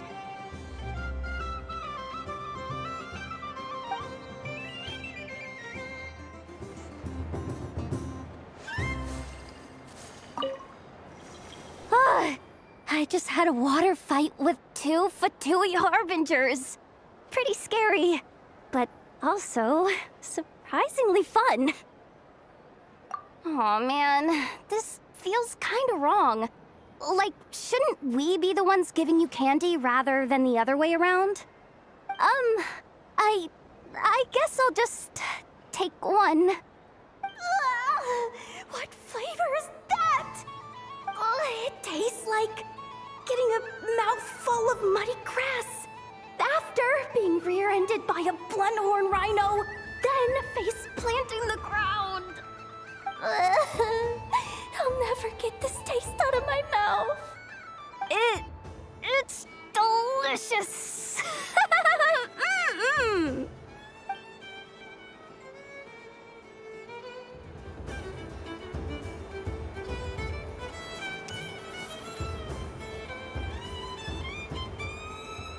I wish for a never-ending supply of Laka berries. What a humble wish. Probably written by a child.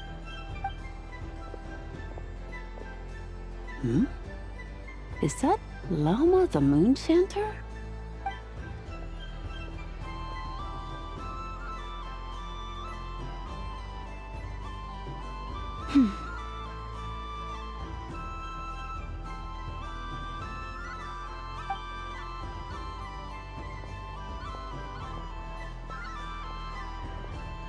I wish that the long plume ibises would stop biting me.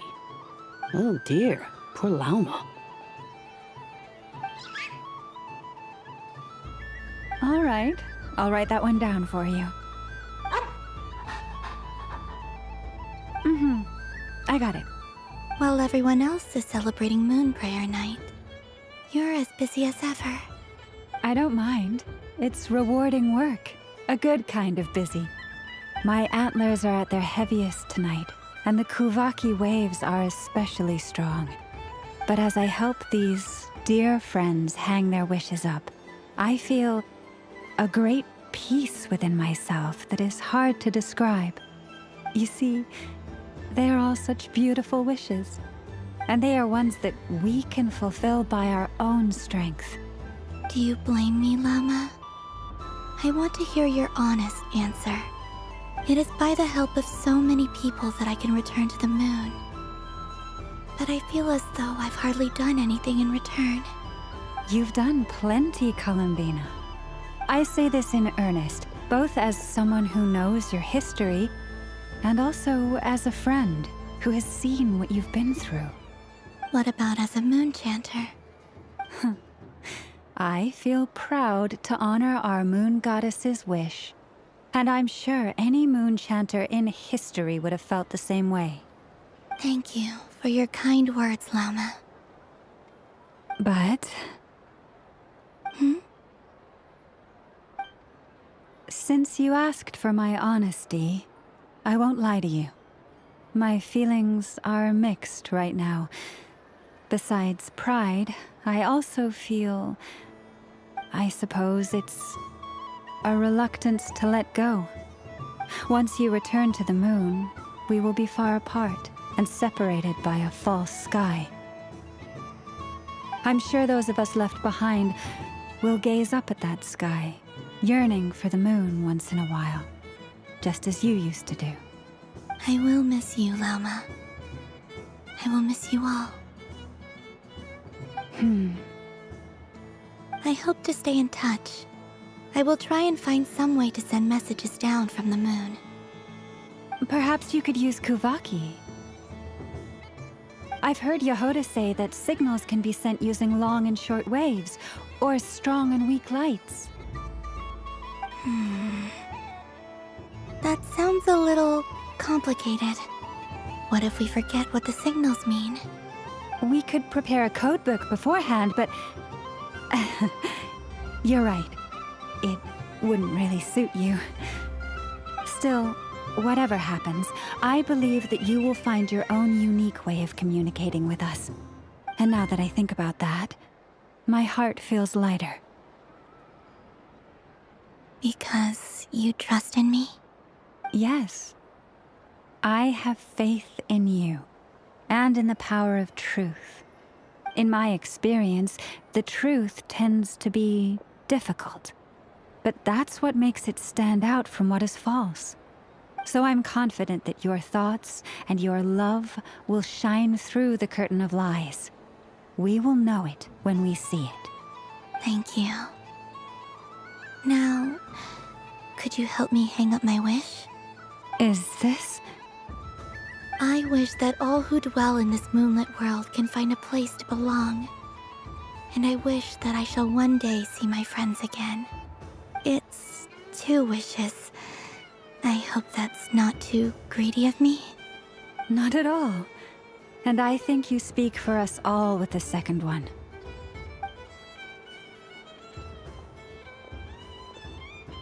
I shall continue to pray until the day that all of these wishes come true.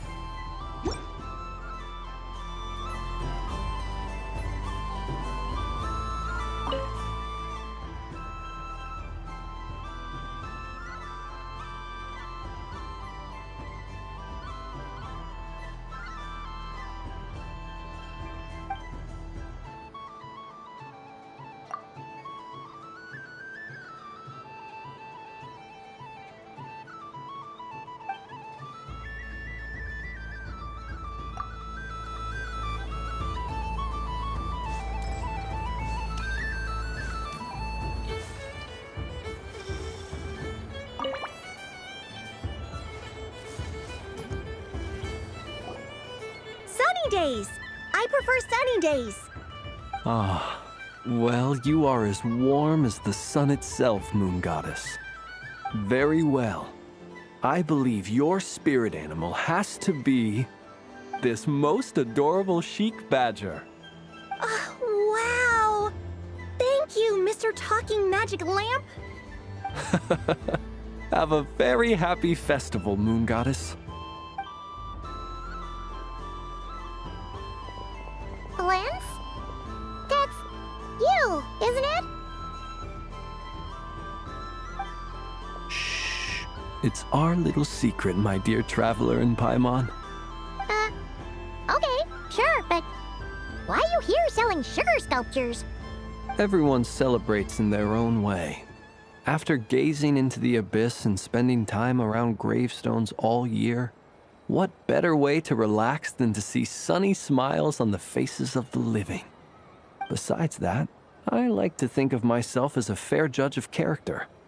I dare say matching personalities to confection suits me rather well. That's not what Paimon was talking about. Aren't you afraid that your true identity might be exposed? Should I be? There is all manner of magic in the air this Moon Prayer night, thanks to the work of the great mages. I see Miss Columbina is hiding in plain sight. why should I not do the same? Why miss this rare opportunity to enjoy a special evening in my true form? Fair enough. You got a point there. People who don't know you will probably think you're just a talking lantern. Well, now that we see eye to eye, what brings you here? Not a search for your spirit animal, I presume? Ah, well, actually... Here, see for yourself. Oh, this is... How wonderful. A beautiful idea. Yeah, we just met Barka, and he said that having everyone draw their own section was kind of boring. So, he did your bit for you. Ah, Varka. Ever the maverick. I see his artistic skills are truly one of a kind. In that case, I shall paint something on Mr. Albedo's behalf in a short while. What? Why not now? Ahem. Welcome home, Moon Goddess. Phew, that was close. Hello, Flins. She recognized you right away! What keen eyes you have, Miss Columbina. Especially considering they are shut. I did not see you. Rather, I sensed you. I can sense the fluctuations in Kuvaki all around me. One would expect no less of the Moon Goddess. Might I interest you in some candy? Yes, please. Excellent. I shall make some for you right away. Hmm? Something the matter, Miss Columbina? What about my spirit animal? All the other children carrying sugar sculptures are talking about it. Wait, is she taking the test seriously? Ah, my apologies. How could I neglect that? You are quite right, Miss Columbina. Every one of us has a magical creature living in their heart. Would you permit me to help you find yours? Yes, please. Do you prefer the day or the night? Night. Which of the 4 seasons is your favorite? Winter. Think of a perfect day. What is the weather like? Sunny, rainy, or perhaps cloudy? Rainy in the morning, sunny at night. What kind of answer is that? Forests, lakes, and open seas. Which do you prefer of these? I like them all. Imagine you opened your very own shop. What would you sell there? Moonlight, I think. Wow! Paimon would totally shop there. It wouldn't cost anything. You'd just need to visit. Aha! I believe I know what your spirit animal is. Here, for you. Oh, it's a Kohenki! Indeed. A free-spirited being with a deep love for all things here in Nodcry, who selflessly lends her aid to as many people as she can reach. It is the perfect fit for you, Miss Columbina. Thank you. It would be my honor. But you shall have to forgive me. We have known each other for quite some time. I doubt there is any answer I could give that would come as a surprise to you. So instead, would you accept this sugar sculpture as a token of our friendship? It's a lantern. Hey, why don't you two go enjoy your candy over there? Paimon wants to try out this spirit animal thing too. Right, Flint's? Come on, play ball. I got this drawing done. But I want to hear Paimon's answers. Ah, but it'll probably take ages. Paimon's a complex soul. And we don't want your candy to melt while you wait, huh? Oh. Okay then.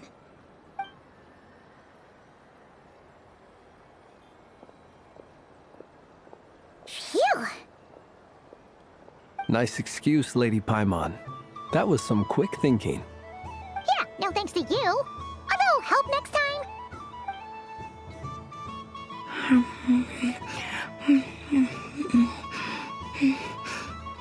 It's sweet. Is that Laka berry? I wonder what flavor the traveler got. This way! This way! It's the candy-selling lantern! I'm coming! Of course. Traveler, maybe we can share? Yes. I found out recently that people share their food sometimes, so I'd like to try it. Or is that a no? Thank you.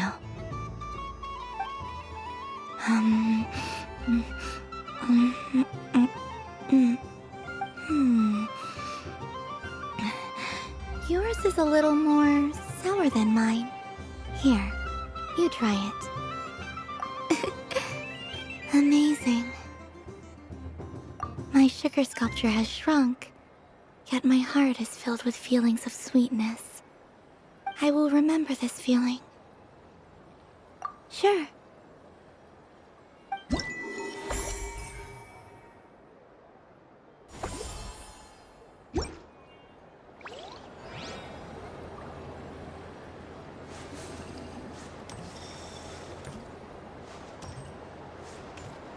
This must be the mage's stall. It feels like I've entered a fairy tale. Ah, how lovely.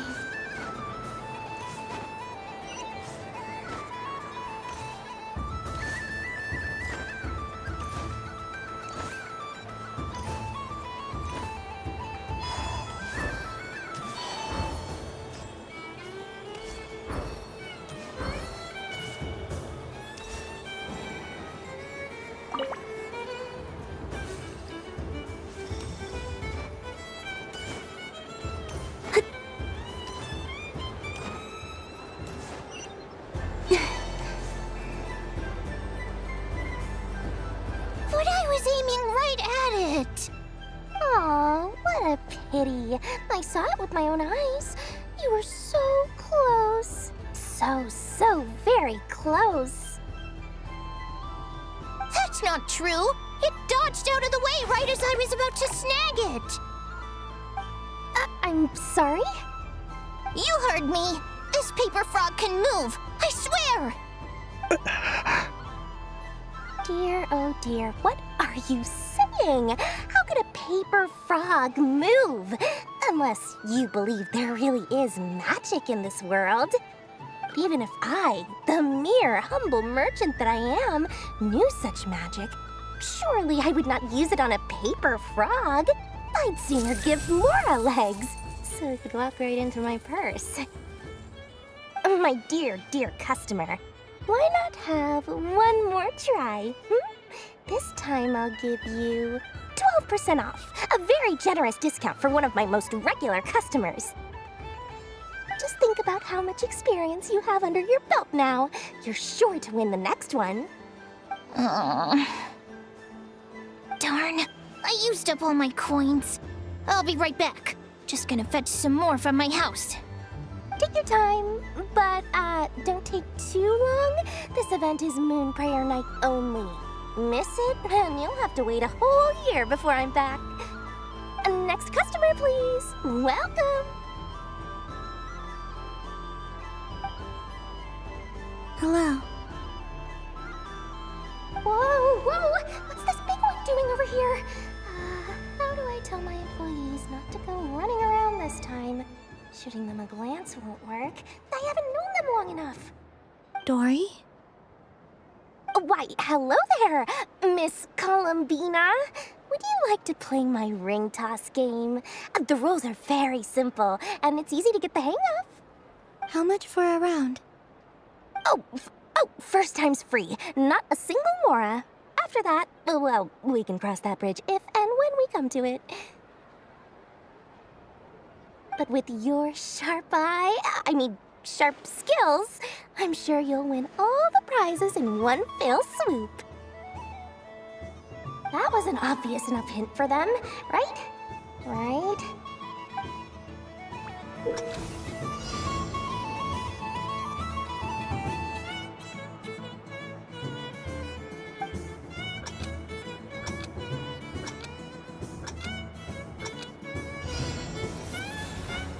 Here comes the ring!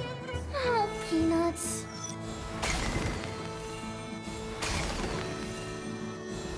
Change tracks. Roselle! Roselle! Should we move or not? Just a tiny bit. All right, then I'll... Oh, sugar plums, not the clock hands. How do I move the legs again?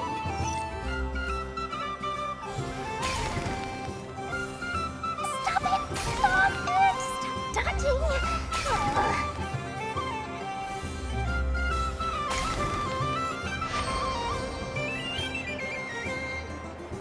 Let's see now.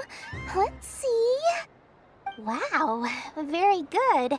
That's the highest score we've had all night. And here's your prize.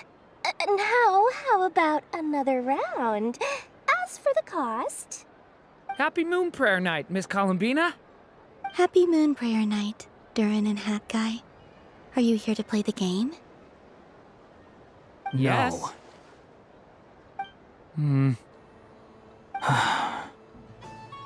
You said we were just coming here to say hello. I did, but then I recognized a few more people as I got closer. Do my eyes deceive me? Is that... It's our little dragon! He's all grown up! Someone's popular. Well now, since you came all this way, why don't you try out this lovely game we have going? First try is free! He'll have a go. I'll pass. It's only one free try per customer. You can't give your try to him. I'm aware. How has Elder Almond been lately? He's in great shape. He goes for a run in the forest every morning to stay fit and healthy. He tried to go boat racing with Firecracker a while back, but he couldn't even make it onto the Lotus Leaf. Firecracker was in fits of laughter. How about you, little dragon? Can you still fly? Yes, I can. But you've become less chatty. Has growing up been tough on you? We call that maturity. You know, the thing people sing about. The knight wields a sword of stone to defend those hearts that are made of gold. Stone is very heavy. That's what keeps him from talking too much. That's awesome! I want to be a knight when I grow up too. Ring, here I come!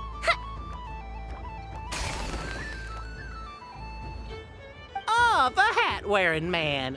I never thought I'd see you again. You seem more determined than when I saw you last on the train. If you say so. Oh, I do say so. The people you once helped see it clearly. It's because you are once again on the right track.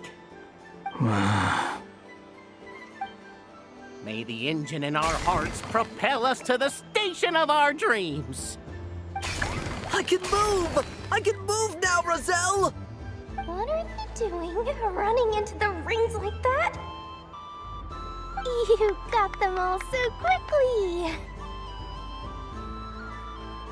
I have never seen anything like this in all my travels. Is this guy actually an old friend of theirs? But how? They're origami animals and clockwork people from a fairy tale. Getting to know them would be quite an arduous task, unless they share a hometown? I have to get to the bottom of this. Next time I see the Great Mage Alice, I shall demand answers. Thank you, Dory. I had a lot of fun. So, now for your prize. Where did I put it? Give me a moment to dig it out. Oh, sweet grand prize.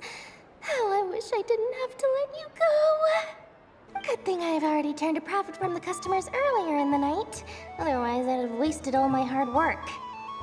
Okay, I'm back. What?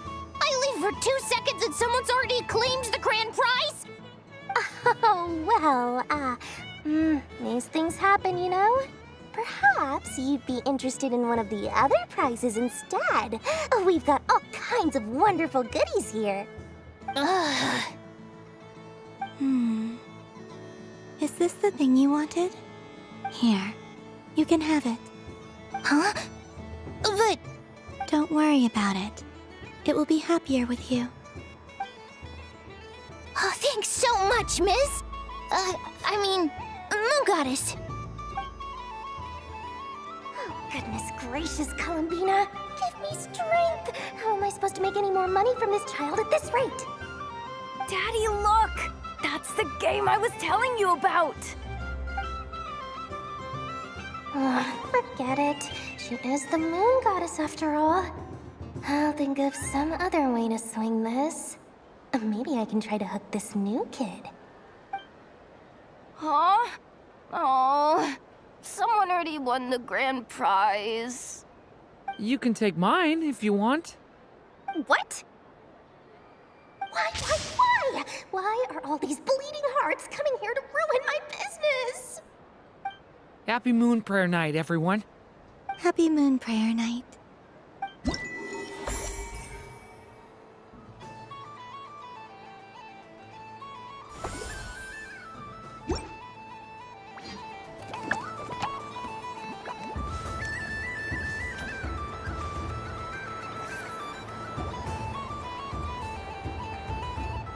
Dodoco's Whirligig!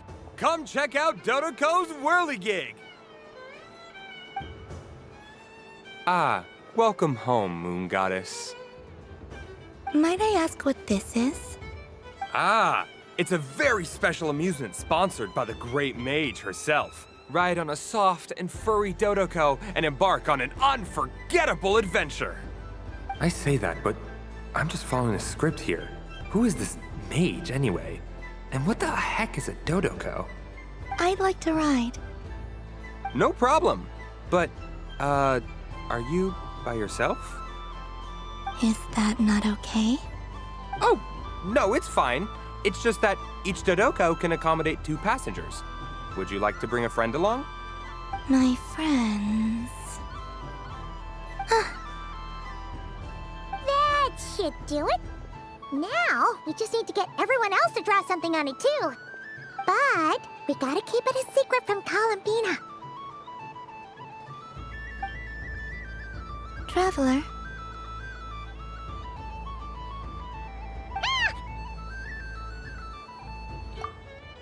I want to go on that ride. Will you join me? Let's go then. Don't worry. Paimon will do the rounds. You go have fun.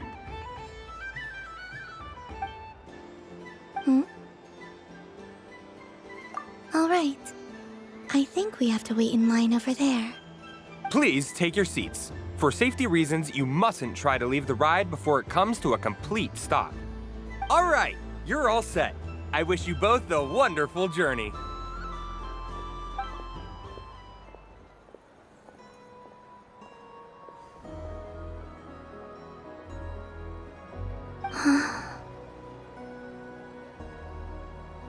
Not bad.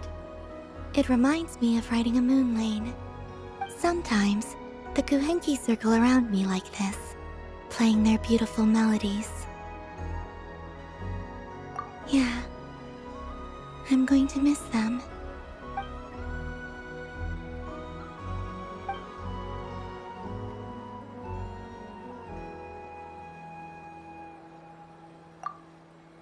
It does.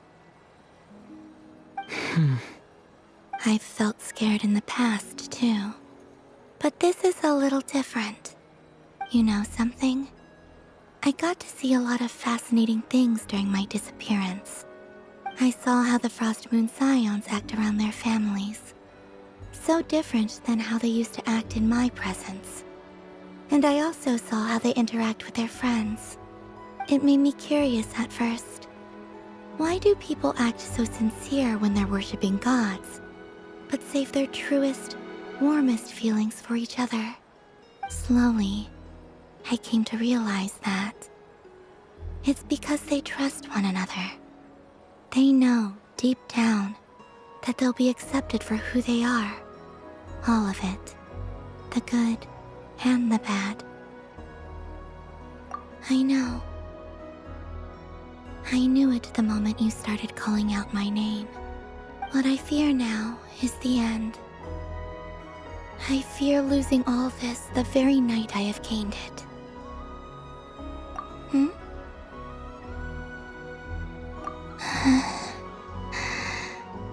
Thank you for this conversation. Thank you for listening to me. Don't worry. This fear I have, and the unknown that awaits me, they cannot hurt me. Not when I possess a treasure far greater. I just want you to remember this version of me, the real me, on this final night together.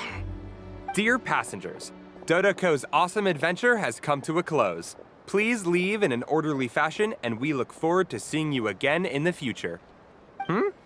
Don't want the journey to end, huh? Don't worry, you two. There's always another adventure waiting just around the corner.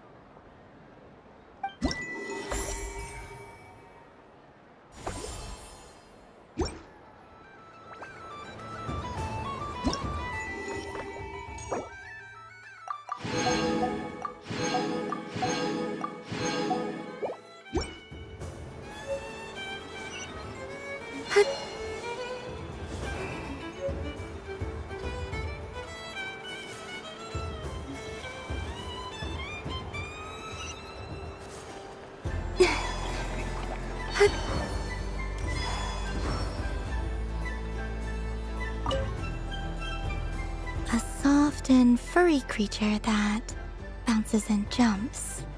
Welcome home, Moon Goddess. This one talks too. Allow me to introduce myself. I am a Dodoco from a distant archipelago, the most mischievous of all my Dodo brothers and Dodo sisters. When the going got tough, I powered through, and when I met obstacles, I boomed them away. That sounds like a lot of fun. Doesn't it just? Oh, but then the trouble started. Recently, I found a lovely beach, the same beautiful jelly color as my hometown, and so I dove in to have a look. Only to find it overgrown with seagrass and nasty little spiky fish everywhere, looking to turn me into a Dodoco kebab. I made it back to shore by the skin of my teeth, but my tail was sorely hurt. Couldn't you just boom them away? Oh, I wanted to, believe me. But I've heard that you, Moon Goddess, can understand animal speech. The last thing I wanted was to cause a gigantic fuss and get taken to court by a school of spiky fish. I'd be driven out of these waters for good, and my winter holiday would be ruined. And so, dear Moon Goddess, I was wondering if you might lend me your allegiance.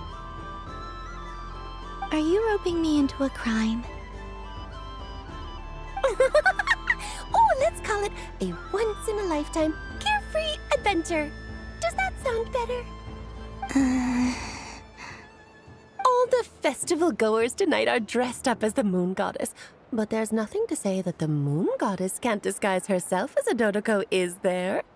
Besides, this is your home. You should be free to be whoever you wish. I'm afraid I'm not well acquainted with Dodocos, Madam Mage. Oh, that's quite all right. We Dodocos are innocent, happy creatures with a free-spirited nature. Many, like myself, are mischievous troublemakers. Others are lazy souls who like nothing better than to lie down on a nice rock and take a nap. In our eyes, every creature who yearns for happiness and freedom is a Dodoco.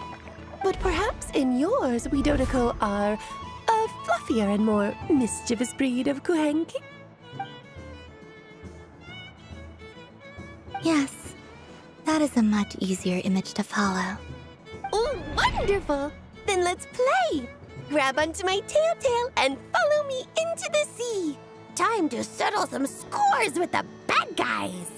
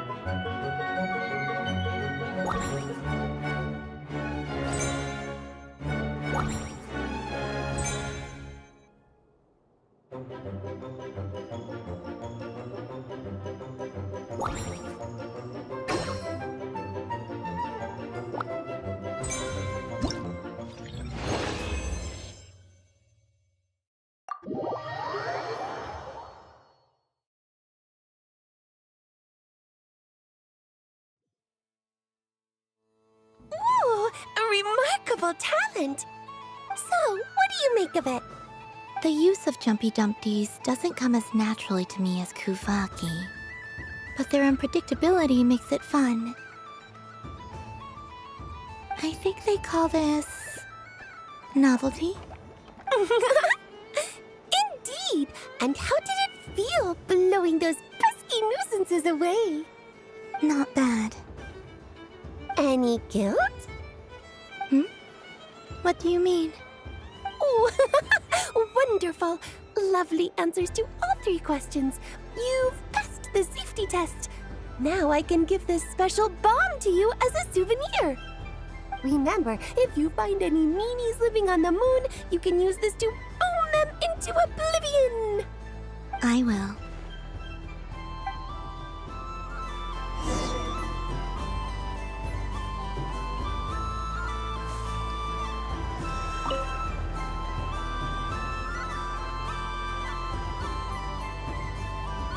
I wouldn't say it's unfair, exactly.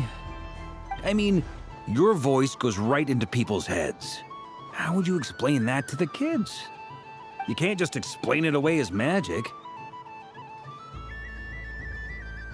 Is something the matter? Ah, Miss Columbina! No, nothing you need to worry yourself about. Ah, impeccable timing. Stick around for a second, Miss Columbina. I need your input on something. This self-proclaimed Knight of Justice has yet to give me a satisfactory answer. I, for one, would like to hear your verdict on the matter. Hey, now, I left the flagship just to help you out, Miss Nicole. What's going on? So Alice and I are both using long-range remote control spells that work on similar principles, allowing us to attend this festive fair in Dodoco form. Sorry, let me backtrack a little. While similar, there are some key differences. Alice, being a great mage, wanted her Dodoco to reflect something of her own charm and mystique. So she adjusted the way its tail moves when it spins around. An entirely gratuitous move, in my opinion. I hardly see how anyone is going to notice that. If anything, I'd say that anyone who stares intently enough at a Dodoco's tail to notice such a small detail is someone we ought to be highly concerned about. I only say this to emphasize that my question has nothing to do with tails. Now that we're clear on that, why is Alice's Dodoco permitted to interact directly with the children celebrating Moon Prayer Night, while mine is not? Your voice speaks directly into people's minds. See? Exactly what I said.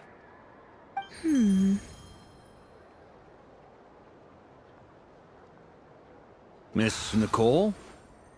Ugh, I can't stand it. I know that probably makes me sound like a whiny child acting out in front of their parents. And it's a little embarrassing now that I think about it. But hey, I said it now, I can't take it back. That would be even more embarrassing. Also, don't go reading too much into that analogy. It was off the top of my head. I'm actually an awful lot older than either of you. Miss Nicole, are you saying that you'd like someone to play the game you've prepared? I'm not so invested in that. It's just something cobbled together using items I borrowed from Alice.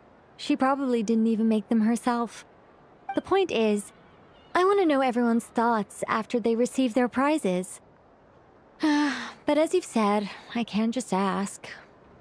I've been biting my lip for so long, and I've had no one to vent my frustrations on. I thought this was going to be a nice, straightforward festival where I'd get the chance to guide people to treasure. Well, can I play? I can't guarantee that I'll win a prize, but... You will? I'd like to try. Then what are we waiting for? Let the game begin! It's like they forgot I was ever here. Ha!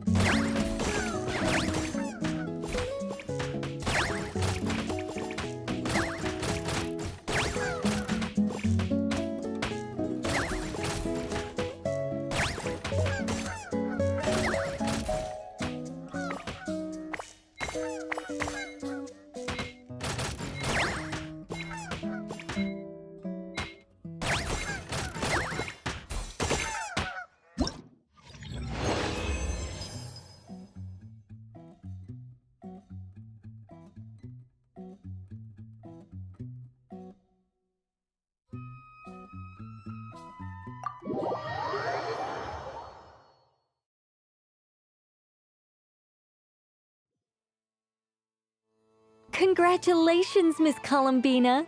With your great wisdom, you have overcome every obstacle in your path and conquered the great challenge posed to you by fate. Fate? Well, something to that effect. If you'd prefer something more poetic, it could be the icy winds or the dawn. Anything you like, really. You could even go with the challenge posed to you by Dodoco, if that's what you're into. Anyway, you can take or leave my suggestions. Moving on. All my hopes are now resting on this. Can I open it now? Stop teasing me. Please, I'm begging you. No more talk. Just open it. Wow. What a lovely sculpture. Classic and cute at the same time. Thank you, Miss Nicole. I'll always treasure it. There we go. Music to my ears. You have my sincerest gratitude, Miss Columbina. Thank you for sharing your precious time with me and fulfilling my wish. Don't mention it. You've all done much to help me. And still, I'm the one receiving all these gifts.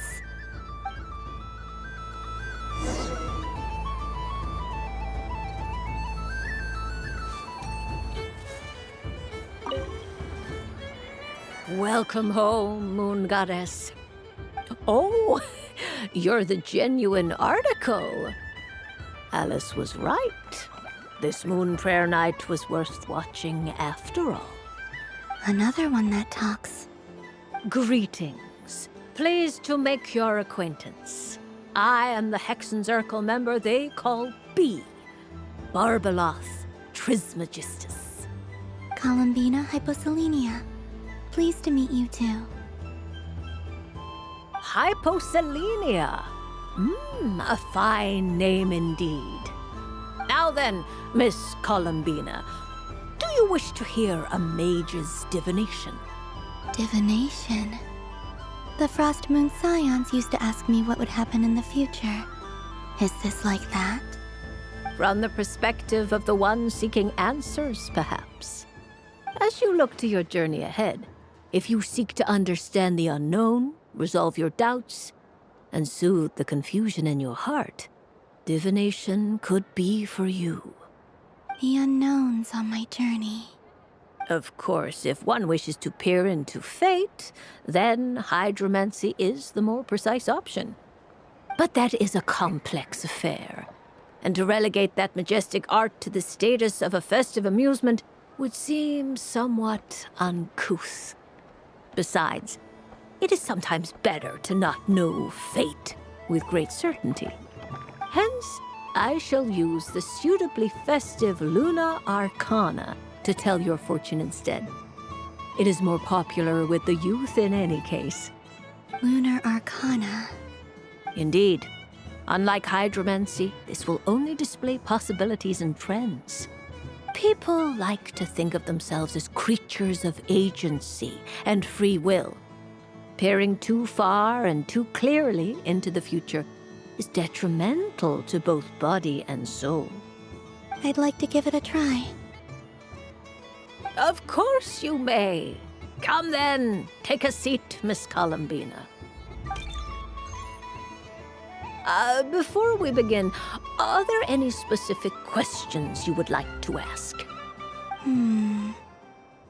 Let's stick to general possibilities and trends, like you suggested. Very well. Then I shall use the basic Lunar Arcana deck. Now, try to relax. Cast your mind upon the things you have experienced and the things you are soon to experience. I will shuffle the deck. Would you like to cut the cards yourself? You do it. No problem. Now then, to make things easier for the seeker, that is to say, you, I shall decipher the cards from your perspective.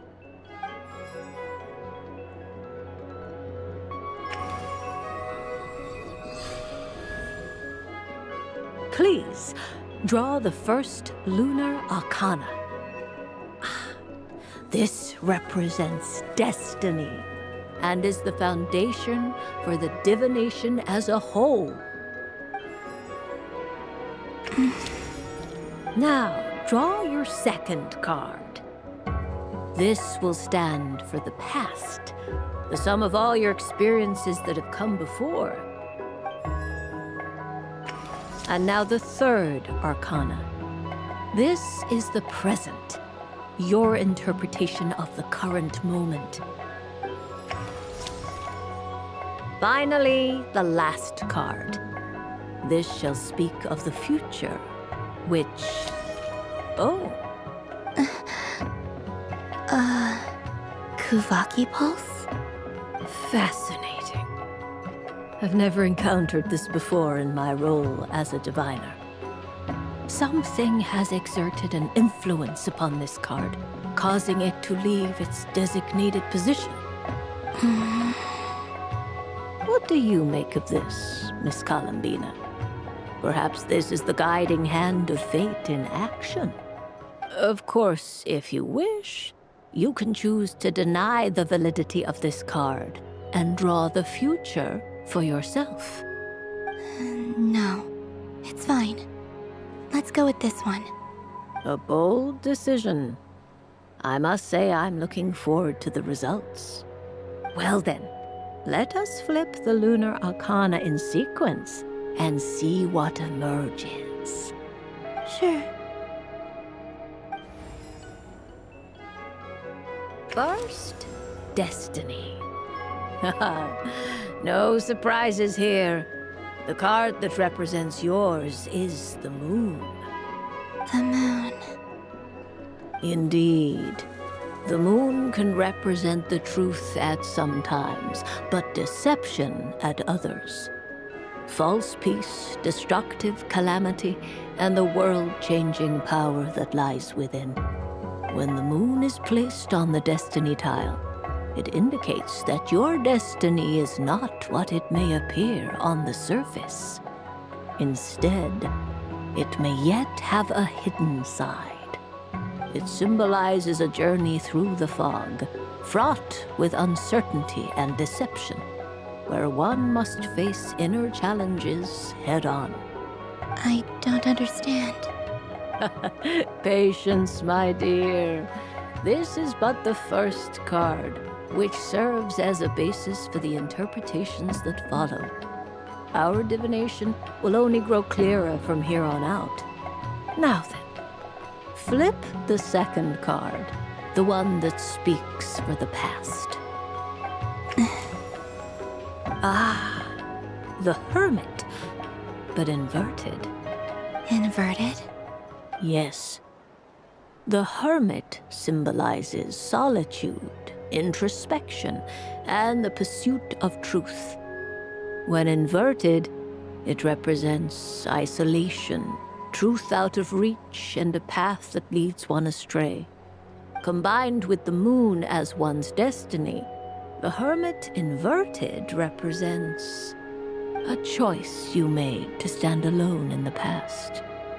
It was a choice made not out of fear or arrogance, but for reasons that others could not perceive. You fumbled through the darkness without a guide, but you did not find your way. Rather, you went astray. More than once, it would seem. Is this about how I became Kutar despite not wishing to become a god? And how I joined the Fatui because I yearned for a place to belong? I suspect only you know the answer to this question. All is not lost. The past is in the past, and so it shall remain. Shall we look into the present now? Oh my. The Lovers. One of the most interesting Lunar Arcana. What does this one mean? This means that you have had an unprecedented emotional experience. The joy of finding your soul becoming intertwined with that of another. A precious and wonderful thing indeed. It's true. I've made a lot of friends recently, and they are very good to me. I like them a lot. That sounds lovely. I am most delighted for you. The lovers can also represent important decisions, perhaps related to a parting of ways. Now, if I were to guess... Yes. My return to the moon. I understand. Parting with friends is never easy, Columbina. But rest assured, this is not the end of your journey. There is always another story waiting to be told. The future always lies ahead. The future. Well now, it's finally time to flip this most mysterious of cards. Why did it appear? And what does it wish to tell you? I'm ready. Very well. Flip this card and see what lies on the other side. Oh. Miss Barbeloth? What is it? This card is death. That doesn't sound very good.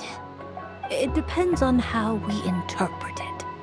It is true that it can represent an agonizing death, a complete and utter end, but at the same time, it can also represent rebirth. Do not forget that your destiny card is the moon. That lends your future many different potential meanings. If death spells the end, is it unavoidable? As I have said, divination can only display general trends. It is a rough guide, but it does not show predetermined outcomes. Allow me to summarize it for you. In the past, you may have lost your way, but now you have gained new connections and new strength. You now face an important decision, one that may bring about a great change in what is yet to be. This change might, in turn, be the end of all things, or their beginning. But remember, everything is subject to change because of the moon present in your destiny. You must see the truth clearly and face your innermost thoughts. The truth. My innermost thoughts. Thank you, Miss Barbeloth. Don't mention it. Some people dislike divinations, for fear of glimpsing an ending to their story that they wish was not so. But I can see that you're different. The result of this divination will not sway your decision. This is a rare quality, and one that diviners always hope to see in the seeker. We are here merely to guide, not to exert undue influence. I understand. Go then and illuminate your future, Miss Columbina. The moonlight that shines from you now is most captivating.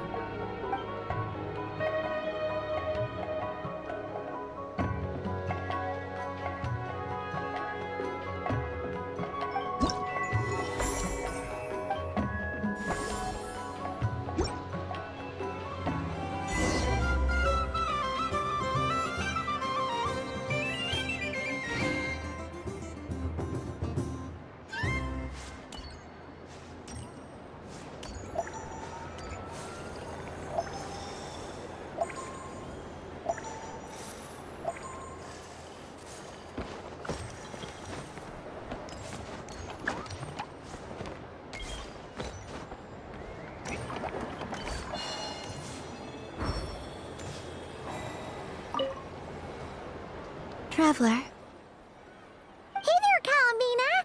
Are you done checking out the festive amusements already? Are you sure you don't want to look around some more? You might not get another opportunity like this for a while. Right now, what I'd like to do is...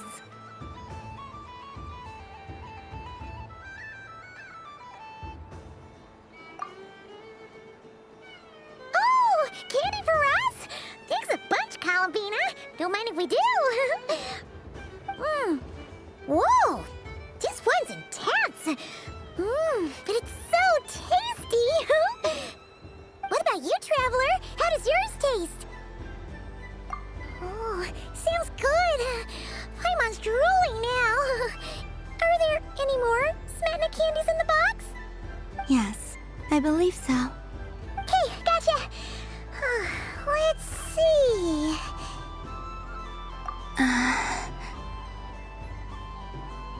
Sure. This one, and yep, this one looks right too. Okay, that's 3. Here we go. 1 per person. It's so sweet.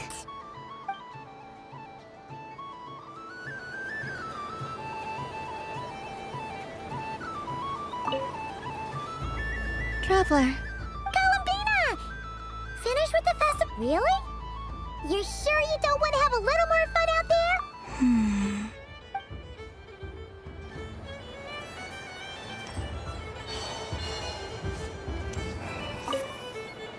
Done being a do-gooder yet?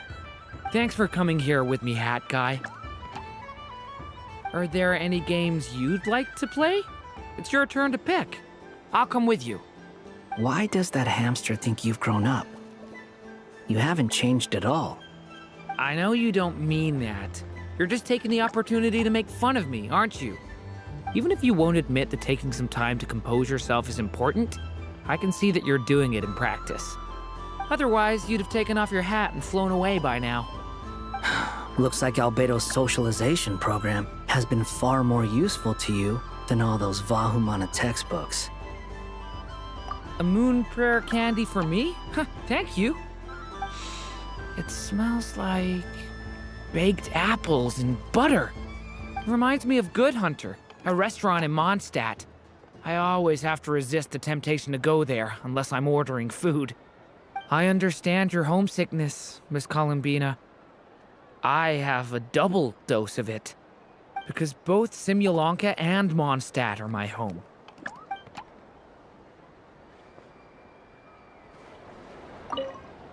Done being a... Thanks for coming here. Are there any games? Why does that I know you don't mean... Even if you won't admit, otherwise you'd have taken... Looks like Albedo's socialism. I thought you'd actually spend your precious time doing something more worthwhile. Everyone has to take one? Well, fine. I'll take mine.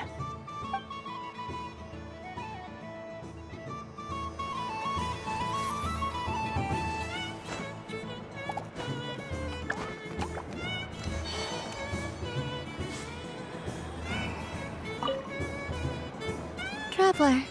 Paimon. Columbina! Finish with the festival really? You're sure? Yes, I am sure.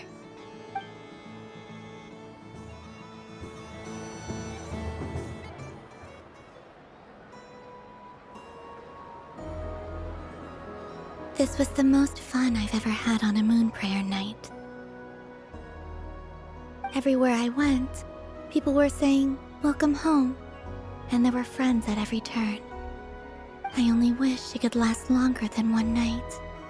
Oh.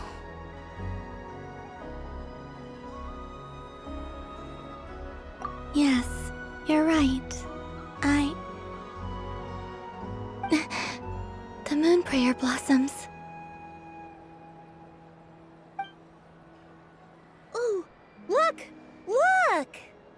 Moon prayer night has come.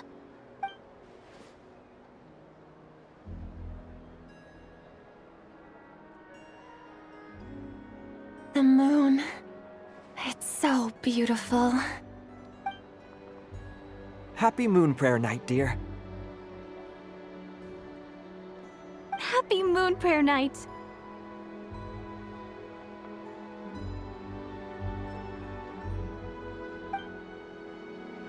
Happy Moon Prayer Night.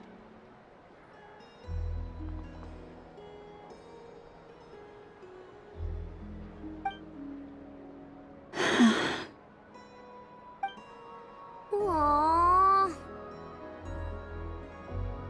Huh.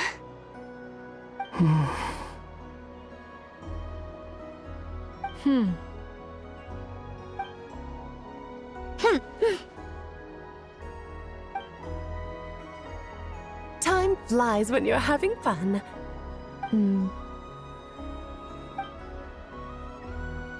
Oh. Looks like the time has come. Columbina. You're heading off, then? Yes, to the ruins you mentioned. And from there, back home to the moon. Wait! I know? At least... Take one of our craft shop's crumb cookies up to the moon with you. You know, for a snack. Sure. Why not? The Curatorium of Secrets believes in proper farewells. No story should be left without a satisfactory endnote. Never. Farewells are an important affair for the Ratniki, too. We never know when we might meet again. Haha! And here I thought grand farewells wouldn't suit tonight's mood. But I suppose friendly passion is not to be stopped, eh?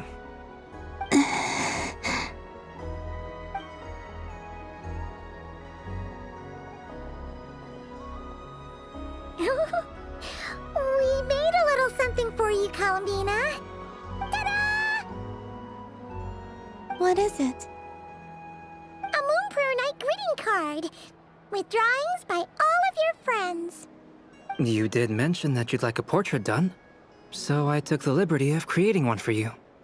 I, meanwhile, did the portrait of Mr. Albedo, and Mr. Varka did the same for me. I mean, I think my work was pretty true to life, don't you think? The picture of Ashru was my doing. The two of you seem to get along rather well. Wait, was I the only one who did a full-body picture?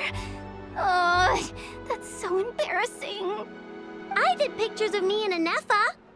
I did my own portrait and one for Hat Guy. Plus, there's the two mages, Arlecchino and Sandrone. So, if you ever miss us, just flip the card open and we'll all be right there with you. I don't know what to say. Thank you so much, everyone. This whole Moon Prayer Night was more than I could have ever asked for. It is the greatest gift I have ever received. Lauma, I figured it out. Figured what out? Remember how the Frost Moon Scions used to use milk as invisible ink to write hidden messages?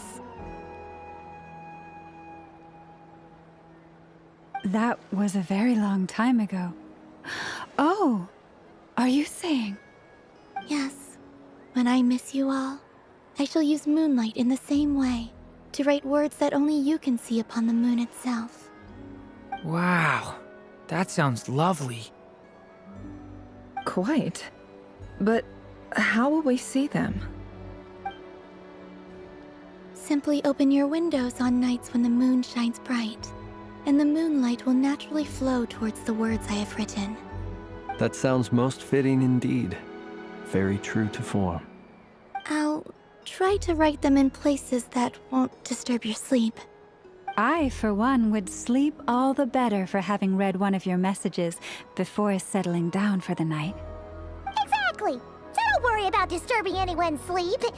Just promise you'll write to let us know you're okay, all right? All right. I promise.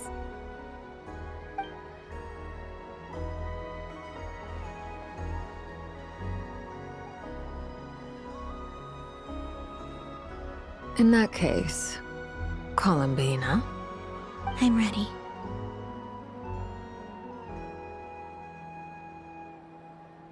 Very well. Let's go.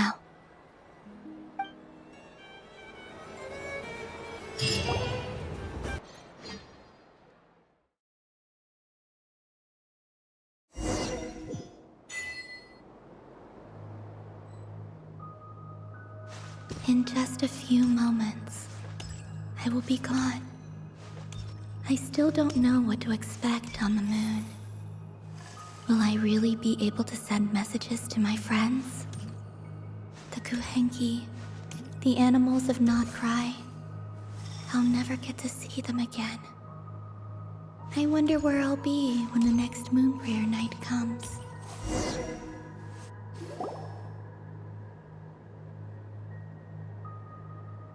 This is where the people of Hyperborea used to communicate with the moons.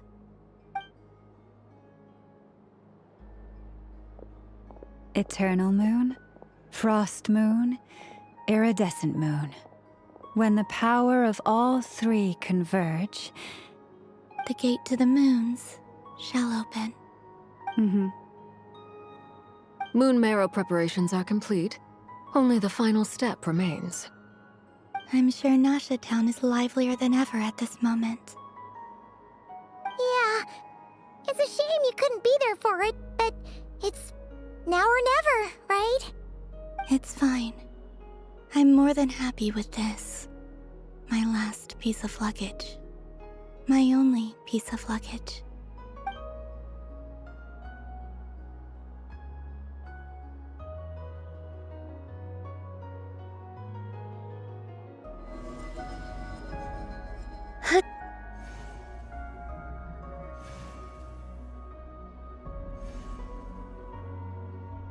I can already feel the moon calling to me.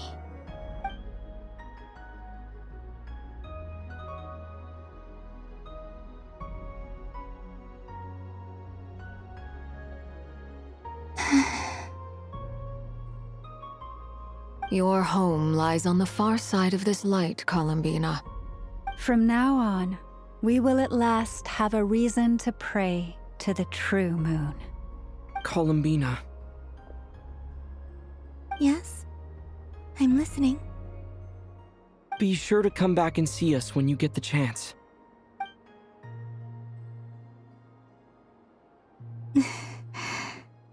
Of course. But if that chance doesn't come, then remember that you have friends on this planet. People who will miss Columbina. Yes, I will. Thank you for everything you've done for me. And remember, come night or day, the moonlight shall always connect us.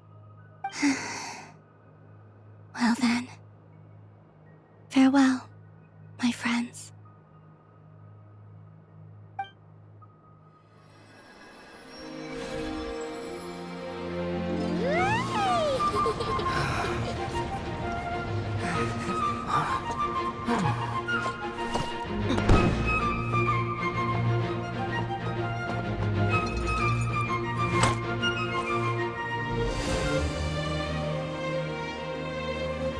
Thank you. This was my happiest night in Tevat. Farewell, Columbina.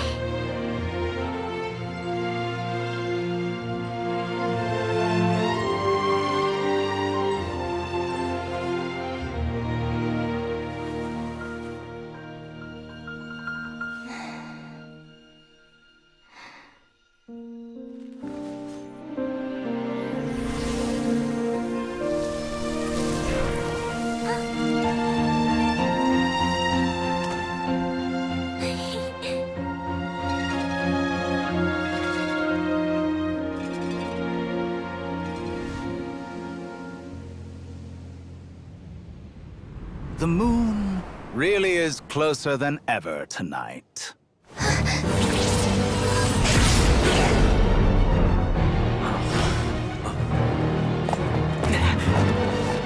Columbina. All three moons in one place. Time for one final experiment. Reason, life, death, time, and space. They all believed I would fail.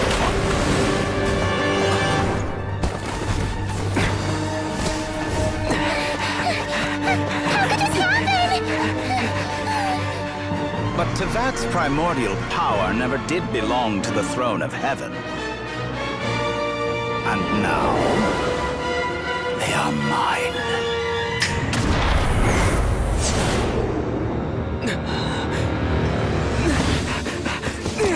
Oh.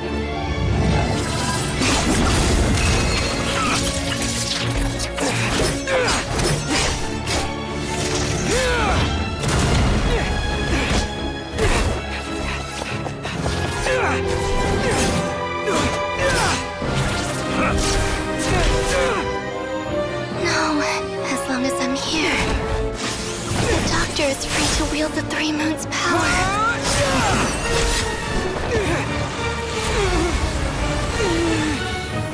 It's the only way.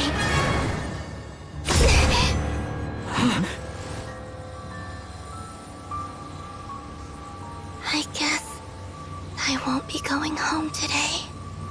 Columbina! No!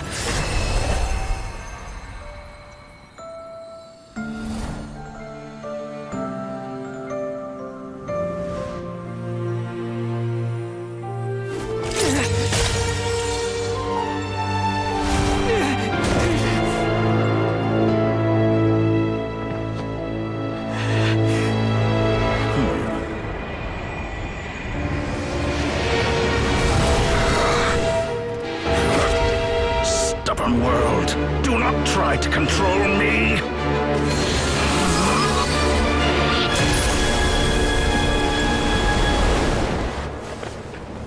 Columbina.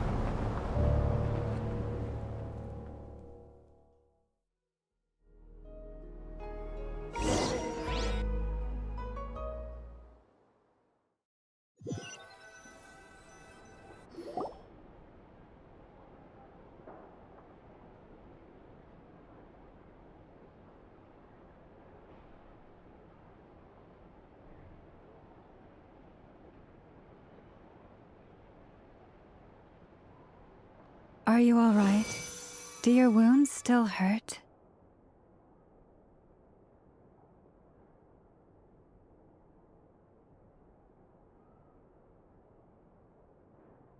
I had someone prepare a little medicine that could prove effective. Take it if you need to. In that case, let me relate the contents of the call we made to Alice after the incident occurred. That Dottore is a crafty one. He distracted the Hexenzirkel by creating a huge fuss at Tevat's borders. I'd assumed that the cause was an abyssal intrusion from the outside world, which in fairness is a rather common occurrence. But after learning that you managed to influence the phantoms in Nordcry, I realized that perhaps this interference could have come from within Tevat instead. But we weren't able to change their fates. True, you couldn't change how their stories ended, but you did build some variables around yourself. Variables? Yes, things you heard that you could not otherwise have learned, ideas that would otherwise have never crossed your mind. All these things are variables. Of course, most variables usually pale into insignificance with the myriad of possibilities floating around.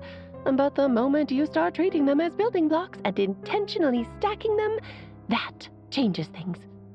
That's what Dottore did, and it's how he created the necessary conditions so that when you activated the portal tonight, it played right into his plan. However, we have no way of knowing exactly what he did. Yeah, we also need to ascertain Columbina's status. And that about sums it up. As I suspected, Dottore has disappeared completely. If it's any consolation, he wasn't able to control Columbina as he might have wished to. Oh no!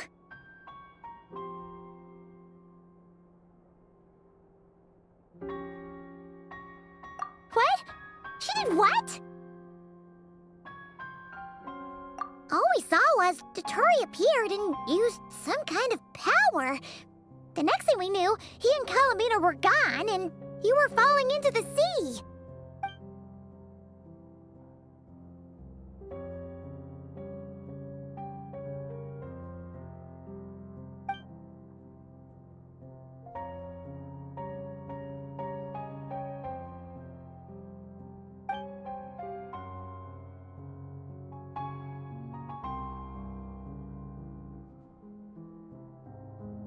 So, Columbina intentionally opened the Moongate and escaped into the same mysterious world as Rerir and Thalindis.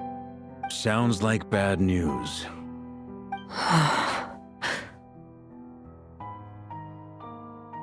Seen in that way, the trilunar syzygy and Revere's emergence, Dottore might have been pulling the strings in both cases.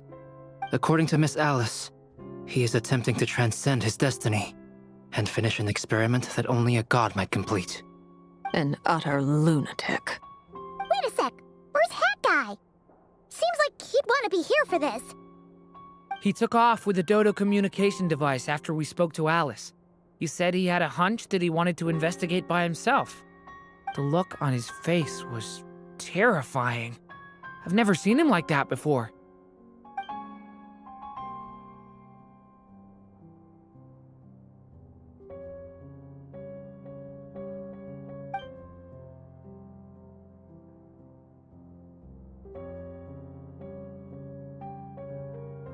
I'm back.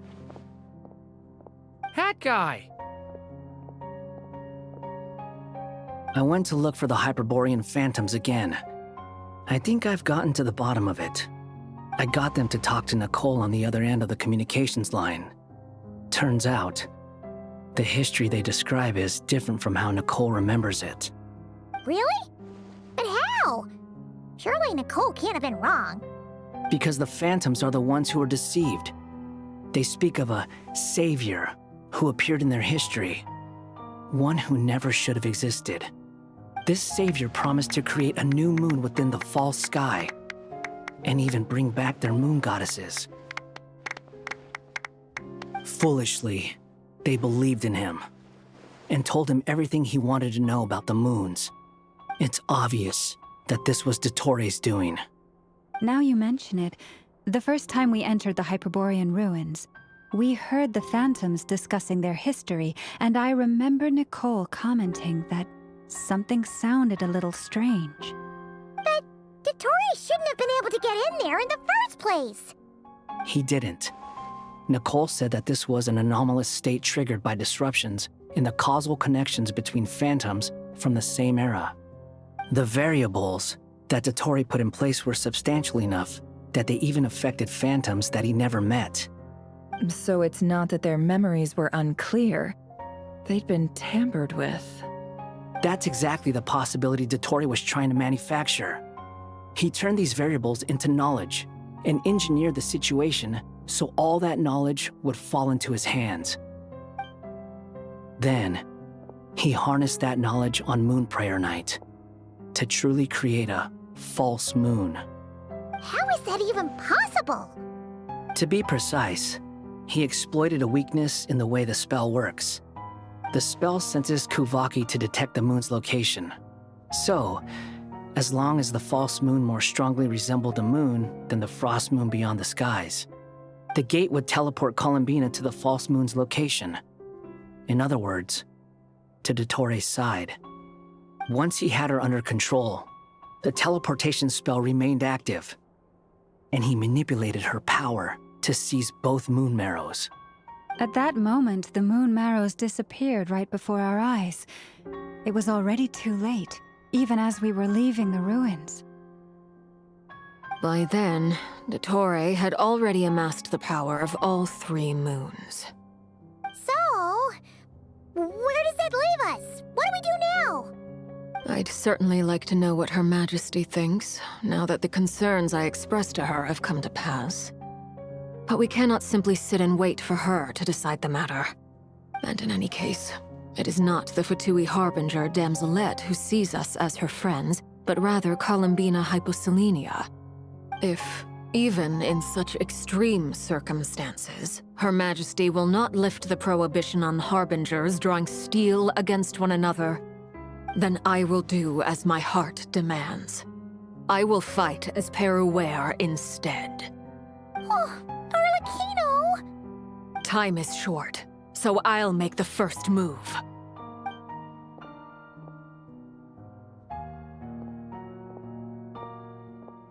Whew. Even Arlecchino seems to be losing her cool now.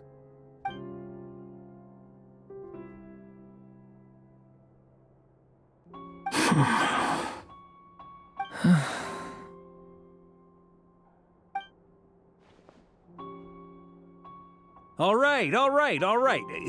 Lose those dejected looks for a moment and let me get a word in.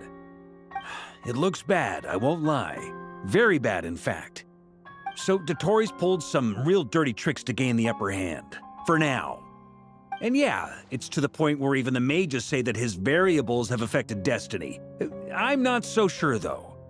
Many have told me that Tevat's destiny is fixed, and that does appear to be the case. Well, what makes Dotori so sure he'll be the exception? And since he was able to stack these variables up, who's to say we can't do the same? You of all people should not be discouraged, traveler from afar. This isn't over yet. And you're not alone in that. Everyone here does, whether they've spoken thus far or not. But none of us are the type to sit back and wait for the sun to shine again. That's exactly how a knight should roll. If they knock you down, you get back up and get back in it. Don't forget, Honorary Knight, you're a legitimate member of Mondstadt too. Fork is right. This is far from over. Dotori's already way overdue a butt-kicking given his past shenanigans. And after this, he's earned himself a double dose. That's what I'm talking about. How's everyone else feeling? I'll use Kuvaki to investigate Columbina's whereabouts. I am not ready to give up either. Leave the intel gathering to me. Whatever happens within Nodcry's borders, when the Curatorium of Secrets wants to be in the know, we always find a way. Ano and I will do all we can to support you. We will attempt to reverse engineer Dotori's actions and seek a breakthrough that way.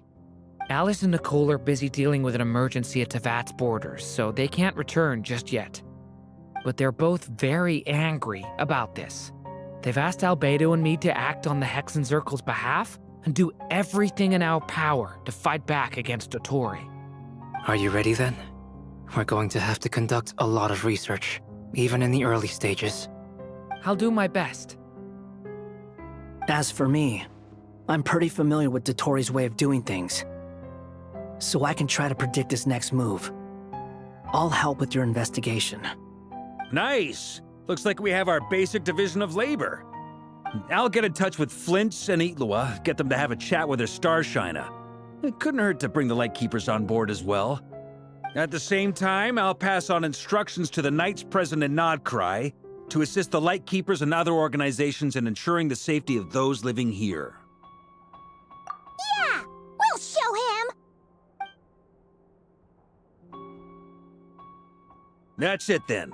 Good luck, everyone.